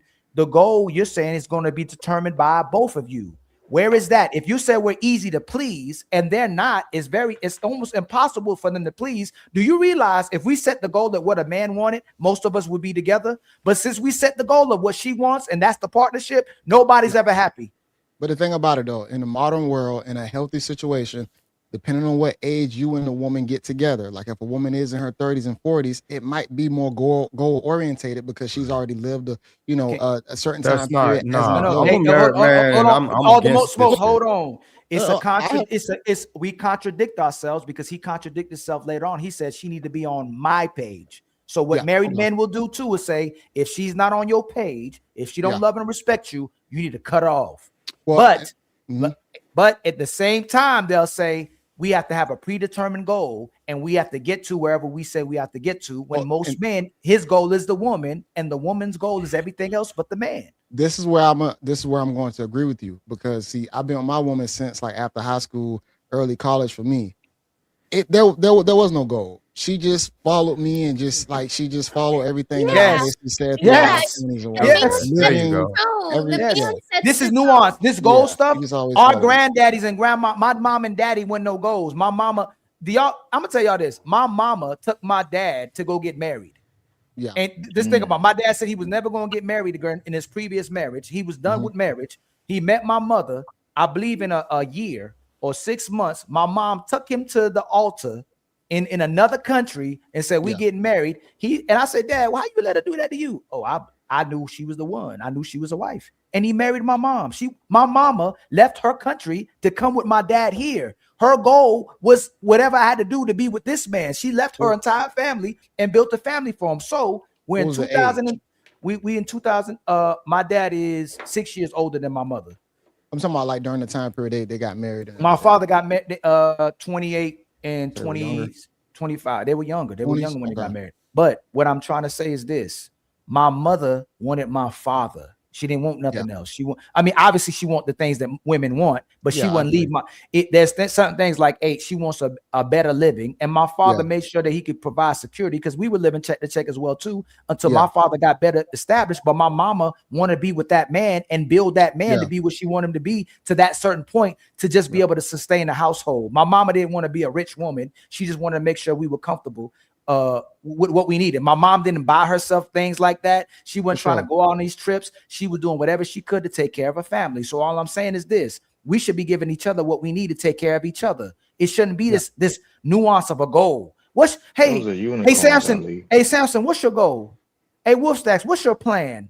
Hey sophisticated jerk, where are we going? That's all I'm saying. And I'm not No, I trying to take agree. nothing away But from complex. All I'm saying is that in one breath, we say we got to do this predetermined goal better, and we agree to it. And if she doesn't go off your goals, then you need to cut her off. But it's y'all plan. It's not your plan. some of these like relationships and marriages for older people, you know, maybe late 30s, 40s, 50s, it's gonna be a little bit different, especially when both of them already lived a certain type of life.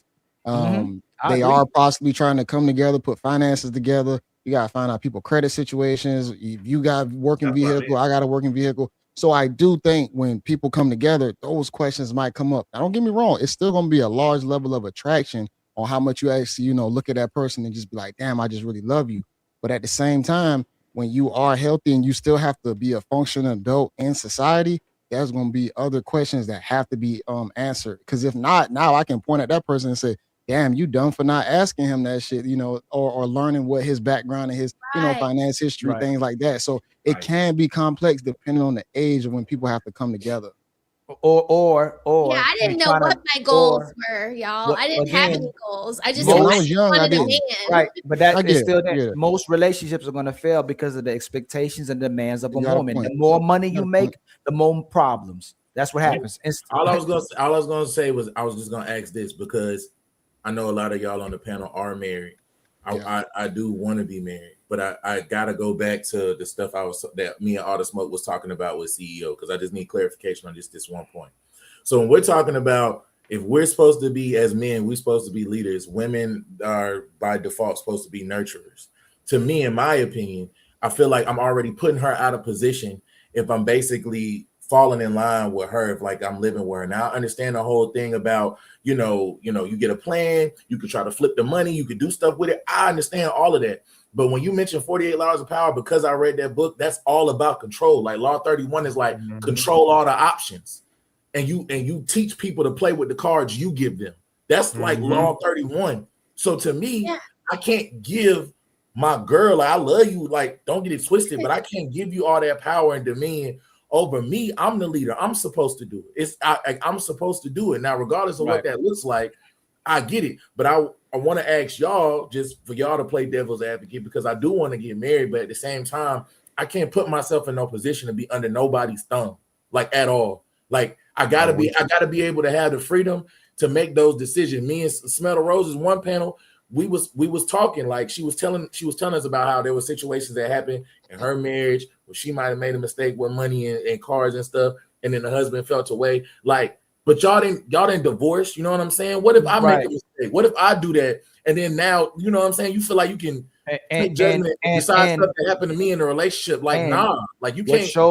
And that's what shows a woman's love is when she's actually mad at you and when you say no. And again, when you see what a true definition of love is, look how women treat their cats and dogs, and look how they treat their kids. They don't got to do nothing for them. They ain't got to perform for them. They ain't got to break dance. They ain't got to do moonwalks. They ain't got to do nothing for them. If she needs something more outside of you, that's the problem with our relationships. That's why most of us aren't happy, because you keep trying to compromise yourself to make this person happy. That's never happy. You at peace. So when women understand that where they need to go and gravitate to is a place of peace instead of a place of happiness that gives you happiness is the peace, we're going to continue to have problems because most of y'all at peace with yourselves. Most women aren't. So they need a man to always constantly try to validate her and make her feel good about herself to be happy. So let me finish reading these real quick. Much love. We almost got 300 people in the building. Much love to y'all. Please like, please subscribe, please share. I'm enjoying the conversation. My brother Complex, thank you for pulling up, man. Much respect to you as well, too. My brother Cool Kev, make sure you spam his emoji with a $2 super chat. Super chat Rose is cooked. And I'm bad like the Barbie. I'm a doll, but I still want to party. Much love to you, my brother Cool Kev. Always supporting y'all. We need 9 more memberships to reach our goals, and we need 100 more in the Cash App. We reach our other goals. My Cash App ain't even been touched yet, y'all. Please, 100 more in the Cash Apps to reach our goals for the show. We got almost 300 people in the building. If anybody is simulcasting, if you're not simulcasting, you on my show and you a content creator, that is disrespectful.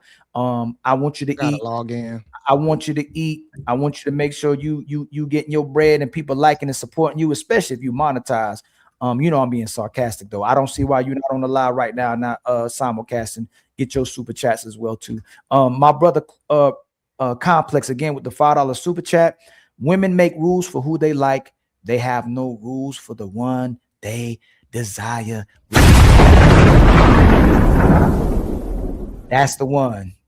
Anything else you say outside of that, Complex, is a contradiction, but that's the one that I'm talking about. That's all I'm saying, my brother. That's absolutely right. Thank you for the $5, homie. For real.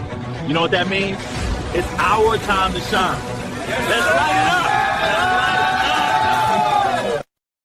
She will break all her rules, get rid of all her expectations when she actually likes and desire you. The problem is she don't even stay loyal to that guy in 2026. So if she like you, she leave you. If she don't like you, she'll leave you. If she wants to use you, she'll leave you. If she don't want to use you, she'll leave you as well too. And that's the problem with today's society. Probably the woman you married with, they probably don't even make them anymore. You know, they gone. They were on clearance. You got the last two. Sophisticated probably got one. JB got one, but it's very hard to find those type of women. When you have women that's just holding you down based on the fact that they love you. My brother Complex with the $2 super chat. Internet troubles. My bad. Much love to you, my brother. Again. Yeah, that was from before. And then Ali, you're asking men to be a helpmeet. Nope, that's not what I'm asking, my brother. My brother Mont, I think I broke it down already though. My brother Mont with the $5 super chat. Hell no, I'm a man. I'm made to work for these women. That's all. They better not do nothing for me. I take true pride in being a man. Don't buy work, dog. If you won't work them, get a pocket dog, man. Much love to you, my brother Mont. I hope y'all getting to see again how much men are willing to do for women and how far they'll go to make sure that the women don't do that much for them. Thank you for the $5. We were all born to be untouchable. My brother Mont with a $2 super chat, bro. He don't have to own his damn house, bro. That's not what he meant. Y'all know he was. You know why he said that. Is that nobody? Him? Was that him? Nobody technically will ever really truly own their house anyway. That's a whole nother story about You your still gotta property. pay taxes on it. Pay the tax, man. I know people personally that their house was paid off. They inherited a house. The tax went up in that neighborhood, and they took and seized that house. It don't matter. I ain't got to own my house, man. I ain't got to Don't forget the HOA liens if you have an HOA. And nah, I don't even want to get into that about real estate. Cool Cat with the $2 super chat. I'm gonna say this: if you are paying off your house in today's current market and you're not renting it and you're not making money off of that, you're going the wrong way. You should not be paying off houses. You should be renting the house. Well, that's a whole nother story. I'll talk about that. On that. Yeah. You supposed to be renting out my house where I'm gonna stay. No. We could talk about that, Samson. Okay. We can talk about that, Samson. Sorry. That's a different exit going down. We got to educate each other. No. I'm saying once you know better, you do better. You doing the same thing, but you need to do a stream on that. Yeah, I will. Cool Cat with a $2 super chat. She'll be sending you to work eventually. That's Cap. My bad. Yeah, exactly. And once you and that's another thing. I'm not saying, brothers, y'all not right either. We know that a lot of times you're gonna get compromised, and if you didn't get no work under your belt, no experience, no skills, no education, you're gonna get a rude awakening because she's not gonna want to be a permanent leader. She's not gonna want to stay a boss babe. Eventually, she's gonna get older and not want to work anymore. And I know a lot of y'all, if y'all have women in your life, they want to come home. They don't want to work anymore. Mont with a $10 super chat. That's LGBT. If a man came to you and said, I'll give you 10 million right now, you don't have to work, you shouldn't take it. Men don't skip the journey. Be wiser than that. The journey is what's important. Man, we going too far. Y'all take it away. We just got $10, kinfolk. You know what that means, right? We back on our feet again. I ain't gonna hold you.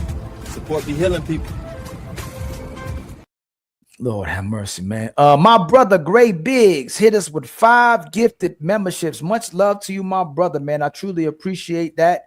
He gifted us with 5 memberships. Make sure y'all keep those memberships. We need 9 more memberships, y'all, to reach our goals. All right. We need 90 more in the Cash App. I'll get to the Cash App. Somebody finally blessed our Cash App. Much love to you, my brother, for the 5 gifted memberships.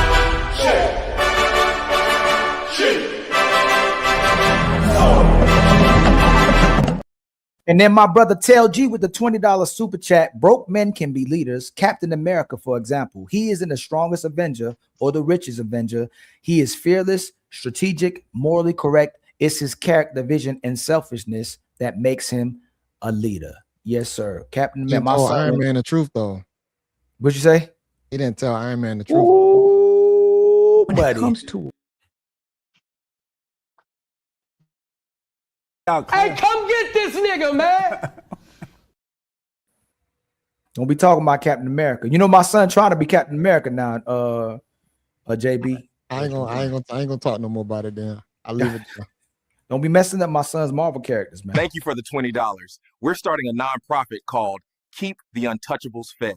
Remember, don't feed the haters. But you're right about that. That guy kind of looked like CJ a little bit. Oh Lord, man, dang boy. But hey, What is going on with him? What is going on with him? Okay, I'm sorry. It's a lot. that's called protection. See what I just did? That's protection. Yes, sorry. Okay. Protection. Pump the brakes with a $10 super chat.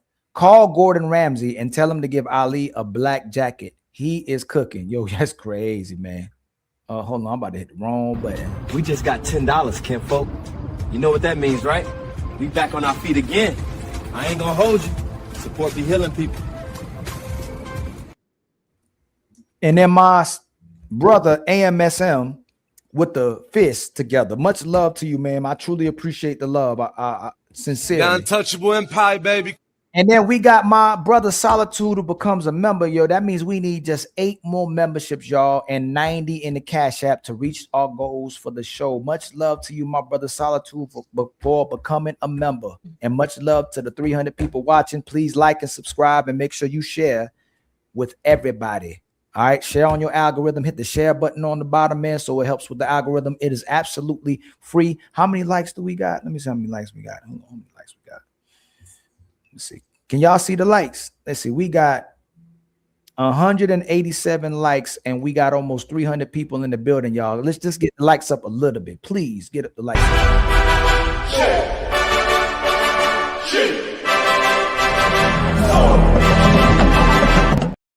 And then my brother Tony Golden, one of the day ones, make sure you spam his emoji, in the chat with $10 super chat. All right, we need 90 more dollars in the Cash App, and we need only 9 more memberships, y'all. Let's make that happen. Let me spam my brother Tony Golden. Okay. Any rebuttals? I know I forgot I think we were at Samson. Okay, go ahead, Samson, my brother. Go ahead. So I'm just gonna ask this question then, make it short and sweet. Do you feel like Ali and everybody else, do you feel like the reason that a lot of guys might agree with my sentiment as far as a woman taking care of them is because we might just have a hard time that trusting that they're gonna all because I know you mentioned the whole bait and switch thing that a lot of women do, but are we just trusting that a lot of them not gonna act like smell the roses once we say I do? Most men don't trust women to love them, and most men don't trust women to take care of them if they So want is to take on that is that a us problem or is that a them problem?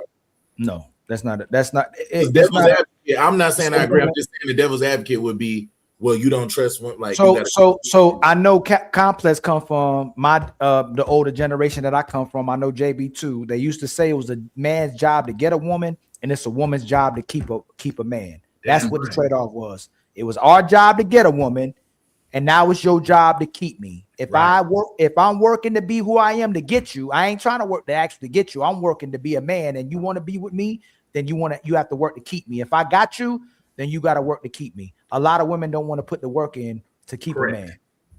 Correct. Yeah. And it's so simple to keep a man. It's so simple to keep a man. All you got to do is be an adult. Know how to cook, know how to take care of a home, and just give a man intimacy when he needs it. Why would you not want to give a man intimacy when he needs it? That's it.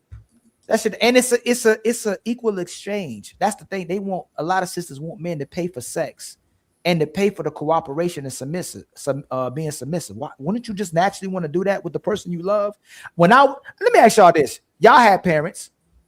I didn't want to do all the things. Like, I was happy that my mom and dad were doing them things. I was like, yo, y'all can have that. And even when we walked in facilities, I didn't want to talk to them people as a kid. I was like, I'm happy my mom and dad talking to these people. I don't want to make all them decisions. Yeah. I don't understand why women just don't rest in their femininity, man, and let the man make all the decisions. Just relax, sit down and relax.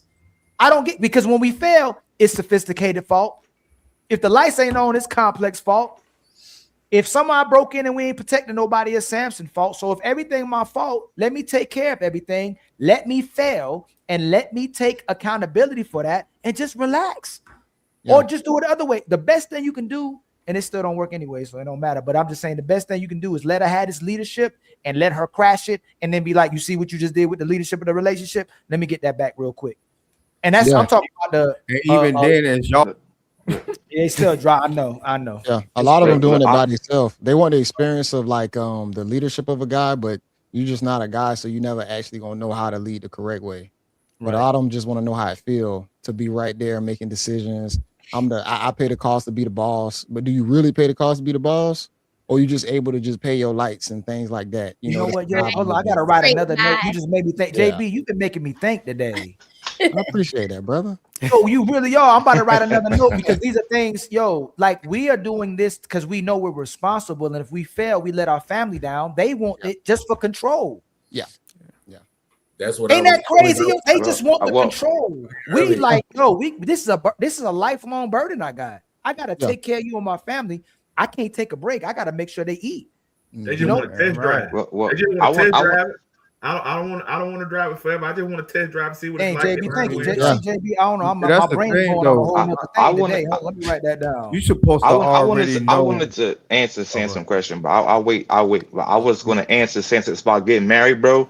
You have to be okay and aware with knowing that 10 years from now, 2 years from now, she can get up and just leave. Absolutely. Even if you do everything right, let's say you piping her down, you paying the bills, you making sure her feet is done, you making sure she got hot baths when she had a hard day at work. It doesn't matter what you do as a man, you have to be okay knowing that tomorrow she gonna go. That's true. Nothing you gonna say to make her stay. Nothing you gonna say to make her stay with you and the kids. She might take herself and the kids and leave. So you have to be okay getting, because I was married for 9.5 years, bro. So I'm telling you about the good and the bad. There's going to be a lot of great days, Christmases, birthday parties, people coming over to your house to have dinner and stuff like that. But when it gets bad, it's bad. Right. And you can't bounce back from that all the time sometimes. I'm going to tell you what, let me tell you how. Go ahead, all smoke. First and foremost, you already got to have your goals and everything sorted out before you can think about getting married. Sure. And after you get married, when your woman become one with you, she become one with your actual plan too. Don't change that for nobody. Like even with me and my wife, when I was a teenager, I already had goals set out, and this is what I'm gonna be when I get a little older, and this is what it's gonna be. And I still became successful to this day because I stuck by that. She want to join the ride and make it to the end goal with me. That's what it is. But all this, we gotta sort out the plans together and all this. I already got a plan.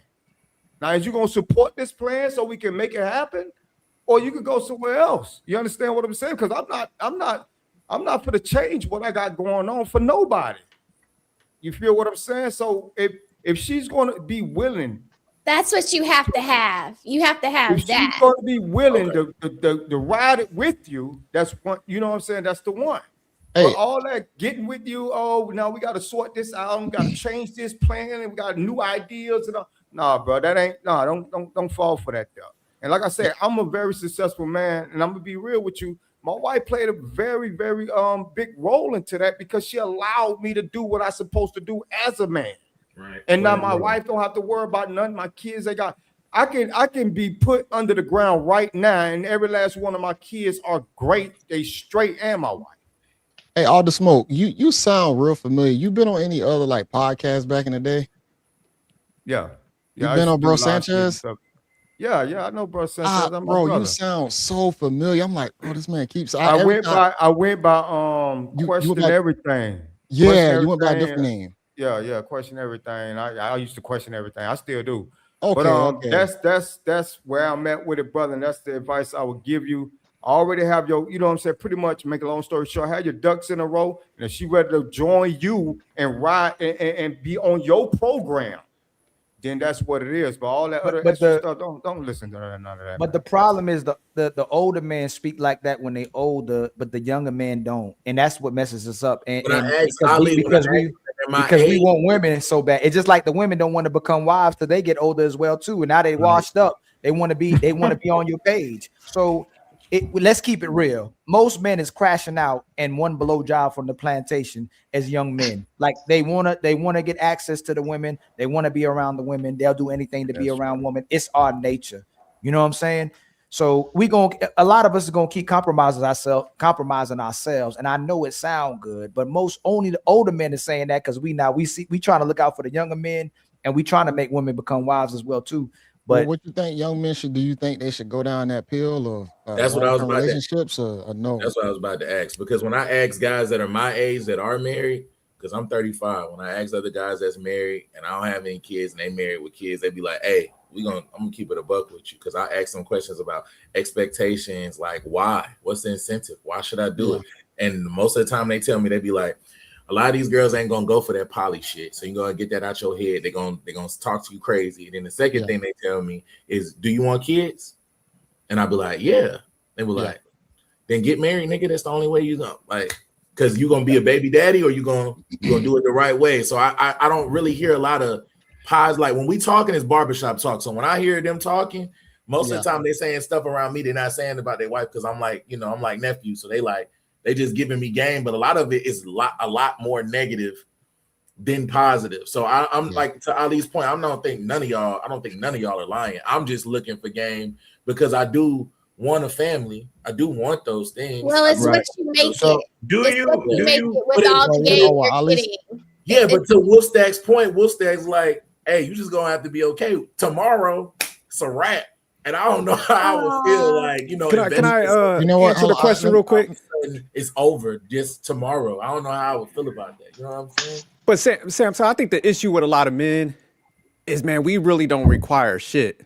Yeah. We just like, man, show up pretty and be a little bit nice. And that's the issue. Ain't gotta do much. So it's just like, nah, you gotta manage them expectations up front. And you gotta, like I said, make sure they invest in that situation. So me, I ask Ali, I'm a 50-50 dude. You gonna be working with me and everything's gonna go to the household. And I think when you make a person invest in the house, man, you just got a better chance that they ain't gonna like just and leave because they actually putting towards that. And I think as men, that's where you got to kind of have your mindset. Now you could switch that dynamic down the line once they kind of, build that equity in the household, that trust. But yeah, both guys are just coming in there. Oh, you do whatever. You could chill at the crib and, kind of like Ali was saying, like, oh, you're kind of dictating goals based on what she wants versus like, nah, here's the parameter, the household, that's the goal. And how it ends up is how it ends up. So you simplify it. So I got a question, and maybe I went over it before because I was working and then I saw the live was on. Do you have to involve the state in order to be married? Does the state have to be involved in order to be married? Because Samson brought up a point. He was like, look, I want to be married. I want to have kids, but statistics say 70% they're going to get divorced. I don't lose half my stuff. You know what I'm saying? Weighing pros and cons. I just want to know if the panel thinks that you got to go to the state and get a marriage license in order to be married. I wasn't going to do some like ceremony. Oh my God! No, my dad. No. Oh shit! I cannot be bringing home babies out of wedlock or babies out of like some, because I have some friends of mine who did like, no offense to anybody, but here in Atlanta we got some, YNs that claim Muslim, and they'll lead girls down. Not the YN Muslims is crazy. I mean, they. Muslim. It's just it's not Muslims I grew up with overseas. Over here in Atlanta, it's a little different. It's a Did she little. say the white and Muslims? Yeah, that's what she said. Yeah, that's crazy. Yeah, that's what we got. Yeah, but Muslims actually been grabbing the youth pretty heavy in the black community. Yeah, and so they'll get these young girls to go along with the kind of like jump the broom kind of thing without the court getting involved, and it's just a bunch of mess later on. So no, that wouldn't work for me. I need the paperwork. I need you to be serious. I need it to be like a marriage certificate that I can show my father. Like, no, that wasn't gonna work for me. I need the paperwork. So Smell the Roses, given that you said that, the right man comes up, everything works out, you gonna sign a prenup or nah? Yeah. Okay. I would sign a prenup. Smell the roses. Listen, I would not That's have rare. a problem with the prenup. There are things that I would have a problem with going into the prenup. Like because I've seen prenups. Look at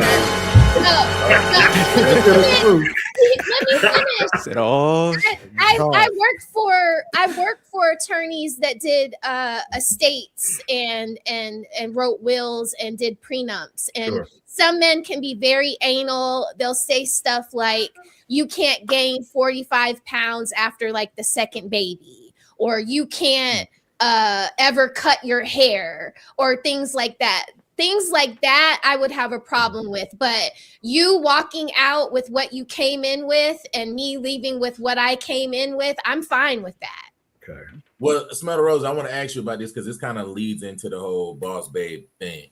Right. My last girlfriend that I had, we got into an argument about this prenup thing, right? And this goes to the conversation about expectations, right? So I at the time, she made more money than me at the time. So I was just like, if you wanted to, if you actually wanted to get married down the line, I'm guessing you want to do a prenup. And she was like, yeah. And she was like, yeah, she want to do a prenup because she makes X amount of dollars. She want to keep her money, da-da-da-da-da. I had no problem. Sure. Then I hit my shit. My shit went up. I was like, yeah, remember that stuff you was talking about prenup? That's probably good because, I'm doing my thing. You know what I'm saying? So, I have mine. You got yours, all that. Then I got like, talk that shit now. Right. Keep that same energy. Then I got hit with, well, what you want to come into the marriage already thinking we're going to get a divorce? Why you already got that mindset? Manipulator. That's a manipulative woman waiting on the time to strike. Out the gate. I was like, but you said in the beginning, like you wanted to do a prenup. She was like, yeah, but you're coming into it with a mindset that you already gonna leave. But what was the difference between her mindset then and your mindset when you were having? See, that's the thing about women. Like, that's why you have to be like all the smoke. You have to just know who you are as a man, and nothing can shake you. Like there have been so many flighty, stupid ideas that I have brought to my husband, and he just shot him down. And listen, now I don't even come to him, because I know that it's a stupid idea. It's not going, not that it's, no, I get it. Mean well, not that I don't mean well behind You're not well it. intentioned. Right. Yeah. But when I started this like YouTube stuff, right, I wanted to go out and spend like $3,000 on like equipment and stuff. And my husband was like, no. No, like how many times do we do this with you where you get a new hobby and I'm buying you 15 different size bowling balls and you go to the bowling alley once a month? Like, no, we're not doing this. So you show me that you're serious about it. And as you grow, I'll get you your equipment. You know what I'm saying? Right. So I just that's just logical thinking. That's then we'll invest more. But do you know how many times I was mad at him for telling me no, and I did exactly what he knew I was going to do. I bought all this stuff I thought I wanted to do, and then I didn't want to do it anymore, and I was just like, I'm sorry. And that just gets that gets annoying to men. And so now at 44, I know by all of the times that he's had to lecture me, I give myself the lecture he will give me. It's like, okay, this is okay, all right. I already know. I ain't gonna say nothing to him until I've hit these milestones. And then he can't tell me no, because he'll see that I'm serious. But there's been so many times where I've just been flighty over things, and so you have to be the kind of man that just will not shake at a woman's tears. Yeah, My husband don't care if I cry. He don't care if I'm begging on my knees are bloody. Girl, this ain't gonna work. This ain't gonna work for us. No, that's And I don't exactly care if you cry. I don't care if you go tell your mama. I don't care if your daddy come talk to me, or he'll tell me, go tell your dad what you just told me. Right. And then I'll be like, no, I ain't gonna go tell my dad. And then he'll be like, well, then why the fuck you asking me? Why you the bill? And so I'll just let it go. Oh my God. I Smell the mean, Roses thought she was gonna be Oprah with that $3,000 package. listen. Right?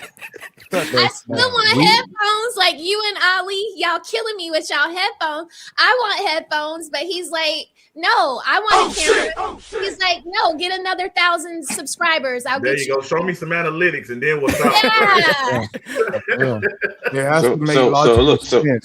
So let me help you out, Samson. If you really want to get married, bro, I say take these steps. You don't have to listen to nothing I'm saying, but this is what I was married before for 9.5 years. Take these steps, right?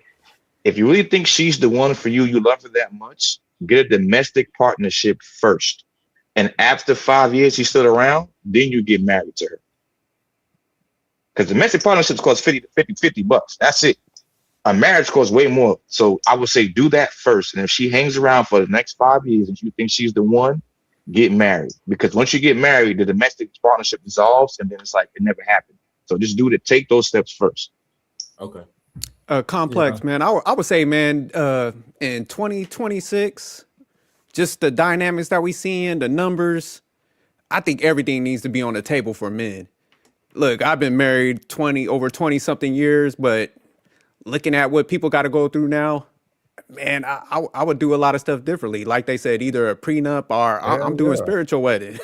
Especially if you're a brother that got some resources. It's like, hey, I understand what Smell the Roses, and that's good. She got them standards, but it's like, man, we got to have our standards too. So it's like, listen, here's the dynamic I'm willing to do. You either on board or you ain't. You just got to be cool with letting them walk. How old are you? I'm outside right What was now. that? How old are you, Samson?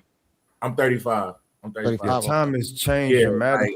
I'm outside right now, Complex. It's either I do the Smell the Roses, Wolf Stacks, if I do the domestic partnership, or I gotta try to combine them like the Infinity Stones and like get like a whole. But see, that's the thing. How long you been talking to the girl that you're dealing with? You said what? How long you been talking to the woman that you've been dealing with? I just started talking to her. We only been talking like about 9 months. Less than 90 days. It's fresh. 10 months. But because she on a biological clock, you know what I'm saying? We around the same age. Because of that. Don't do it. Don't do it. Don't do it. I want them, JB. So she's like, we gotta, you gotta do this, you gotta do that, you gotta do this. And I'm basically like, nah. But at the same time, anytime somebody tells you you gotta buy now, it's like a time. It's like a timeshare. She's trying to wrap you up, bro. She's trying to wrap you up like a burrito. It's spoiled milk because she's in that point to where she waited so long, and then she's gonna put that pressure where it's like, oh, I need you to go ahead and give me a baby and wife me up, but don't rush it for her. I just wanted to do things right and say, peace to everybody, and I'll holler at y'all later on. All right, Complex. So much love to you, my brother Complex. Thank you so much for I'll be coming. back, man. This was fun. I had a good time. I'll be back. Yes, sir. No doubt. Yeah, Samson better be careful out there, boy. You about to be out the courthouse crying with Tyrese. It's wild. $3,000 a month. Don't jump the broom, and don't let nobody put you on no time stamp, because you'll be buying spoiled milk at that point, brother. I'm telling you. It's a possibility. Yeah, that is true. Yeah. If you're in a situation where you got to be rushed to meet her, biological clock, because she wasted, her years waiting so late, that's gonna be problematic. I had a sister-in-law that kind of did that, and it ended up backfiring on her. She got a kid out of it, but dude she picked, wasn't a good candidate because she was just so thirsty to have one, and then she got put in a weird situation. And I know guys that have done the same bad situation. So let me ask y'all a question. Should you marry a, and I'm being honest too, all this leadership conversations, right? But then we get to the woman who, and I'm gonna start with Mr. Fantastic. Put you on the spot real quick, Mr. Fantastic. Should you marry a woman that's above 30? If she's still single, if she still hasn't gotten married, do you think it's just like a man showing up supposedly broke 30, 40 years old would say he probably not even ever going to get his stuff together, I would think, because we already justified that a man who broke supposedly in the leader, right? But in the same degree, if we're going to treat men like this, not say we accepted it, if a woman is still not married by 30 years old, is that woman typically not going to marry? And again, let me just ask the main thing so we can get to the conversation. Should you marry a woman that's under that's above 30? Yeah, the average marrying age for everybody's right at 30. So all intents and purposes, if she don't got a kid and you checked everything out, what's the name? Yeah, definitely, because your relationship should start before then, right? Now, if you're saying you should just start the whole process, I still say so my yeah. bad. A single woman. Should you get with a woman above 30 that's still single? Should you marry a woman above 30 that's still single? That's the main question. I'm sorry if it came off the wrong way. I'm not for the marriage, but for the sake of the conversation, that's not a bad thing. And now we're talking 40 or 35, I would say, but 30, anything 30, I'll say 30 to 33 is reasonable. Okay. And I'm gonna ask everybody before we open it up. Hold on. Fantastic went. So JB, should you marry a woman who's still single after 30? if I was single, I'm not gonna lie, that would be scary because I feel like it's better when you're able to find something early on, like maybe like after high school, early 20s or whatnot, and get married. After 30, I'm gonna say no. Okay. How about you, my brother, Sophisticated Jerk? Yeah, I would say yes. If she was like working towards something, say like she was like going to medical school, something that was like a goal, then that would be a little different because I could understand why she, wasn't married. She was working towards something. But yeah, if it didn't have nothing along them lines, then yeah, that's a red flag. Okay. How about you, Mont? Should you marry a woman if she's still single over 30? I don't think that matters at all. Okay. All right. I'll come back to you too. Poppy, should you marry a woman above 30 that's still single?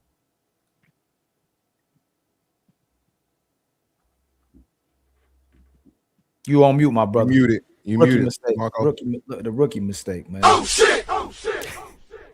Hey, fam, don't start with me, man. I'm not in the mood today. Oh my God! Oh How man! you Hey, doing today?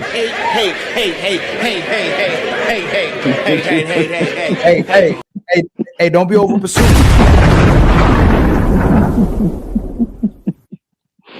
Boy, this light skinned boy, man. Man, I hope everybody had a group waking, man. Listen, yes, because isn't that like the age like they getting married right now anyway? So the average age that man's supposed to get married is 30. The average age women get married is 29. Yes, and they start having kids later, like mid-30s. Even you see a bunch of 40-year-old joints having kids. But yes, it sounds. However, you got to look for the red flags. Okay. All right. How about you? Hold on. How about you? All the smoke. Should a man get married with a woman, a single woman, if after 30? Should he give her Should he give access to his ring? Should he give her a ring? Should he get married with her if she's above 30? Absolutely not. Cause she ain't Okay. figured. Not yet. We're gonna open the panel. I got you. My brother JB. Oh yeah, you asked me already. Oh yeah, I sure did, my brother. Yeah. I just want to ask you twice. Make it nice. You know what I'm saying? My brother Samson, should you marry a woman over 30 that man, come back to me after we had this talk, because I don't. Oh yeah, he's I trying to figure it out. let's talk about it. What's going on, man? Ask you again at the end, man. Ask you again at the end, bro. Dang. How about you, Will Stack? Should you marry a woman who's 30, who's over 30? Oh man, I would say you should. Let's just say she's a good woman. She's found a good man, but she's a good person. She's submissive. She's sweet. She's kind. She's loyal. Yeah, you should marry her if she has those qualities, of course. So I want to get two people to talk that disagree, but the fact y'all saying she loyal, feminine, submissive, but she's still at 30, she's still single. And all the things she's been doing for all those years is demonstrating that she not cooperate with nobody if she's still single. But again, I'll say I think Fantastic says you should, and I think All the Smoke say you shouldn't, right? So Fantastic, why should you still give access to a woman and give her marriage at 30 years old if she hasn't got married in 30 years? And that's a scenario. She's single, she's never been married, and she's single. Well, it's only 12. Let's start there, okay? Because she's a child. She's a child for 18 of those years, 17 of those years. Oh my God! So again, we get into the data statistics. The younger you get married, especially under 25, those marriages are more unsuccessful, right? And shout out to Sophisticated Jerk, as he said, if she's doing school or something and so on and so forth, getting established, I don't see a problem with a person, man or woman, especially again, like I said, it's a year away from the average marriage that women get married. So if she checks out, of course, personality wise, and she's not problematic, right? 30 is not a red flag for a woman to be. That's why I said if we're talking 35, now 35 is a thing. If you're the first thing you're doing and thinking about getting married at 35, that's well within the thing, especially we're talking about attractive, moderately to highly attractive woman. Okay, we know how the red flags go, but I think 30 is where we start, where the flags aren't red, but they're yellow. Okay. All right, All the Smoke. What's your rebuttal, my brother? If it take a woman more than 12 years to figure out what she need to do, that's to me that is a red flag. It shouldn't take a woman 12 whole years to know where she want to go in life, man. Point blank. But see, the thing is, while she trying to figure out what she want to do, there's going to be a bunch of different dudes in her box, though. Oh, so so once you get with her, you're still getting behind a whole bunch of dudes that been in that box. So all that stuff, but them dudes gonna be figuring her out pretty damn well. Shit like that. Shit like that. So nah, man, nah. If it take a woman that long, man, we gotta stop. Listen, man, we gotta stop playing with these women out here, man. Stop letting them think that. Oh no, long as you go to school and what you think she gonna be celibate while she in school or something? Yeah. No. Yeah, but can I say something? Hold on, Blanco. Hold on, Blanco, real quick. What side you on, Blanco? You on All the Smoke side, or you Fantastic? Can I respond to him first? Yes, sir. Of course. I just want to see real quick. Fantastic. Fantastic going to rebuttal All the Smoke. Poppy, are you agreeing with Fantastic or All the Smoke? I'm agreeing with Fantastic, and okay, hold on. So let Fantastic keep going real quick. Let Fantastic. Yeah. So I'm gonna say it again, right? This is an important part. This is why stats and data matter, right? Most women, okay, are getting married, as Ali said, the average age around 29. 29, 30 is a year away. I don't think any woman, okay, is a virgin past 21 at this point, to be honest with you. Okay. I would say the virgin percentage at the age of 21, single digits. And I would give you 9% at best, and that's being generous. Okay.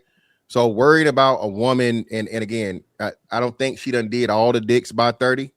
Again, if we talking 35, we add another to it, possibly.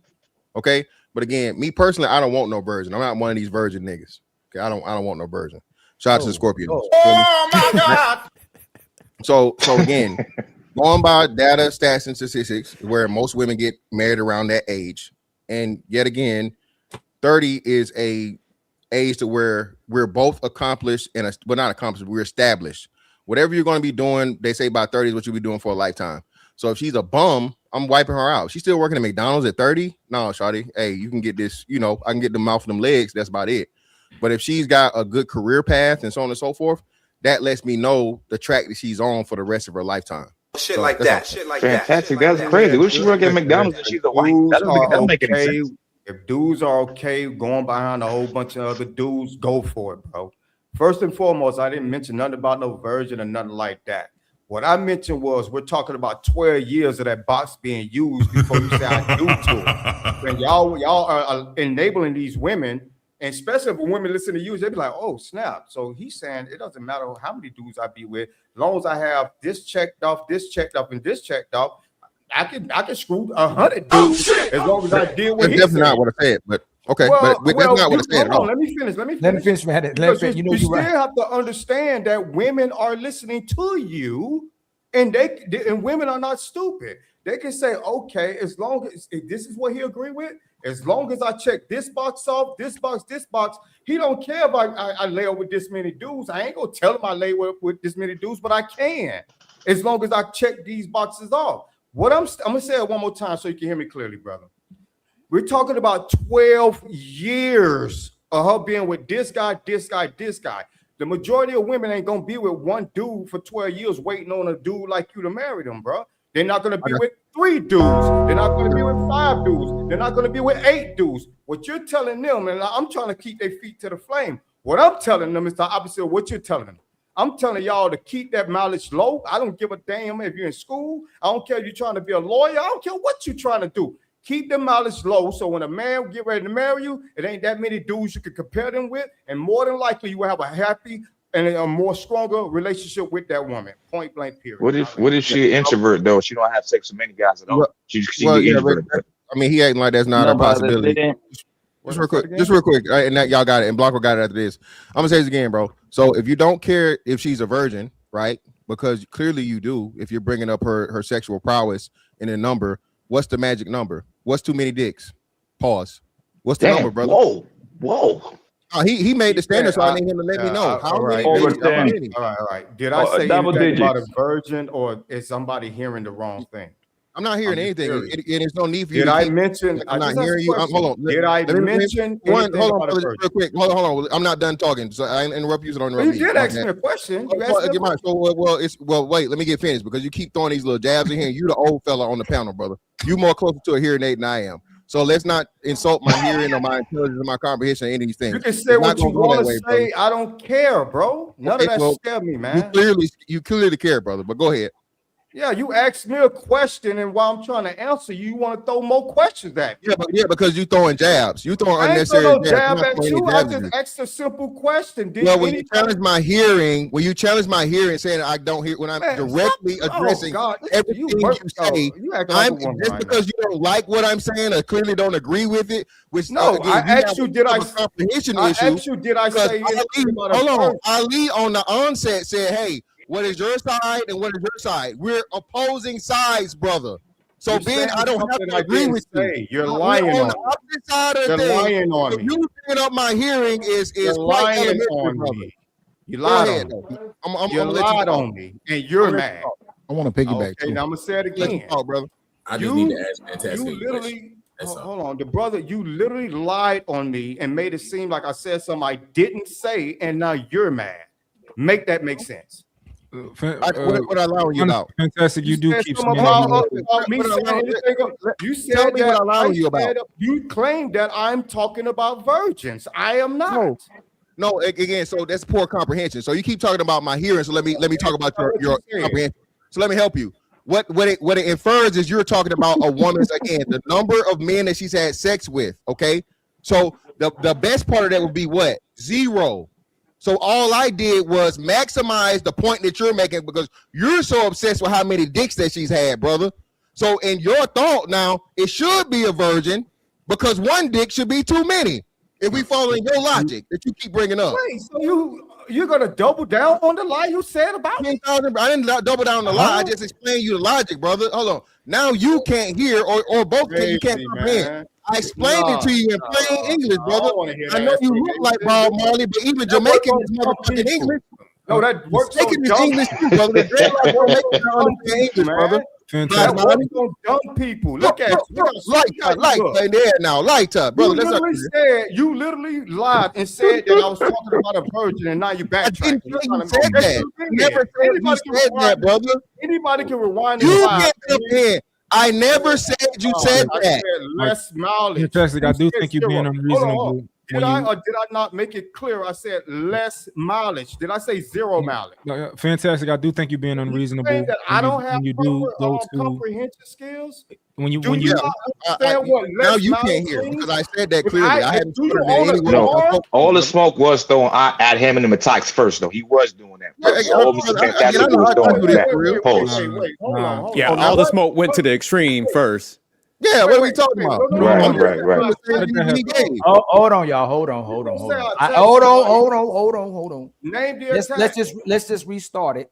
and make a Mr. Fantastic. Make your point of contention and let him rebuttal it, and then we'll get to the other people. I'm gonna say this again, All right, so Ali. let's erase that. Let's start this Try this again. again. Hey, call I this. don't mind. Try this again.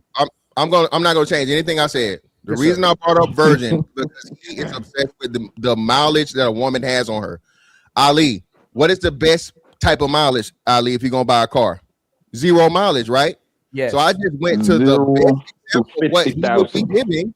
So, Hold on, brother. yes. No, hold on, Mr. Fantastic. It's a Mr. range. All the smoke. I think that's fair, right? I think most It's men, I fair. would think, would prefer a woman who never been touched. But what he's saying is, if a woman has been touched, That's not what I how- said. I don't know what. I didn't say you said he didn't say that. you said all the Said smoke. that. All the smoke. Please be patient, real quick, my brother. I'm just He saying. just Stick wanted to to what I gauge. said. Don't change what I all the said. smoke. He's not. He's I'm not changing it. He wants to gauge how many bodies can a woman have to still be marriageable is what he's gauging. That's all.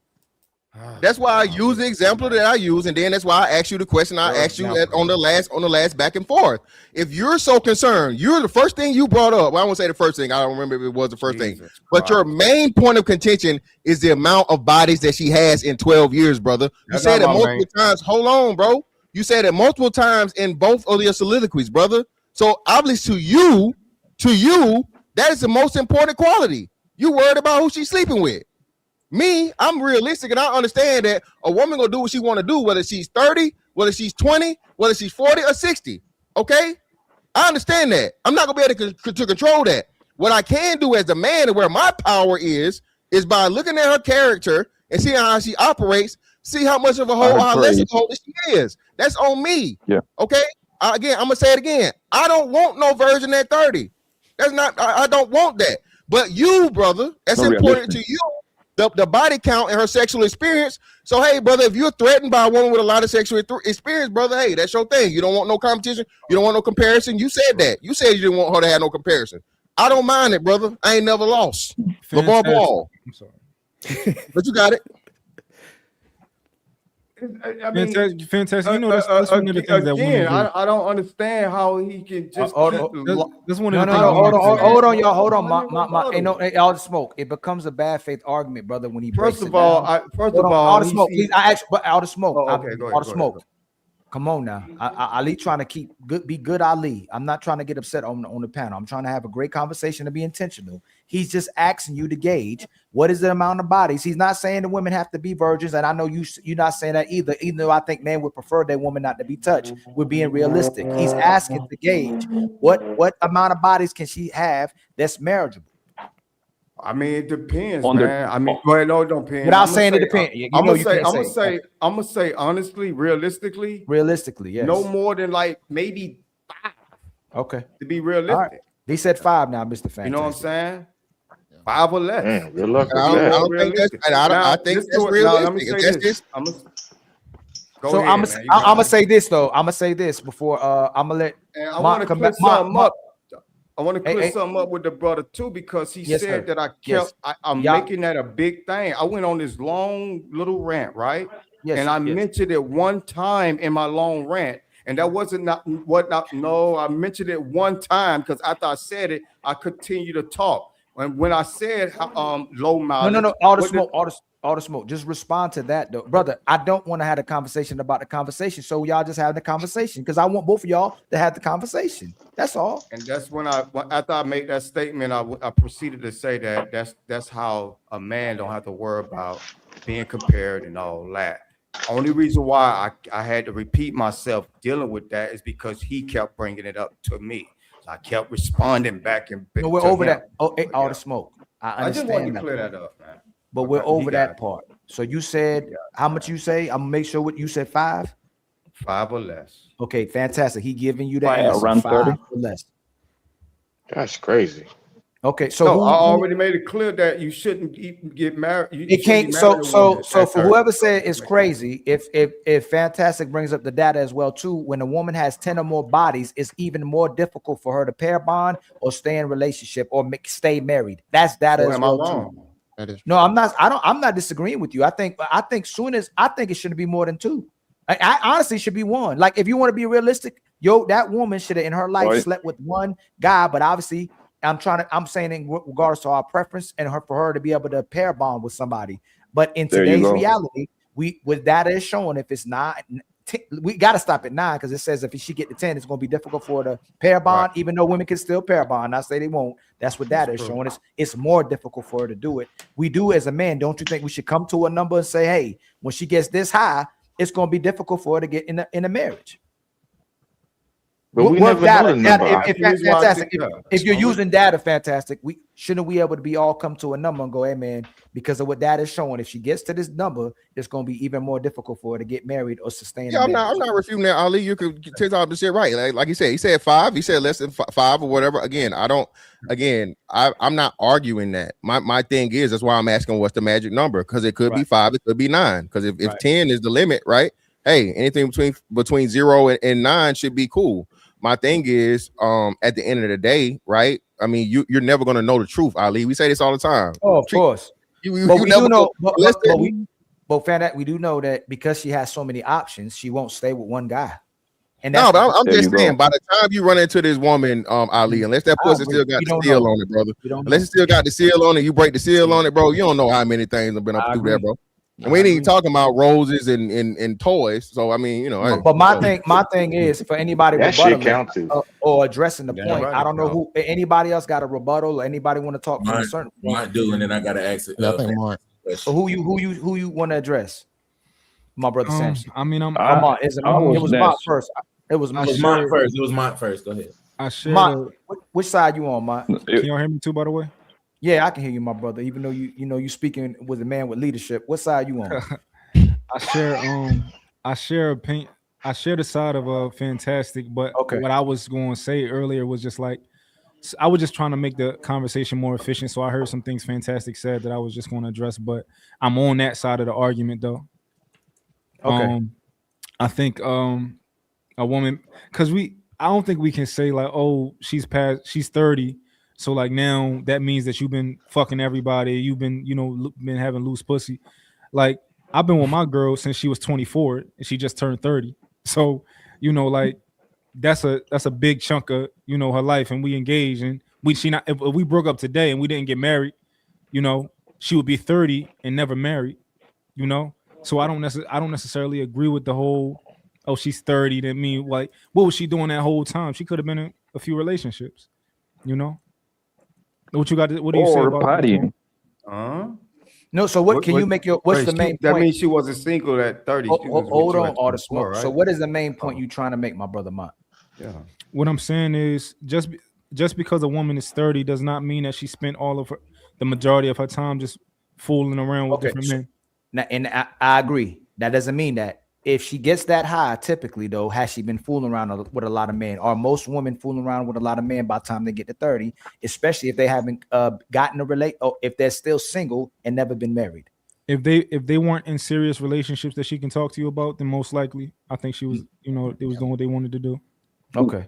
What is more probable? That's like the question. What is more probable happening, bro? And that's why when they get older, the chances are Hunger, he has been getting bent over by a whole bunch of niggas, bro. There is no way around it. The better she looks, the more outside she wants to be, fam. Okay? It is though, Blanco. Come on, bro. Even the ones that stay inside. Now you got these dating apps. So the broad, even the ugly ones that stay inside, they be on dating apps. They're getting ranked through as much as the ones that are outside, brother. Yeah, but it's literally like it's like this, bro. So hold on. You don't believe that there's women that's not outside like that? That's introverted? The women that just go to work, come home, pay their bills, go out with their homegirls, and don't sleep with nobody like that. Those women are out there. They might like anime. Hold on. We're not going to turn this to the exception show. Please, I hate when we do that. We're not going to talk about the women who virgins and the woman who ain't giving up the box. I'm telling you again, I find it very odd when we do these shows how hard men will fight to talk about the exceptional woman. And it look good to women. We already know y'all good brothers. Y'all don't have to do that. Why are we going to talk about the minority and exception? I'm going to ask again. Slow down. For the most part, If she's still single, if you still broke, it's like y'all. We supposedly we're not supposed to compare ourselves to women, right? But we do have to follow under some guidelines by the time we're 30, and they do too. So what we asking is, if she's still 30, it gets to 30, still single and not married, is it a red Something flag? is wrong. I don't agree with Yes. that. Yes, And I'm gonna tell y'all this. I don't know if y'all ever felt this in your nature. When I was in high school and I met a girl and I go, man, like you could sense like this, the world, like almost the value of a woman. Y'all could feel it, like the sense. Yeah. And you go, I know she got a man. And if she didn't have a man, you'd go, that girl is a problem. Did y'all not feel that when y'all were in high school, that young of an age? If she didn't have a guy, that it means she's using her beauty, her sex as leverage. She's not trying to settle down. Yeah. Ali, I got a question for you then, right? Of course, I'll come right here with you. Do you think that you can identify? How long does it take you to identify a good woman? You personally? You never know so I can look at, so the way I can identify a good woman about her surroundings, what she's into, what she likes to watch, what she likes to listen to. But like Fantastic said, like I don't know her body count. You never really know your woman, just like she probably never knows you. Time will tell who this person actually is. And if you look back at all the exes, if you look back at all your exes, if you look back at all the women you knew and thought were good women, a lot of them were not good women. We were just younger. And it was a facade that we came across. So a lot of times what demonstrates a valuable woman that we see is a kept woman. Don't forget my question though. Of course, I didn't. How long would it take you, Ali, to identify if a woman is good enough for you to marry? From the best from what we can identify. Yeah, like from you dating her and whatever. So the best we can identify, even maybe a month or two. A month or two, right? Yes, but identify what you believe is a good woman. Yeah. So how long would it take you to be like, you know what, this is a good decision. She a good woman. I can marry her. Actually, let me take that back. Now it's if you 6 tell her the months, truth. Ali. So no, hold on. It's not that long anymore because y'all, we are all brainwashed to a certain extent, right? It's if you're telling her the truth and she's not receptive to the truth in the first conversation you have with her, you can identify if she's a good woman or not a good woman based on if you have to lie to this woman. You can tell the truth to this woman based on all our experiences on these panels. So if she's asking for certain questions and she's expecting me to lie for her instead of telling the truth and she's receptive to it and respects it, in that instant, if I have to lie to her, she's not a good woman. Well, I'm not asking you how long it takes to disqualify, because you can disqualify a woman immediately. Yes. Just Let's not play semantics, right? Let's get we being intentional. So you're intentional, right? Let's say give you a month. So what was your answer to the question? I said a month. Let's say we said a month. A month. Okay, 1 month. So let's say you've identified this woman as a good woman in 1 month, right? You find out that she never been married. How does that change things? Above 30. You saying above 30? Yeah, because you've already identified. So if she's 30 years old and moving like that, it's typically a facade. She a chameleon. So your analysis was wrong based on her not being married. My analysis and my experience shows me that this woman if this woman is that good, she'd have a man. So her history not being married trumps your analysis of being around her and studying her. No. If I meet a woman and she's 30 years old in a relationship, I'm not trumping her because she's not married. So let's get that straight real quick, right? So it's not the marriage is not the deal breaker. It's the fact that she's been in a long-term relationship. So if she was in a relationship at 20 and she gets to 30 years old, she's still in a relationship with that guy, I would still say, hey, this woman probably a good woman and she's a marriageable woman. She's just not married. But if I get to this woman and she's 30 years old and still single, she typically is not a good woman and she typically doesn't cooperate with the men she's with. Yeah. So I agree that if a woman is telling me that she's 30 and she hasn't been in long-term relationships or a couple of them, that's a red flag to me, right? And if they keep failing. Yeah, that's a red flag, right? Yes. If they short relationships, if she's been on one for 6 years, another one for 6 years, for 5 years. If I got to her, how about this? If I got to her and she's at 30 and she just broke up with somebody she's been with for 8 years, 7 years, 6 years, it could still be like, what happened with this guy? But typically when you ask these women, they're lying about their situations. They play the victims in these stories. There was a guy she just wasn't willing to change for. No, I agree with you. Right? That's all I'm saying. So if she gets if she's 30 and still available and single, she typically is a red flag, Mont. I'm just saying it's situational. Of course. It's situational. And it all depends on her. Like if she telling me, I was in long-term relationships, cool. That's cool for me. That's cool. That's not a red flag. If she say I've never been in a relationship, red flag. If she say all my relationships are short, red flag. Yeah, like those are red flags to me. But it's contextual to me. That's all I'm saying. Right. Can I Right. can I ask Fantastic a question? No, hold on, real quick. Hold on, real quick. Hey, Roses, what does this say at the top of your screen? Does it say end your stream? Can you end the stream? Your stream? You're on mute. You're on mute. Sorry, Ali. I never opened up all this stuff you told me to. So now I'm like. But I think what might happen. I think I did it right. I think I did it right. But it says you are live. It says edit, and then I guess I can. But on this stream that we on right now, does it give you the option to end on your side? It just says she got to go to YouTube. She got to go to YouTube to do it. Ali. Hey, Mr. Fantastic, can she redirect while she's on live with me? Yeah, she or can. I have to end for her to redirect. No, she just got to edit. She got to edit it in her thing. So whenever she go ahead, she got. I edited. No, she already did that part. Does she have to leave and it does it automatically, or what happens? Or no, it automatically does it when she leaves. It'll just redirect them back to here. Whatever. Once she leaves. Okay. Yeah. In my content, Ali, it shows me a new circle. Like when you look at the dashboard of my content, it shows me like this new thing where I never saw this before. It's like the pencil, the analytics, the monetization. As long as you went to the pencil, you went to the pencil, you hit the customization, then you put add redirect. As long as you put it there and you added it, it should be fine. But I never redirected while I was on somebody's live. So I'm Fantastic. Have you redirected while you were on somebody else's live? So once she leaves this stream, it's going to redirect everybody. Yeah, right back to wherever she wanted to be. And if it doesn't, y'all, Smell the Roses has to end. So everybody on her side just come to Ilkan Ali's side. But if it doesn't redirect, in my community post for you all, but I think I did it right, Ali. Okay. If you could just end me so that I can start. No, you got to end yourself. Okay. You got it. And myself, like just IG. I'll let you know. I'll let you know in the IG. Okay. Yes, sirs. Thank you all for having me. Hey, thank you so much. Thank you so much. Always Smell the Roses. Hey, y'all, make sure y'all spam Smell the Roses emoji, y'all. And if y'all don't know which one it is, it's this one. Make sure y'all spam her emoji. Okay. And I love y'all. I don't like when y'all fight with each other. We're not fighting. No, this is how brothers talk. Oh, we love you too, Miss Roses. We love you too. Thank you for being family and being sweet. Yeah, it's just debate. This how leaders talk. And I wanted to ask, just because I just wanted to know, when you guys talk about body count, I never asked this question before. Does everything sexual count? I think women would benefit from knowing. Yes, because they think not because they could have given head to a lot of people, they could have done anal and they could have been lesbians too. And they think because they're dealing with lesbians and doing all that stuff that they're not up in their body count, so that counts as well too.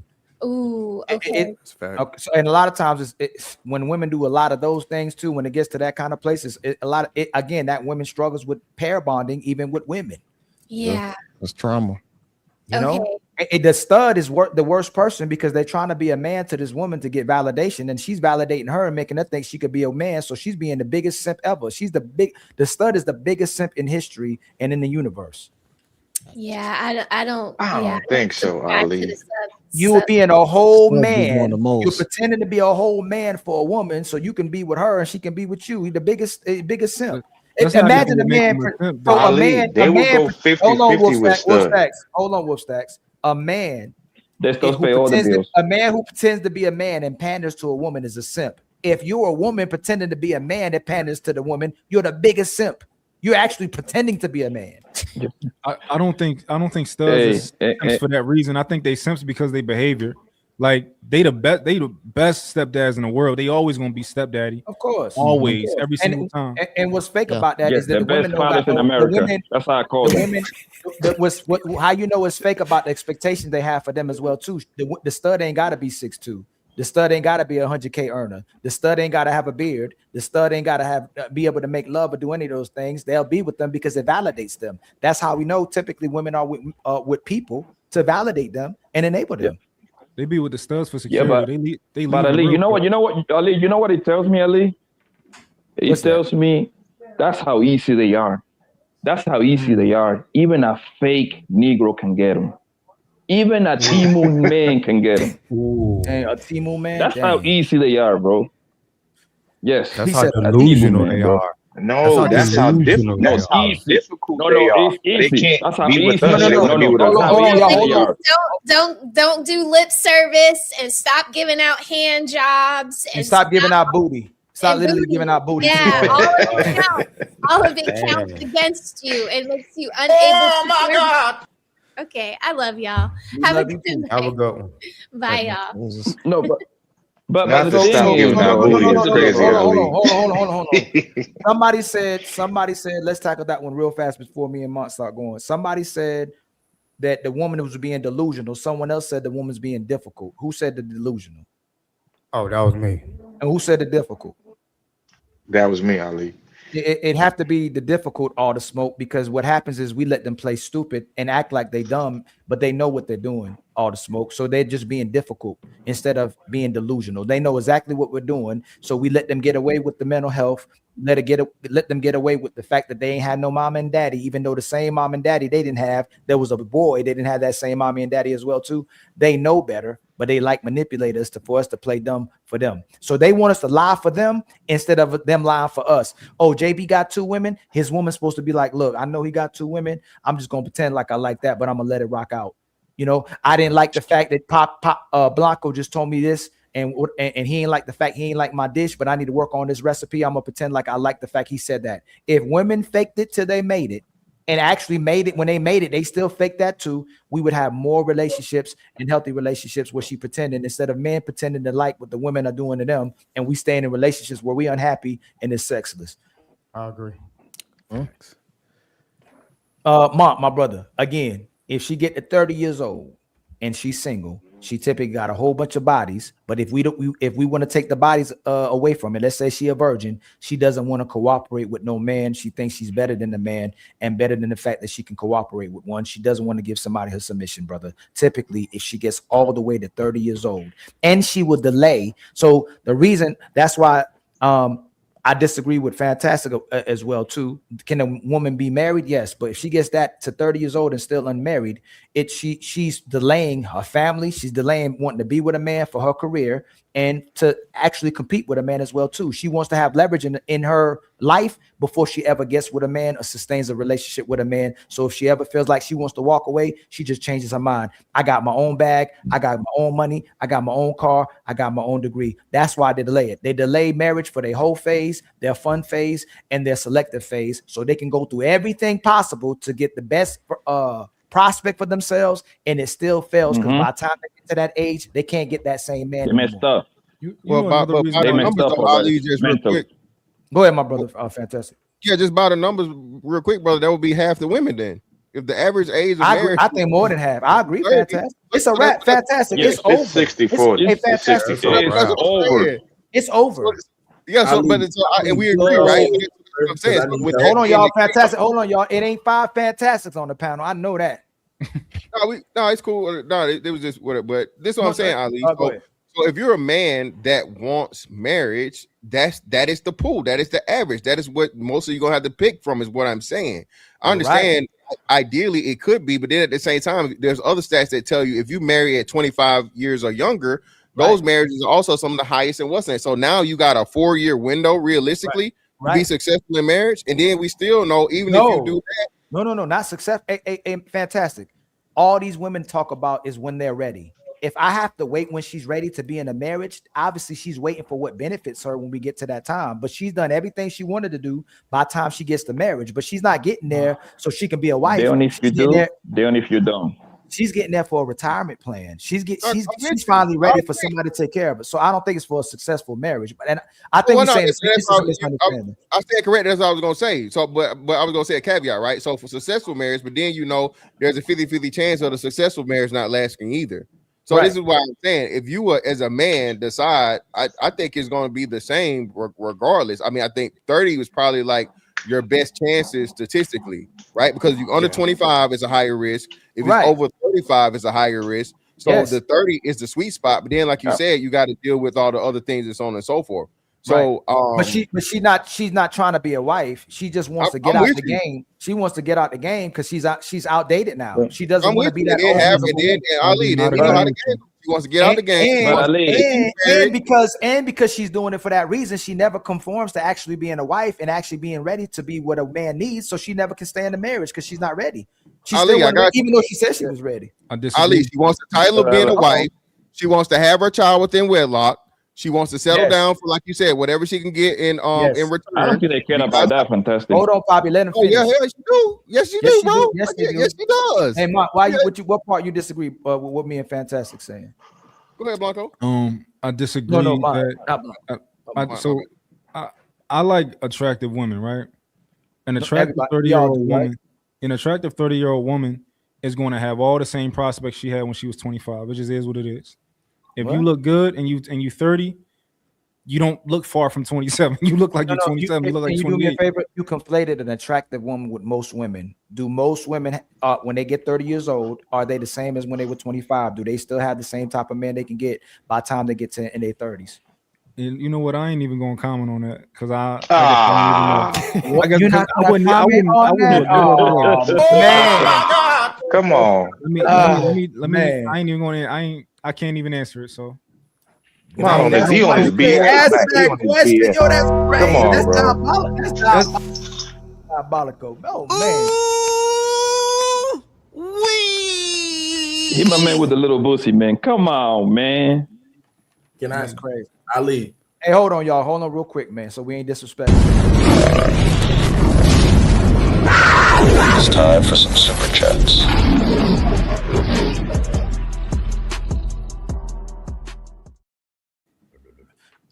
Much love. I'm way over here.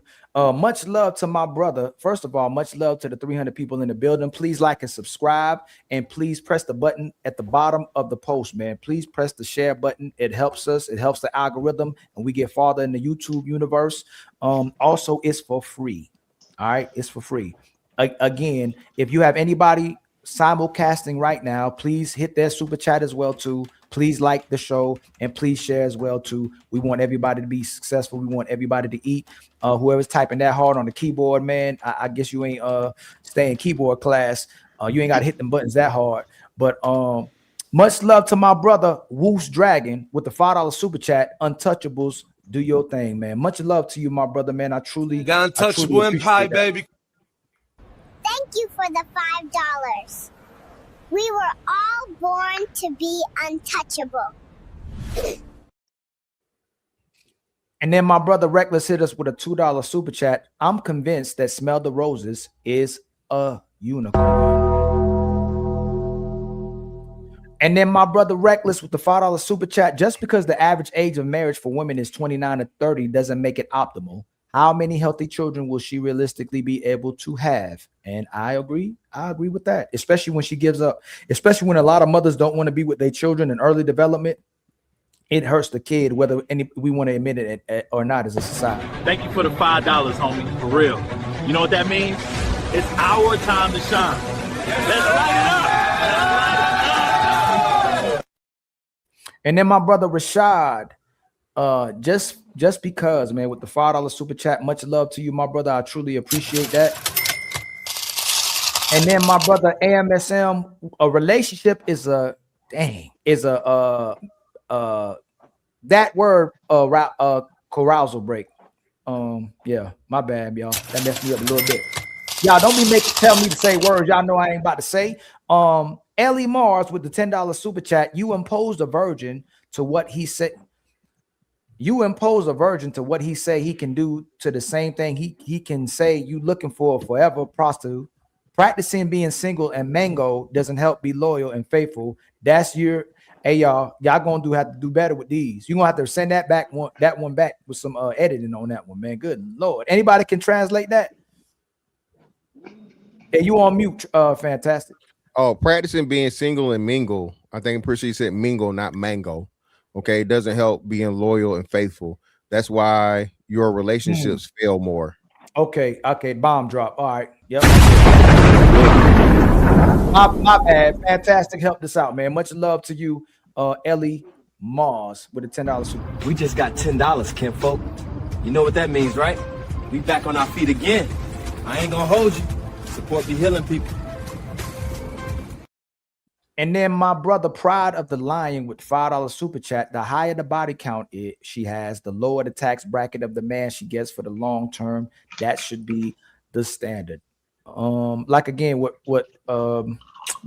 My brother Fantastic said, you really don't know her body count, but we can assume by her body count as much as we possibly can by the fact that she can't pair bond or stay with nobody, what she's actually doing when she's single. But it's very difficult to actually know what her body count is. That's the crazy part. Can I ask y'all this?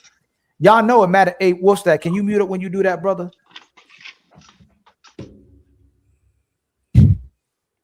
Nigga doing construction. Boy, pouring up that motherfucking promethazine. Dang. When y'all were younger, did y'all ask, let's say you in, I'm gonna say high school, because some of y'all, I know y'all was acting up way before high school. Looked like JB was acting up, and I know Fantastic was, and Mont looking down, so I know he was acting up, and Sir was doing too, and you know Poppy damn on show was, and all the smoke and Samson, all y'all probably did it before high school, but I ain't gonna tell nobody else. But when y'all was in high school, did y'all ask for the woman's body count when y'all first got with her? Honestly, Poppy didn't. I mean, Blanco didn't. No, I did. I ain't gonna lie. I did ask. Y'all didn't care. Oh, my bad. The woman that you liked, not knowing you was smashing. Did you ask the woman that you liked her body count? Yeah. I just study them, Ali. I just sit back and observe their movement, who their friend is, their conversation. And for me, especially for me, bro, when a bro starts talking about, when it comes to like in the sex department, you know, like when they start comparing themselves to guys, that's a red flag for me right there. You see what I'm saying? Hold on, why men can smash 15 girls and women can't do it? She's letting you know that she's getting down the same way. I just pump her ass out and leave it alone. What I'm asking y'all is, was it important when you was that young, when you got with the girl that you liked, what her body count was? I think when you young like that, because I believe that most men, I want to say all men, but I'm going to say most men wants to walk around with a woman that makes them proud. Meaning that a woman that the least amount of men haven't run through her. You see what I'm saying? There is no way in hell that a man is proud walking to his job, whatever, little reunion, promotion, whatever, and 2-3 homies at the job pipe her down. So, sir, you say you didn't ask. Would you be with a woman you knew had sex with 100 people? No, but I mean, but you asked about slow down. No, but you asked about high school. I'm asking for a reason. All right. So you wouldn't be with a woman who have 100 bodies, but then why wasn't it important to you when you were with a woman to know her body count? When I was in high school? Yeah, why was it you liked? Right, it wasn't important because when I was in high school, you knew the jumps, you knew the bops. Like you didn't have to. It wasn't like it wasn't like you had to be like, all right, all these girls out here are just having sex with a whole bunch of people. And when I started talking to girls that I liked already, they would tell me, like, just in conversation, like I've been with one person or I've been with like 2 people that, you know what I'm saying, my whole life or whatever the case may be, and that was it. Like, but I never had to ask a girl that like right off of the bat or nothing like that, because you just knew that shit, and that stuff came up in conversation, and we knew the bops, like we knew the girls that wasn't no. So you don't want to be with the woman who's the bop, right? Right. So we knew the jump off. So we didn't have, so like you knew the girls who wasn't being touched and things like that. You knew the girls who was bopping. Yeah. So you knew who you knew. You can't even walk with a bop because niggas is laughing at you. You walk with short. I'm saying you had an idea. You had an idea because especially if you was like a popular person in high school, like the word got around, like you knew what girls was jumping, what girls was going for this. Hold on. There was all that. Hold on. Is some of y'all vampires? Hey, y'all, hey, come back with some light. Hey, all the smoke, you need some more light. Hey, And, my brother, bad, Ilkai. My bad. I know you ain't about to try that. Hey, my bad, Ilkai. My bad, bro. You a whole darkness out here, my brother. My bad. Ilkai. Yes, sir. Hey, Ilkai. Contrell, that sound like Contrell. Hold on, that ain't Contrell. That's Snoop. Is that Snoop? No, Ilkai. You remember we was at Fayetteville State? Yeah. You was a running back at Fayetteville State? Yeah. Yo, this guy Ilkai is amazing, guys. This platform is so amazing. Big dog, I just want to say I'm proud of you, Ilkai. Hey, you are amazing, dog. This school. Thank you, my brother. I truly appreciate that, man. I truly. This school, though. That's school. Yeah.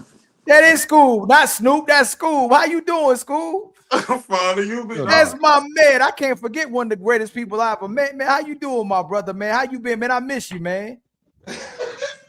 Yo. Okay, enough of the reunion part.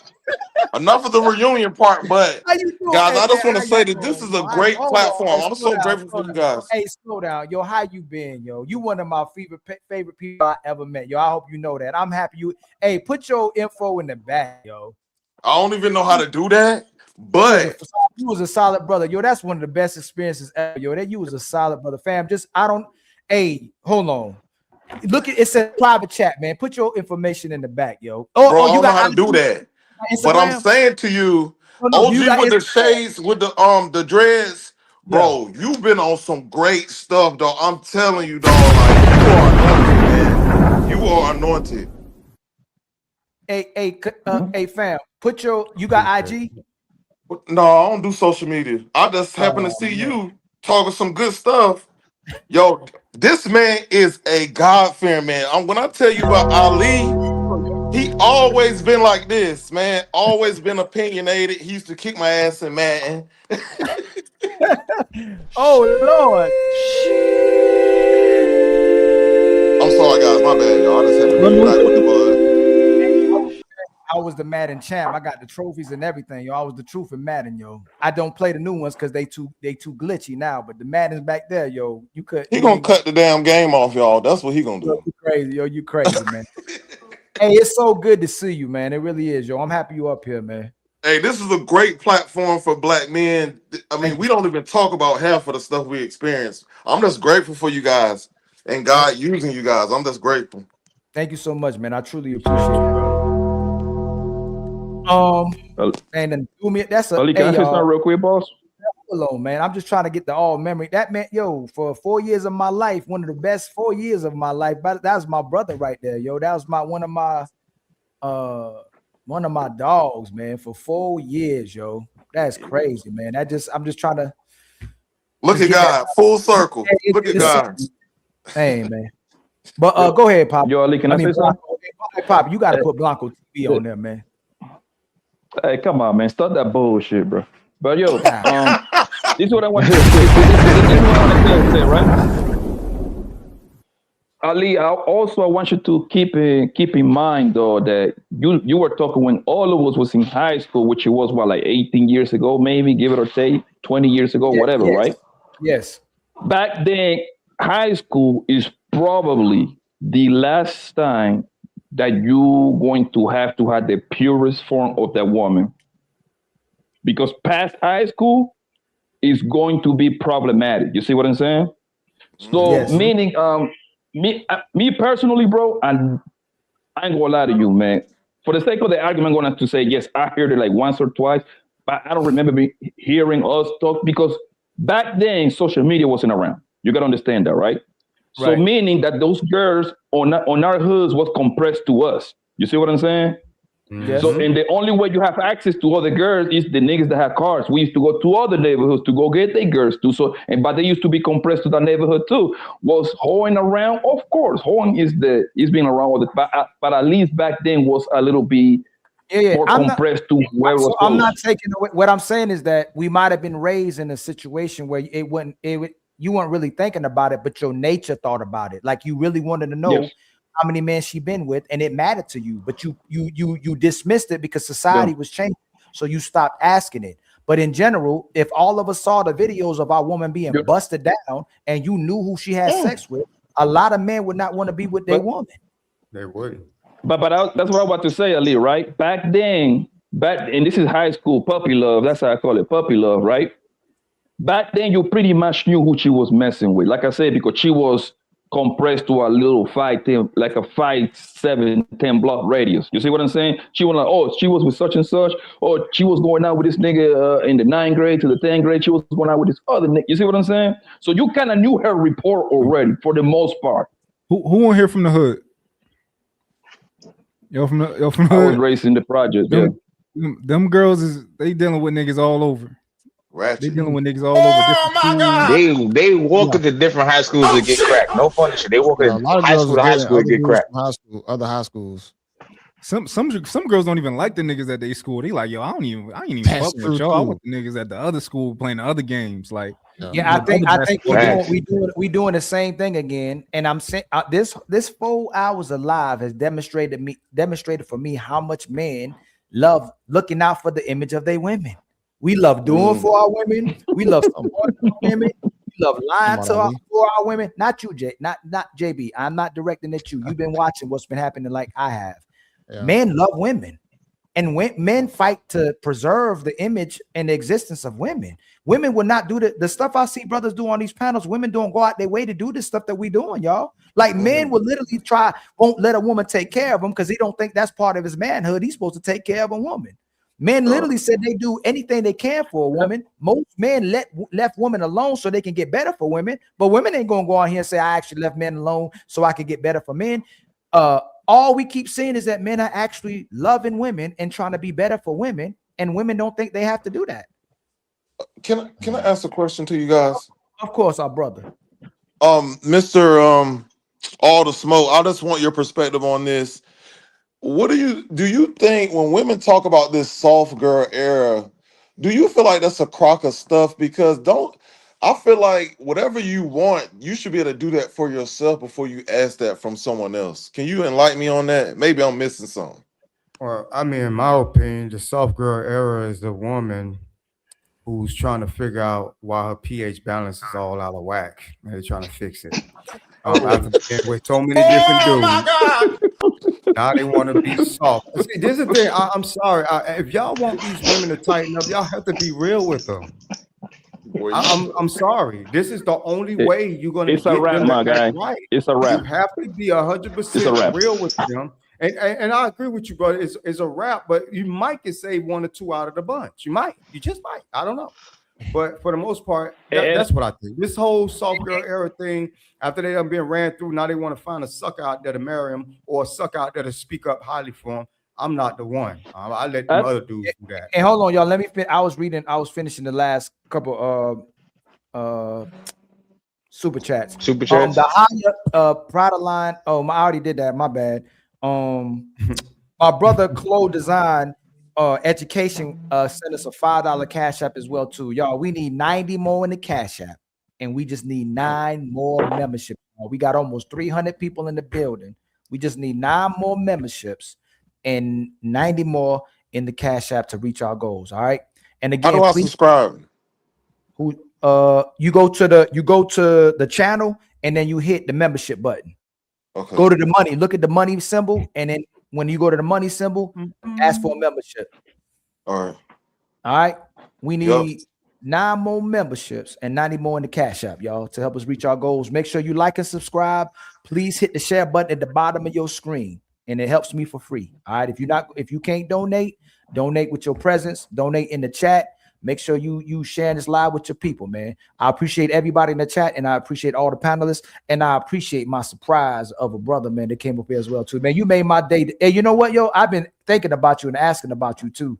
Ain't nobody know where you been at. You been ghost, man. I'm happy I saw you, yo. It's for a reason. It's for a reason. When you working on yourself, you guys gotta isolate yourself, and just be intentional. That's just for me, because I've experienced a lot of stuff in what you guys said, which really touched my heart, because a lot of Black men don't talk about these experiences that they're facing in a relationship. And it's just very enlightening that we're starting to speak up for ourselves when we're just always bottling stuff in. it's so much stuff I want to ask you guys, but I know we do for time. But I'm just so grateful. Hey man, we grateful too, my brother. I think sir, were you saying something? Because I don't think you really got to say nothing yet. Bro, I've been. Oh, you said body count don't matter. No, that's not. Who said that? He out of control. What's up, Nah, all I'm saying, what I said at the I don't know if anybody got any rebuttals. Maybe Mott was saying something. I think he was saying something. But all I was saying is that we keep compromising ourselves. We keep moving the goalposts of what we want from women, and we finally got to the place where y'all asking for peace and no problems. You can't ask her to cook. You can't ask her to clean. You can't ask her to listen. You can't ask her to take care of kids. You can't ask her to work. You can't ask her to do all these things. And even when you asking for for no problems and peace, they can't even do that. So again, most of y'all, Fantastic, Mont, Wolf Stacks, JB, Samson, Blanco, Sir, School ain't gonna say what they won't do for women. Y'all probably do anything you could for women, but the women will keep telling you what they ain't gonna do for y'all. And I know Mont's gonna disagree. Go ahead, Pastor. I can't let you say it, man. I can't. Right. I can't let you say it without telling what I believe is the truth. Go ahead. Hold on. Oh shit, here we go. You got to tell us the truth. Hold on. I want to hear this. For real. At least this is what I believe is the truth. I believe that you can absolutely, and this is just my experience, I will always find a cooperative woman who get down with the get down. It ain't no other option. No, we're not talking. Do you feel like a majority of them are cooperative? Derek Jackson. You said the women won't cook. You said they won't clean. Be too fast. Don't be too fast. What you did was what a lot of sisters will go when we speak about the women in general. They go, but not me. Talk about what most men don't get, and you went, I can get it. When I talk about you, but you did name us specifically though. I said most of y'all would do what women are asking. I think that men can get these things out of women. You said most Mont's men a pookie, so he gonna say that shit. He's a pookie. So hold on. So how am I pookie? Hold on, Mont. You telling me that most women are cooperative and marriageable? I don't think that most women in general are cooperative. No. And then that'd be a contradiction to what that, no. Listen, work with me. No. If you say that most men can get it, but you say most women aren't marriageable, that means some of us is not going to have a woman. I think enough women are marriageable for men. Can you respond to what Ali just said? Okay.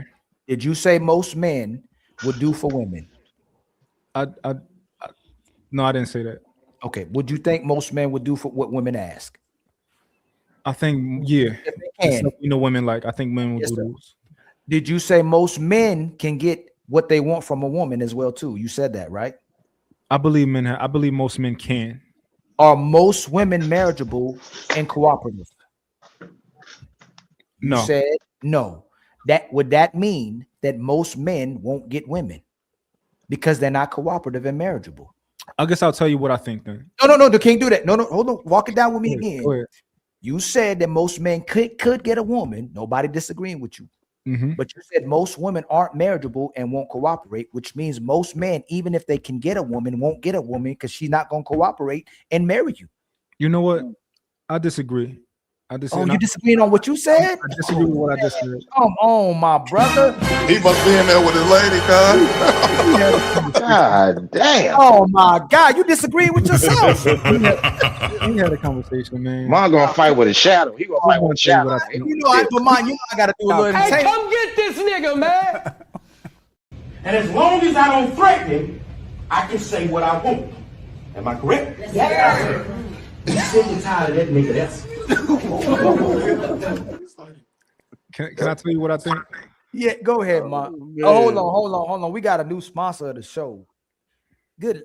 Dr. Devil hit us with $100 super chat. You can tell her body count by how well she knows where the target is located and can tell you down to an 8-digit grid coordinate, no less than 30. Stay blessed, brothers. So you can tell her body count by how well she knows where the G spot. Maybe? The G that is located by the is located and can tell you down at 8-digit. Oh, come on, translator.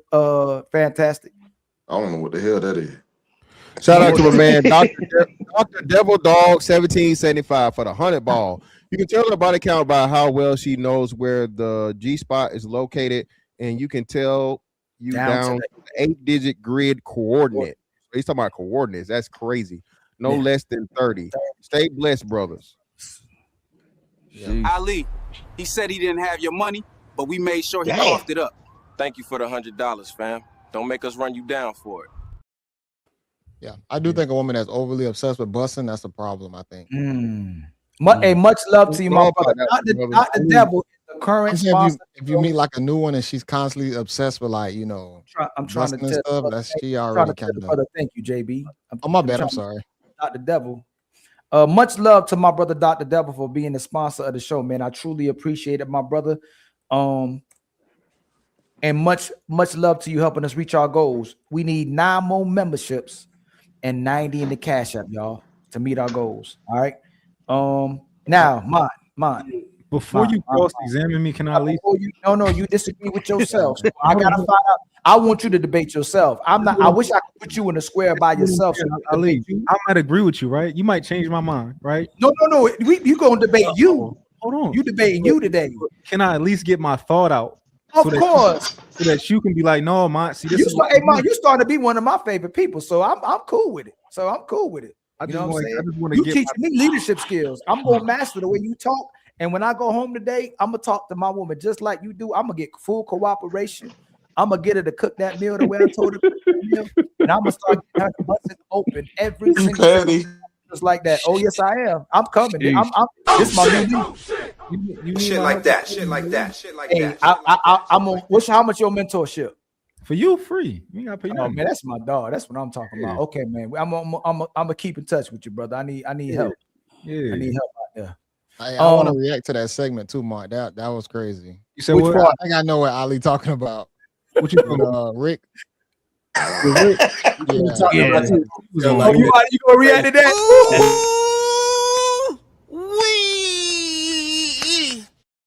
Hey, I was actually watching the end of that live, like during that moment.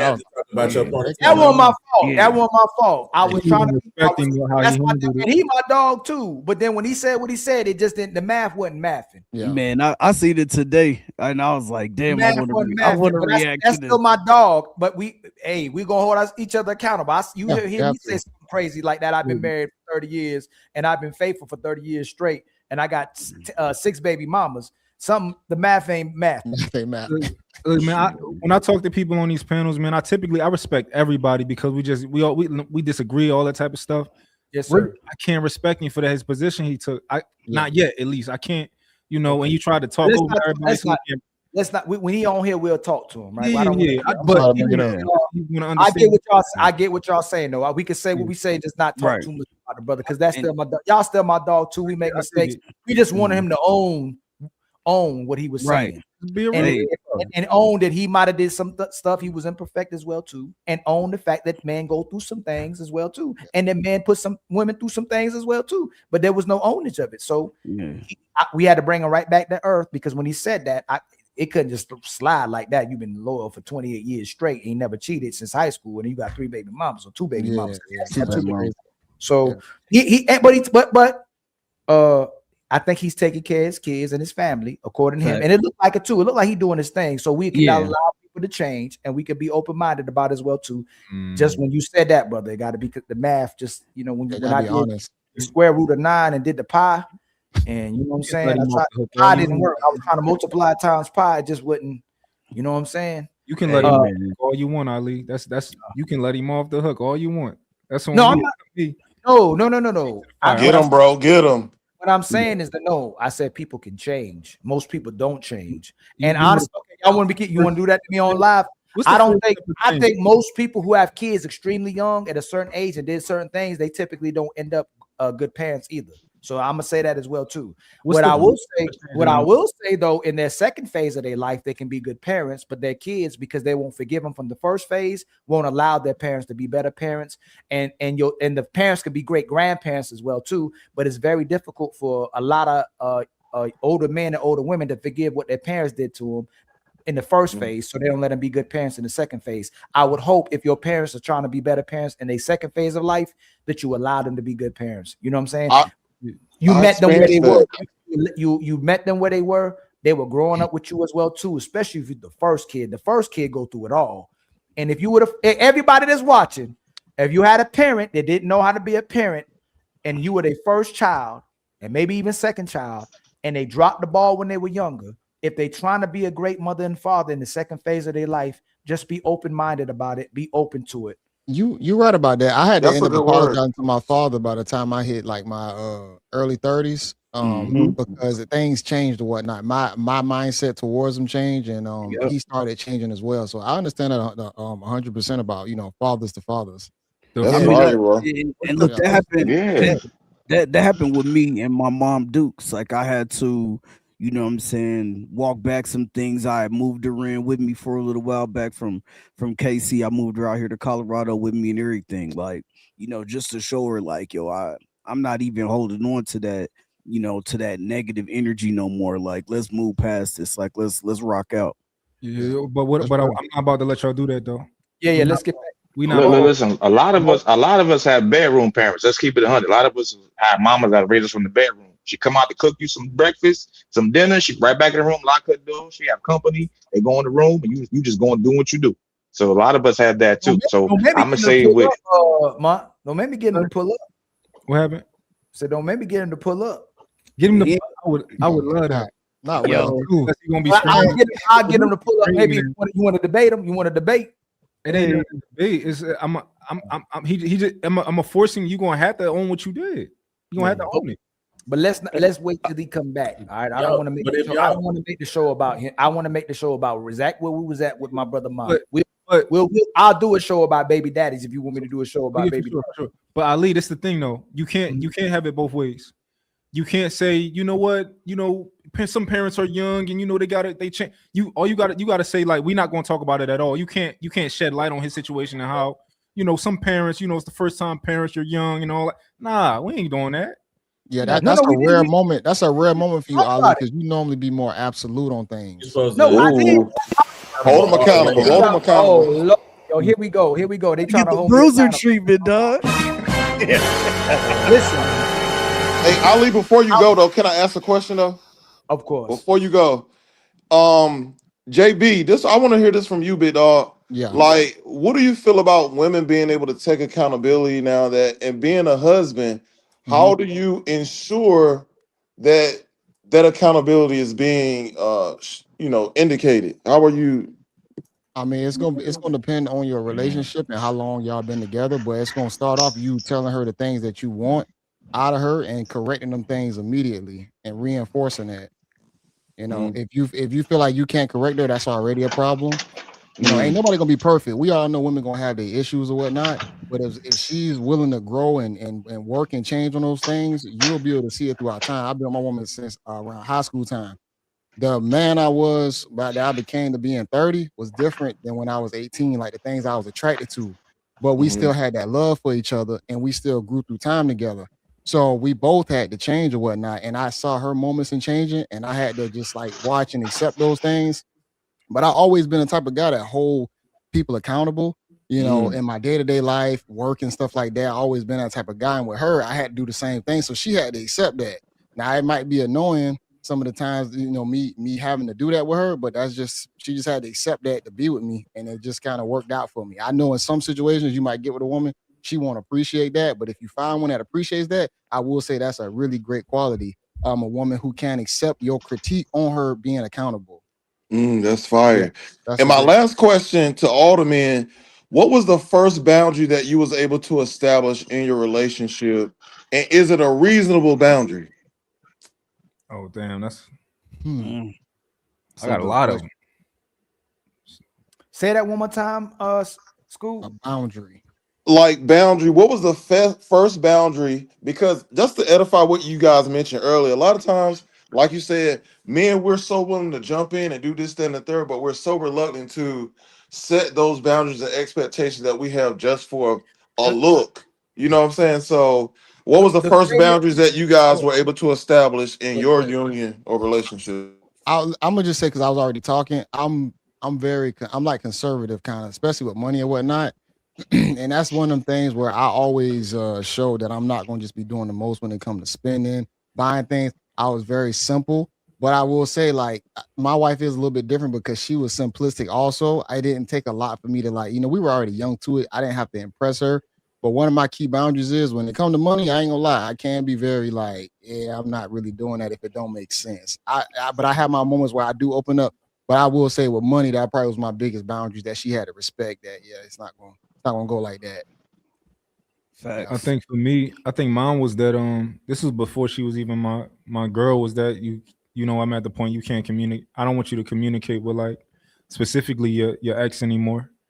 That was but for me, honestly, I was ready to just be like, she gonna say, oh, she don't know about it, and I'm gonna just move on. I used to be like real heavy on, I'm gonna just give you an ultimatum and I'm gonna cut you off because you're gonna want to do your own thing, and I'm gonna just be on. But that was my first boundary, like, yo, you can't do that no more.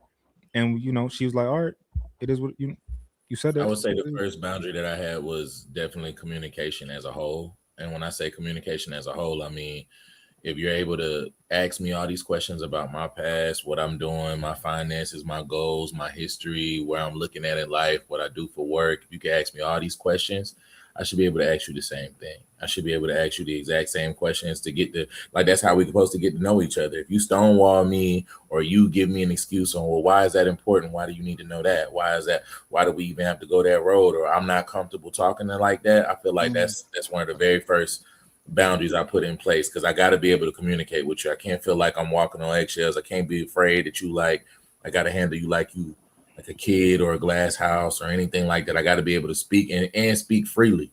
So if I can't talk, then there's no point in me talking to you at all. That's real. Yeah. I was pretty much. too. Go ahead. I was gonna say my first boundary is she can't talk to no man outside of me. It's not her brother, her father, or relatives. It got to be just me only. You can't be talking to other men on the side. You can't be dating other men. It's either me or nothing else. That's my thing, my boundary. I did the same thing early on. Yeah, I'm sorry. Fantastic. Oh yeah, fantastic. Told y'all he be falling asleep. Oh my God! I'm multitasking, brother. What was the question? I'm sorry. Go ahead. What was your first boundary that you established in your relationship? Boundary. Damn, bro. The first one. Or anyone. Honesty. Like no matter, like don't lie to me. That's because that's one of the most important things for me. I get in trouble for that. Reese, man, Reese, I forgot you was even. That's crazy. You even spoke yet? He working. He just came up. Okay, I just want to make sure, man. Reese been up here. I feel like I disrespected my brother, man. My bad, man. I should have recognized you a long time ago, man. But a lot was going on right now in the front and the back. I was doing some stuff, man. I apologize, man. I should have been. Shout out to Reese. I would. Hey, please speak on what my brother's asking as well, too, man. What's Reese? What's your boundary? What's one of your? Oh, you on mute, brother? Or something's wrong with your audio? I'm back. There you go. You good. So what's one of your boundaries? Yes, sir. With the woman when you first meet her. I don't know, man. Oh man. Look. Oh my God. Oh shit! I don't lay down no rules, none of that shit, man. Oh, you don't leave no rules now? No, every relationship I was in was kind of organic and just flowed. There wasn't none of this shit. Okay. So there was no expectations. It just went where it went. Yeah, but they didn't last too long anyway. Like I've never lasted longer than a year. Why you think they didn't last? Was it because there was no boundaries or expectations? No, it was prison.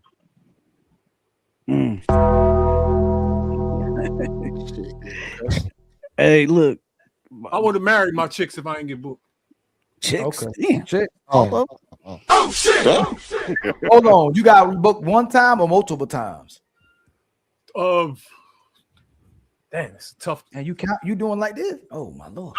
I was with a Hawaiian chick and I caught a little joint over there and had a police escort back to Jersey, back to Philly. So that got I hate messed New up. Jersey.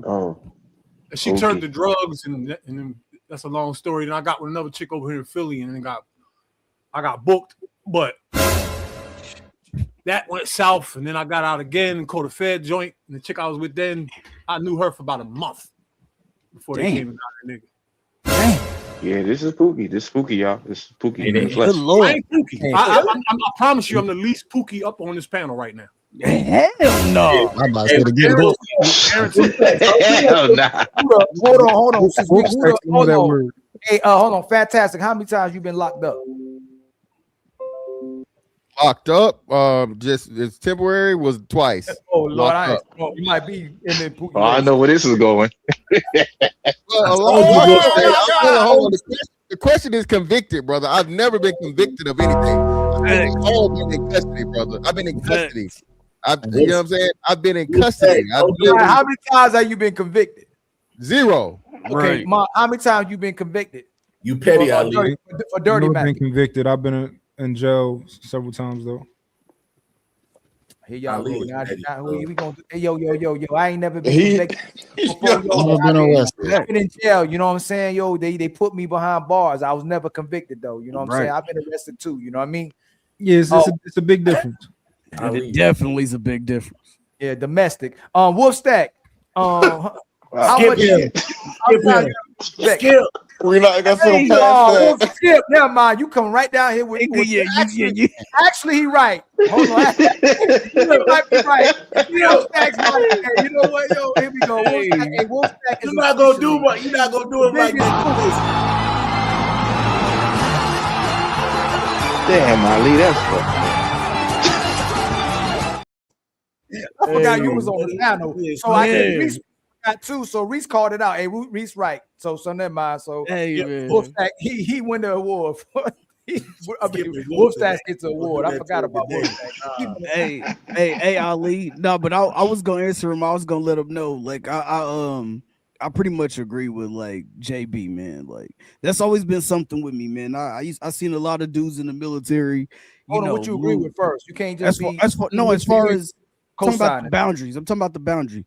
As far as money, like I've always been a person who's been like frugal as hell, you know, just making sure, you know, that I have what I need, making sure I can take care of my kid and all that type of stuff. My daughter, you know what I'm saying, I've been raising since she was 3 years old. So, you know, we just been rocking out. But I seen a lot of dudes in the military, you know, lose them paychecks, lose that money, all that good stuff. So that's always been something that's been, you know, close to me. Like I don't be just spending out here frivolously, like just for community purposes or just doing shit just because. Like I don't, if I feel like I don't need it, I'm not buying it. You know what I mean? And that's just what it is. It do sound like the conversation is interesting that he asks boundaries, and some of y'all are kind of struggling with the boundary. So it's almost like, are we actually secure or are we insecure? Are we willing for our woman to do a lot of things in relationships that demonstrate are we actually secure or insecure, or do we love her more than our security, or are we actually insecure and need a woman for validation? Because it seems like a lot of men struggle with a boundary with women. No, well, we listed the boundary. Well, no, not you, JB, not you, JB. Come on, JB, don't be doing me like Mont, dude. No, get him, JB. Get him, man. Hey, JB, don't do me with that. Not me. Nah, I ain't gonna do that, man. I ain't gonna play the game. Don't do Mont be like not me. I ain't like y'all. I get a woman to do whatever I want her to do. Yeah, it's y'all the suckers. That's what he be doing to us, yo. He be like, it's not my fault. Y'all weak. You got my traumatized, man. He saw his star in the east, and we have come. Oh man. Yo. Come on, man. Don't do us with the not me. What the hell was that? I got a question for JB. You know, JB, somebody was talking crazy to him in church, and JB just reacted like he crazy. I did crash out of look, this dude right Did you hit him with the word, JB? Yeah, man. That's him fighting in church. It was going. He was like, the dude was like, Jesus ain't never saved me, and then JB just like try to rock him. My spirit just didn't connect with his, and it was just, I don't know, it was just on there. And actually, after he knocked him out, he said, "Hey, all man, praises, all praises." What church y'all go to? Put it in the chat. What church y'all go to? Is it online? That's funny. The church JB goes pastor such and such. Oh, I'm in Baltimore. I was just asking. I'm in Baltimore, so I was just asking, is it an online church or something like that? You got to take some of the things with a grain of salt. You gotta Just go to JB church. He You gotta know. trolling. He You gotta know what extra. Ali He doing right extra. You got to be a leader to go to JB church, and you definitely better not be broke. Nah, What? don't do that. It's a mega church then. It's on mega church. I got a question for JB. Yeah. And that's because JB is he seemed reasonable to me. Big fat. Boy, that's hate. Oh boy, that's man, hate.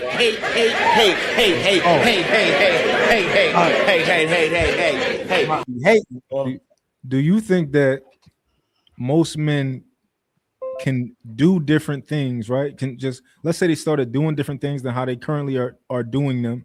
You Yeah. think they could get more cooperation out of women? When you say doing different things, what you mean? So let's say that a lot of men aren't getting cooperation out of women because it's something, maybe they're not setting boundaries. Maybe they giving them things that they shouldn't be giving them too soon, right? Yeah. Maybe that woman thinks she has leverage because of the way that man is going about the relationship. shit like that. Do you think that those men can operate differently and get more cooperation out of women?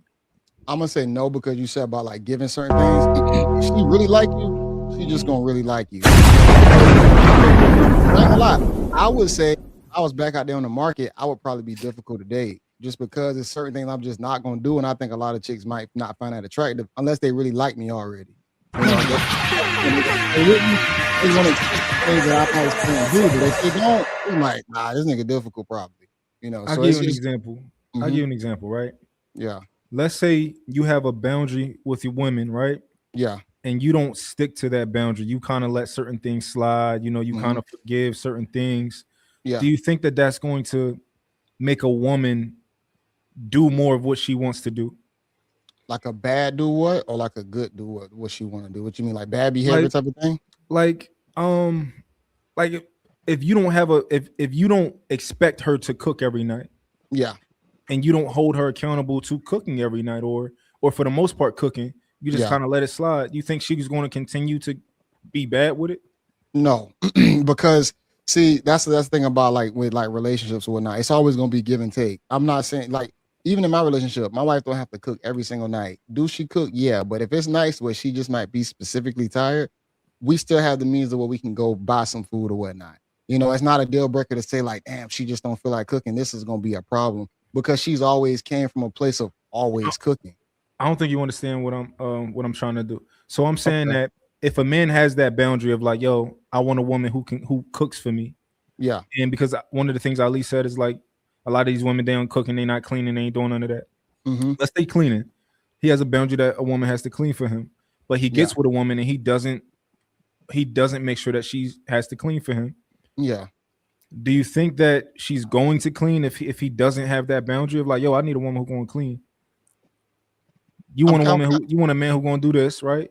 You want a man who's going to, and because that's what I think. I think that a lot of men just don't have boundaries, and that's why they're getting what they get. A lot of men are soft when it comes to women. We got soft spots. Right? Whereas if you made sure that this woman, like, yo, if we get married, you signing a prenup. We doing a prenup, right? Because and we're gonna do it the right way. I'm gonna make sure you got your lawyer. I got my lawyer. We're gonna do it the right way. Because I want to cut you off, but it's also gonna depend like how early a relationship is too. Like when you like really young out of high school, it's gonna be hard to have certain boundaries, whatnot. Like usually your girl gonna just kind of attach herself, and whatever trait she has, you gonna kind of appreciate those, and then she gonna change for the type of person you want her to be. You know, like my girl, when I met her in high school, I used to come over to her house and whatnot. Her family used to always cook, and she used to cook. But I'm talking about more of adults, like 25 and and up. 30 and up. Okay. Yeah, like adults that are dating. Yeah. I think that because it's all about leverage. You as a man, you need the leverage in your relationship. You do. Yeah. As a guy gets older, 25 to 30 or whatnot, I think he should get the competency to where he can command a relationship a certain way. Like you said, it don't sound good. And usually women don't, I'm not gonna say they don't need to hear this, but it has to be a certain amount of control on the guy's side, maybe just like in the clouds above the whole relationship. She might not be seeing it on the forefront, but she know how important he is in her life to know like, hey, the leverage is on his side and I need to still follow and do things if I still want this man in my life. And I'm not even saying that. I think that a lot of men are going for women that don't like them, but you should go for women that like you, right? Yeah, true. But even if you went for a woman I don't know about that. even if you went for a woman that don't like you, cool, right? Yeah. But you still need to make sure that you getting what you want and she getting what she want. Well, that's the thing about it. Like you said, a woman that don't like you, it's gonna be hard to even get with a woman like that because she ain't giving a guy a shot in most cases. Like she gonna have to like you in some form or fashion. Even the using type of like I'm gonna use you type of nigga, it's still like that's rare at the same time because she gonna need to like some aspect of you to even let you in, especially sexually. Now, if you in there maybe as like I'm just giving her money just for her time and attention, now you a sucker, you know. But if you talking about you already sleeping with her, she already gave you a piece of like that serious piece of her to like let you in the door. So I would say at that point she does like you. At that point, she need to start acquiescing to the things that you do appreciate, so that she don't end up losing you if she done gave a box up. That's how I look at it. I You don't know, agree with that. I don't think that In a means perfect world, that'd be dope, but this is hold on. not a perfect world. Hold on, y'all. Don't move too fast. Mark, what don't you agree with? I think what I thought I heard he said was if a woman is giving you box, that means she likes you. So typically, if a woman, so typically, if a woman gives you her box, does she typically like you? No, I'm not going to say that. No. Okay, hold on. So, hold on, real quick. So that's fine. Hey, fantastic. If a woman typically sleeps with you, does she like you? Yeah, majority of the time, vast majority of times, yes. She likes you at least physically and sexually. What are we talking about? Hold on. I agree. My brother, JB, you agree? Yeah, for sure. Cool. You agree? I agree. Papa, Banco, you agree? Yes, man. For the most part, like not even close. What stacks you agree? No, I don't. I don't agree with that. No. Okay, and I'm gonna come back to both. Billy, Reese, you believe that? Not entirely, no. Okay, that's three that don't agree. It depends, bro. Sir, with that, okay, I say typically. We don't do it. Depends. Most of the time, if a woman opens up her, most men can't even get sex. So if a woman gets sex, does she typically like you? Yeah, it's an emotional thing for women. Yeah. Yes. I say Sir, primary. yes. My brother, for Samson, sure. yes or no, Samson? Yes. Okay. Hold on. I'm gonna ask some more people. Hold on. I'm gonna bring some of y'all down just a little bit. Mix it up a little bit, real quick. I'm gonna bring y'all right back. My brother, Manosphere algorithm. If a woman lets you smash, does she typically like you? Yep. My brother Tyson, does a woman typically like you if she let you smash? I'm gonna say typically yes. Okay. So Mont, why do you believe that when a woman typically lets you smash, that she doesn't like you? Because if she cook for you, she like you. A woman will let you fuck and not cook for you. No. I'm gonna ask again. If a woman lets you have sex with her, why do you believe that she typically doesn't like you? Because I don't know a woman who typically will sleep with a man that she doesn't. If you can't even get her to talk to you and listen to you, how are you getting sex from a woman that doesn't like you? So again, please tell us. Holding sex too high. I think y'all holding. I didn't know. I'm asking you. Why do you believe that most women have sex with men that they don't like? The same reason that a lot of men have sex with women they don't like. That's not the same. No, that's thing. different. That's different. Yeah, that's different. The fact that you said a mind. Hold on. I don't want y'all to think that I'm saying that men and women are the same. I'm not saying that. Oh, that's what it sounds. You said the same way. I'm not saying that. I'm saying that the reason that a woman can have sex with a man that she doesn't actually like is the same reason that I can have sex with a woman that I would never take on a date. Right? No, a woman can have sex with a man who she would never cook for and never think about listening to. Let's do this again. Hold on, Sam. Typically, though. Hold on, y'all. Are most women selective with who they have sex with? Very. They selective, but they got all these bodies and they got all of these, but they selective. Yes, they keep having sex with the same men, brother. They recycling the same dudes. They're still selective. Again, we know the majority of men are not having sex, and most men don't have sexual access. So, being that most men don't have their way with women, they can't just choose the women they want to get. Women have control of who they have sex with, and they usually recycle the same niggas. And so hold on. So maybe hold on. You ain't the only one on trial. Somebody else said that. I don't know who was it. Poppy, did you say Poppy? You said that. Yeah. No, Blanco said it. Wolfstacks, I think, right? Yeah, Wolfstacks, where you at? Oh, Reese. Blanco. Reese changed his mind. Reese came back to the light. He know how to concede. See, men know how to concede. You know what I'm saying? Blanco typically changed everything. The word typically. Why do you believe that most women don't have sex with the men that they like? Did he freeze up? He did it right on time, didn't he? Boy, y'all good. Oh, Y'all good. Perfect Oh, time. he's still there. Oh, you gotta think about that one. Why? Why are you? Can you hear us now? You talking to me? Yes. All right, go ahead, bro. No, I actually agree with most people, bro. I say, for the most part, women going to give you that boss if she like you, bro. That's what I say. I say that from the get-go. Yeah, that was Blanco. That's what I say. It wasn't Blanco. It was Wolf Stacks. Yeah. It was Wolfpack's. I think it was. Hold on. It was someone. It was 3 people that did it. Yeah, and Reese changed his mind. Remember, Reese. Okay. Yeah. So, man, you out here by yourself, man, out in the wilderness. This is Like my thing. If I can just clarify this, right? Go ahead, brother. If a woman likes you enough to have sex with you, but doesn't like you enough to do anything for you, what is that? Using you. So I already said this. Most women like the men they deal with. They don't love them, but they like what they can benefit from those guys, and they do like connecting with them, but they just don't love them. So they want to use the guy that they like to benefit from it instead of doing what they need. So most women use the men that they like, whether it's the man that they like a lot or whether it's the man they like a little. They're not going to compromise themselves for these men, though. So most women deal with men that they can use. That's why they do that. If she's around you, she know you valuable and she likes you. I just disagree. I've had women who like me, right? Because those women cleaned my house when I wasn't even there. Those women did shit for me. Them women was there when I called every time. Can you pause real quick? Has your woman ever in your life not wanted to do what you asked her? My woman? I'm sure. Have y'all ever had a disagreement? And so does that mean she don't like you? She did it. No. But does that mean she didn't want to do it though? Oh no, that's different. No, I'm I'm talking about women who wanted to do it. No. Has she ever not wanted to even be intimate? Yeah. That's what. So does that mean she don't like you? No, it means she's tired or whatever was going on with her body or whatever. So that's what I'm saying. And like you said, if the woman's having sex with you, typically it's some type of leverage that you have to her emotionally, or that she looks at you a certain way, but doesn't mean she won't use you. Most men getting used, so it doesn't mean she doesn't like you. She likes you. She can like you and not respect and love you.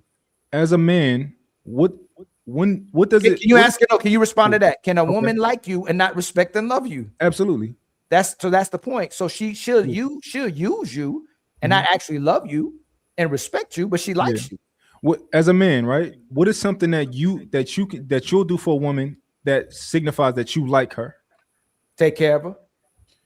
Okay. That Go out signifies in that you public like with her.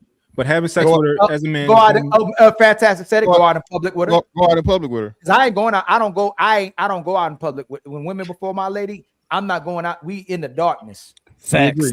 We agree, right? We are a secret. Why you keep? Because you're a secret. We agree. So if you smash her, that don't mean nothing at all, right? That shouldn't tell her nothing. A man, we just said, listen, if a tree had a ussy, a man will hit it from the back. I'm going somewhere with this, Ali. No. Listen, no. It's not. It's not the same thing. A woman ain't gonna have sex with the tree. A woman ain't gonna have sex with 80% of women have reproduced, where only 40% of men have reproduced, because most women don't have sex with most men. They have sex with a selective group of men that they choose. Typically, one more thing. Even if we don't want to, we can conflate like with value too, because a woman will have sex with men that she think other women like, so she'll like them because other women like them, or she like them. So a lot of times she wants to deal with the guy that she likes or thinks she likes because other women like him. Don't mean she respect or love him. Outside of S workers, man, the women, casual women, the civilians, bro, they're only dealing with men. They say we talk about majority, minority, a men that they're actually attracted to and they like in some shape, form, or fashion. Yeah. Like you said, bro, it's not the same for a man. Even a man, like, you know what I'm saying, most men aren't even dealing with women they don't like. If we're talking about like, you at least like the woman either sexually or attractively in order to be able to, you know what I'm saying? Because there's some shit, bro, again, once you get to a level, I'm not taking one for the team and I can't do it, shawty. I'm sorry. You know what I'm saying? And think about how many girls, and think about how many women done spun the block because they broke up with somebody, and then she hits you up like, "Hey man, you single?" Like, cause she's still trying to come back to that. Like, she don't want you as far as a relationship goes, but she knows the sex is good. Yeah, so she don't come back and spin the block. Also, you guys take it back. Outside, it's outside game. You know, I'm outside right now, like right now.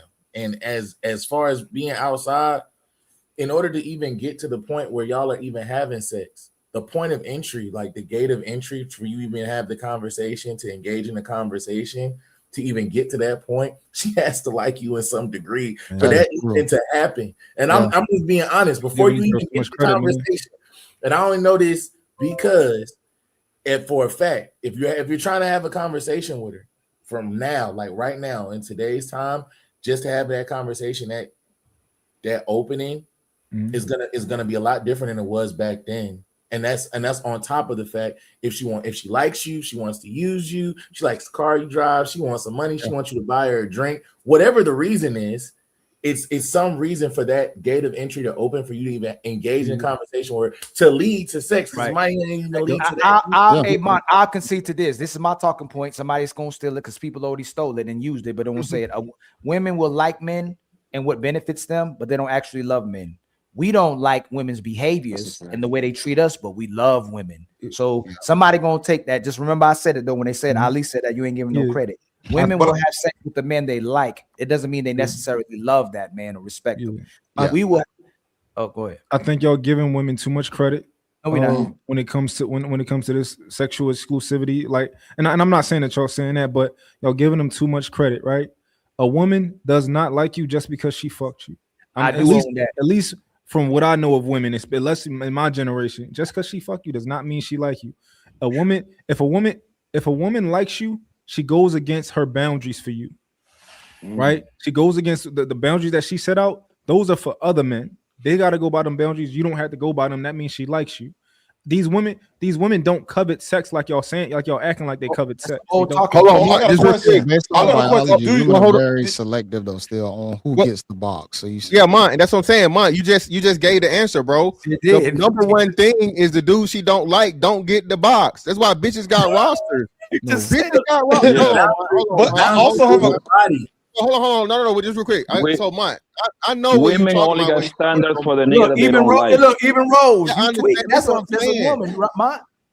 The number one standard though is box. That's the number one standard. Nigga, you are not getting this pussy. You will never smell it. You can buy dinner, you can do this, you can be there for me, you can do everything in the world, but nigga, you will not ever get this box.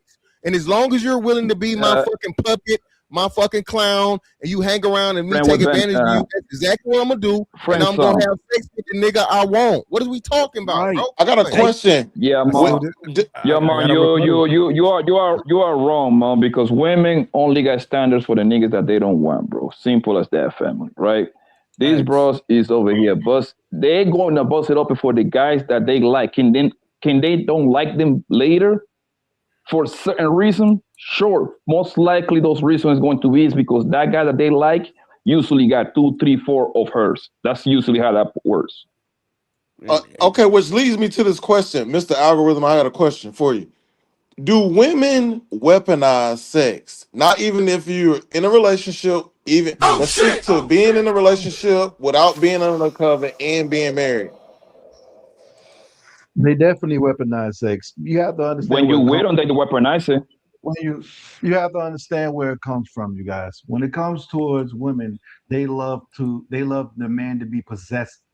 They love man to be obsessed about them. That's why they use certain flexes. That's why they tell you that you got their nose wide. I got his nose wide open. My man hurt somebody for me.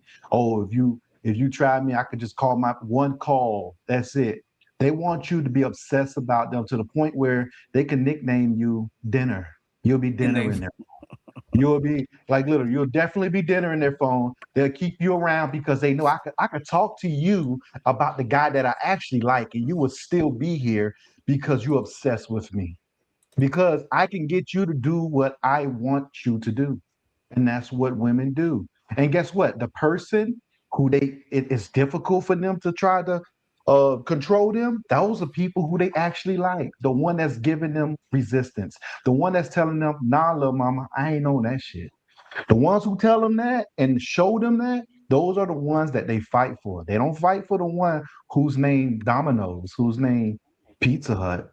No, you're there for when I'm hungry. I get to do the things that the other dude who I really like don't want to do. And you would be in my phone as that. Because he doesn't like the fact that I got other dudes Name in my phone, your name is dinner. Okay? That's just what it is. Anybody got any rebuttal? You have to choose if you want to be dinner or if you want to be that nigga. And a lot of people don't want to be that nigga. They rather be dinner and stuff like that because they don't think they're worthy enough to actually garner the woman that they want. Yeah. They want other nigga women. I don't think you're giving them enough. Algorithm. So hold on. Algorithm. You wants to be the ancient nigga on her phone. That's the nigga you want to be on her phone. Hold on. Yeah. Hold on. I'm reading this last super chat, man. We're gonna go over the Trey's, my brother Hard Truth live, man. When I end this stream, y'all, everybody, we're gonna go to Trey's live with speaking on Pastor Jamal Bryant's wife and the pastors and how they acting up as well too. Is anybody is anybody getting off the live right now, or y'all still good to go to the other live? Because we about to go. I'm about to get on, man. I appreciate y'all. I've been waiting to ask Fantastic like this whole appreciate time. you, my brother. Fantastic. Ali, Well, write no, this topic down though. I don't want to leave this topic. We're gonna talk about this another day. What's the topic? No, we can go over there right now and talk about it. I was trying to ask Fantastic a What's the question. topic? Hold on, what's the topic? That a woman You to might- fuck you gotta like you to fuck you. Oh, okay, yeah, that's what we about to do. When we go over that, Mike, hey, yo, you got a lot of options, bro. That's what it is. It is. You Y'all have hit- to go ahead. You, Yo, bro. You got a lot of y'all- options. y'all He's hit not this- the only one though, but that's hit what I'm this saying. link. He's Hold on. Hey, not the only sir, one. hit this link algorithm. Hit that link. Y'all see the link, y'all? Everybody hit the link. Y'all still coming over? Hit that link real quick. I'm about to end this live. We about to go over there, and I will continue that discussion. I'll make sure I get. Hey, Samson want to ask me a question before you bounce out. I'll leave I've his been eye. trying to ask for the longest. Man, you ain't no superstar fantastic. I know, man. I ain't. Nah, go I ahead. ain't, man. I know.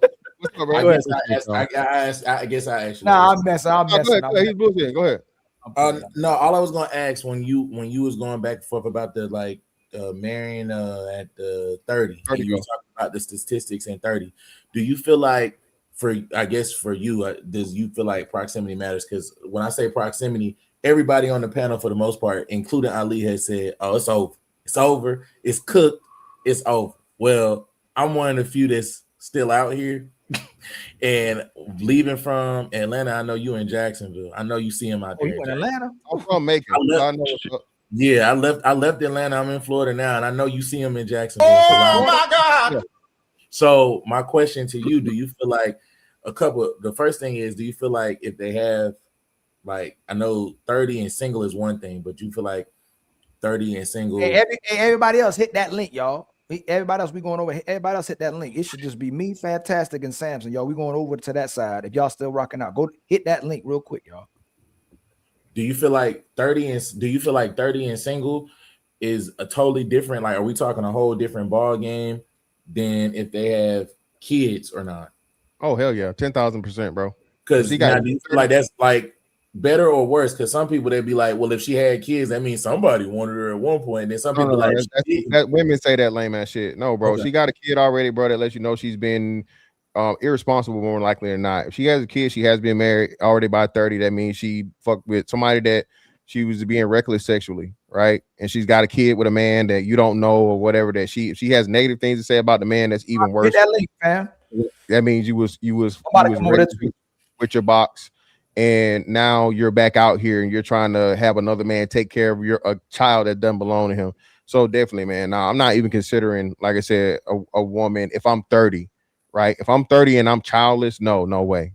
But I'm different. You would deem that more of a red flag than the oh hell yeah, 10,000%. No question. That's not even the question, bro. Hey, Samson, hit that link and pop, hit that link. Hey, y'all, I'm reading this last super chat. I'm just gonna close out with the music, but everybody head over there, man. I'm gonna end the stream with the music. Much love to y'all, Poppy Blanco. Much love to you, Samson. You hit the link yet? You see it? Yeah, I hit it. Okay. Hey, hey y'all. Thank you so much for the love and support. Thank you for the contributions. Thank you for the chat. Thank you for everything y'all doing in the chat. Y'all rocking out in the chat. Y'all making these shows. Thank you for the 43 people still in the building. We about to go over to my brother Hard Truth Blue. All right, my brother Blu-ray. I'm gonna hit y'all, send y'all the stream link, the StreamYard link to it. Get over there. We're gonna start a conversation over there as well too. Dude, all right. I'm gonna get him to make sure he's staying on that conversation too. All right, I love y'all. I'm just gonna play this music to end the live. Y'all just stay right here. It's gonna send y'all right over there. I sent the link too if y'all want to go over there early as well too. All right, just gonna hit the song real quick. You know what I'm saying? Much love to y'all. I truly appreciate.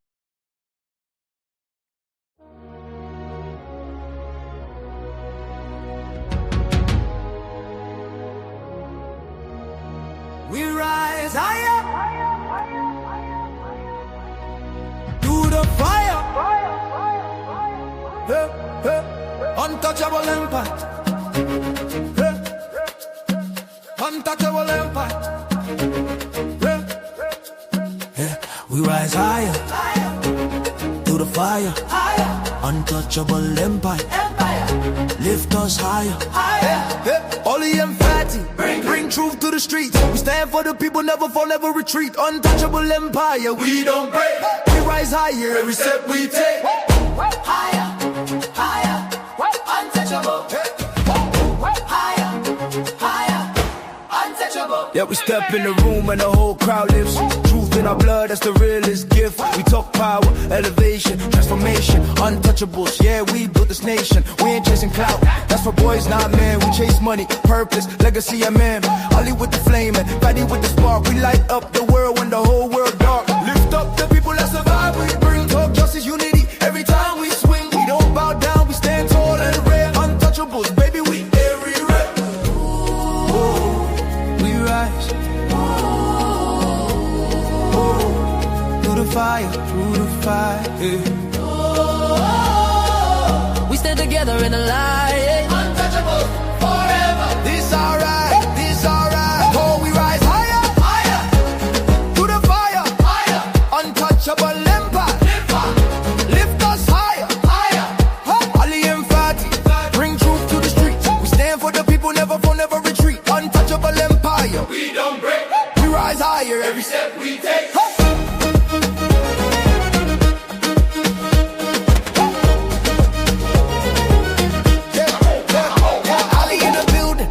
We move with the grace. Power to the people, that's a look on our face. We don't fall, we don't run, we don't hide. Stand on truth, yeah, we walk with pride. Fame don't move us, we built on honor. Heart of a king, real warrior armor. Empower the world, that's the mission tonight. Untouchables. Yeah, we always do what's right. From the city to the globe, we shift that tone. Building up lives with a righteous throne. We step in the storm and walk through the fire. Why? Cause we God made for the rise higher.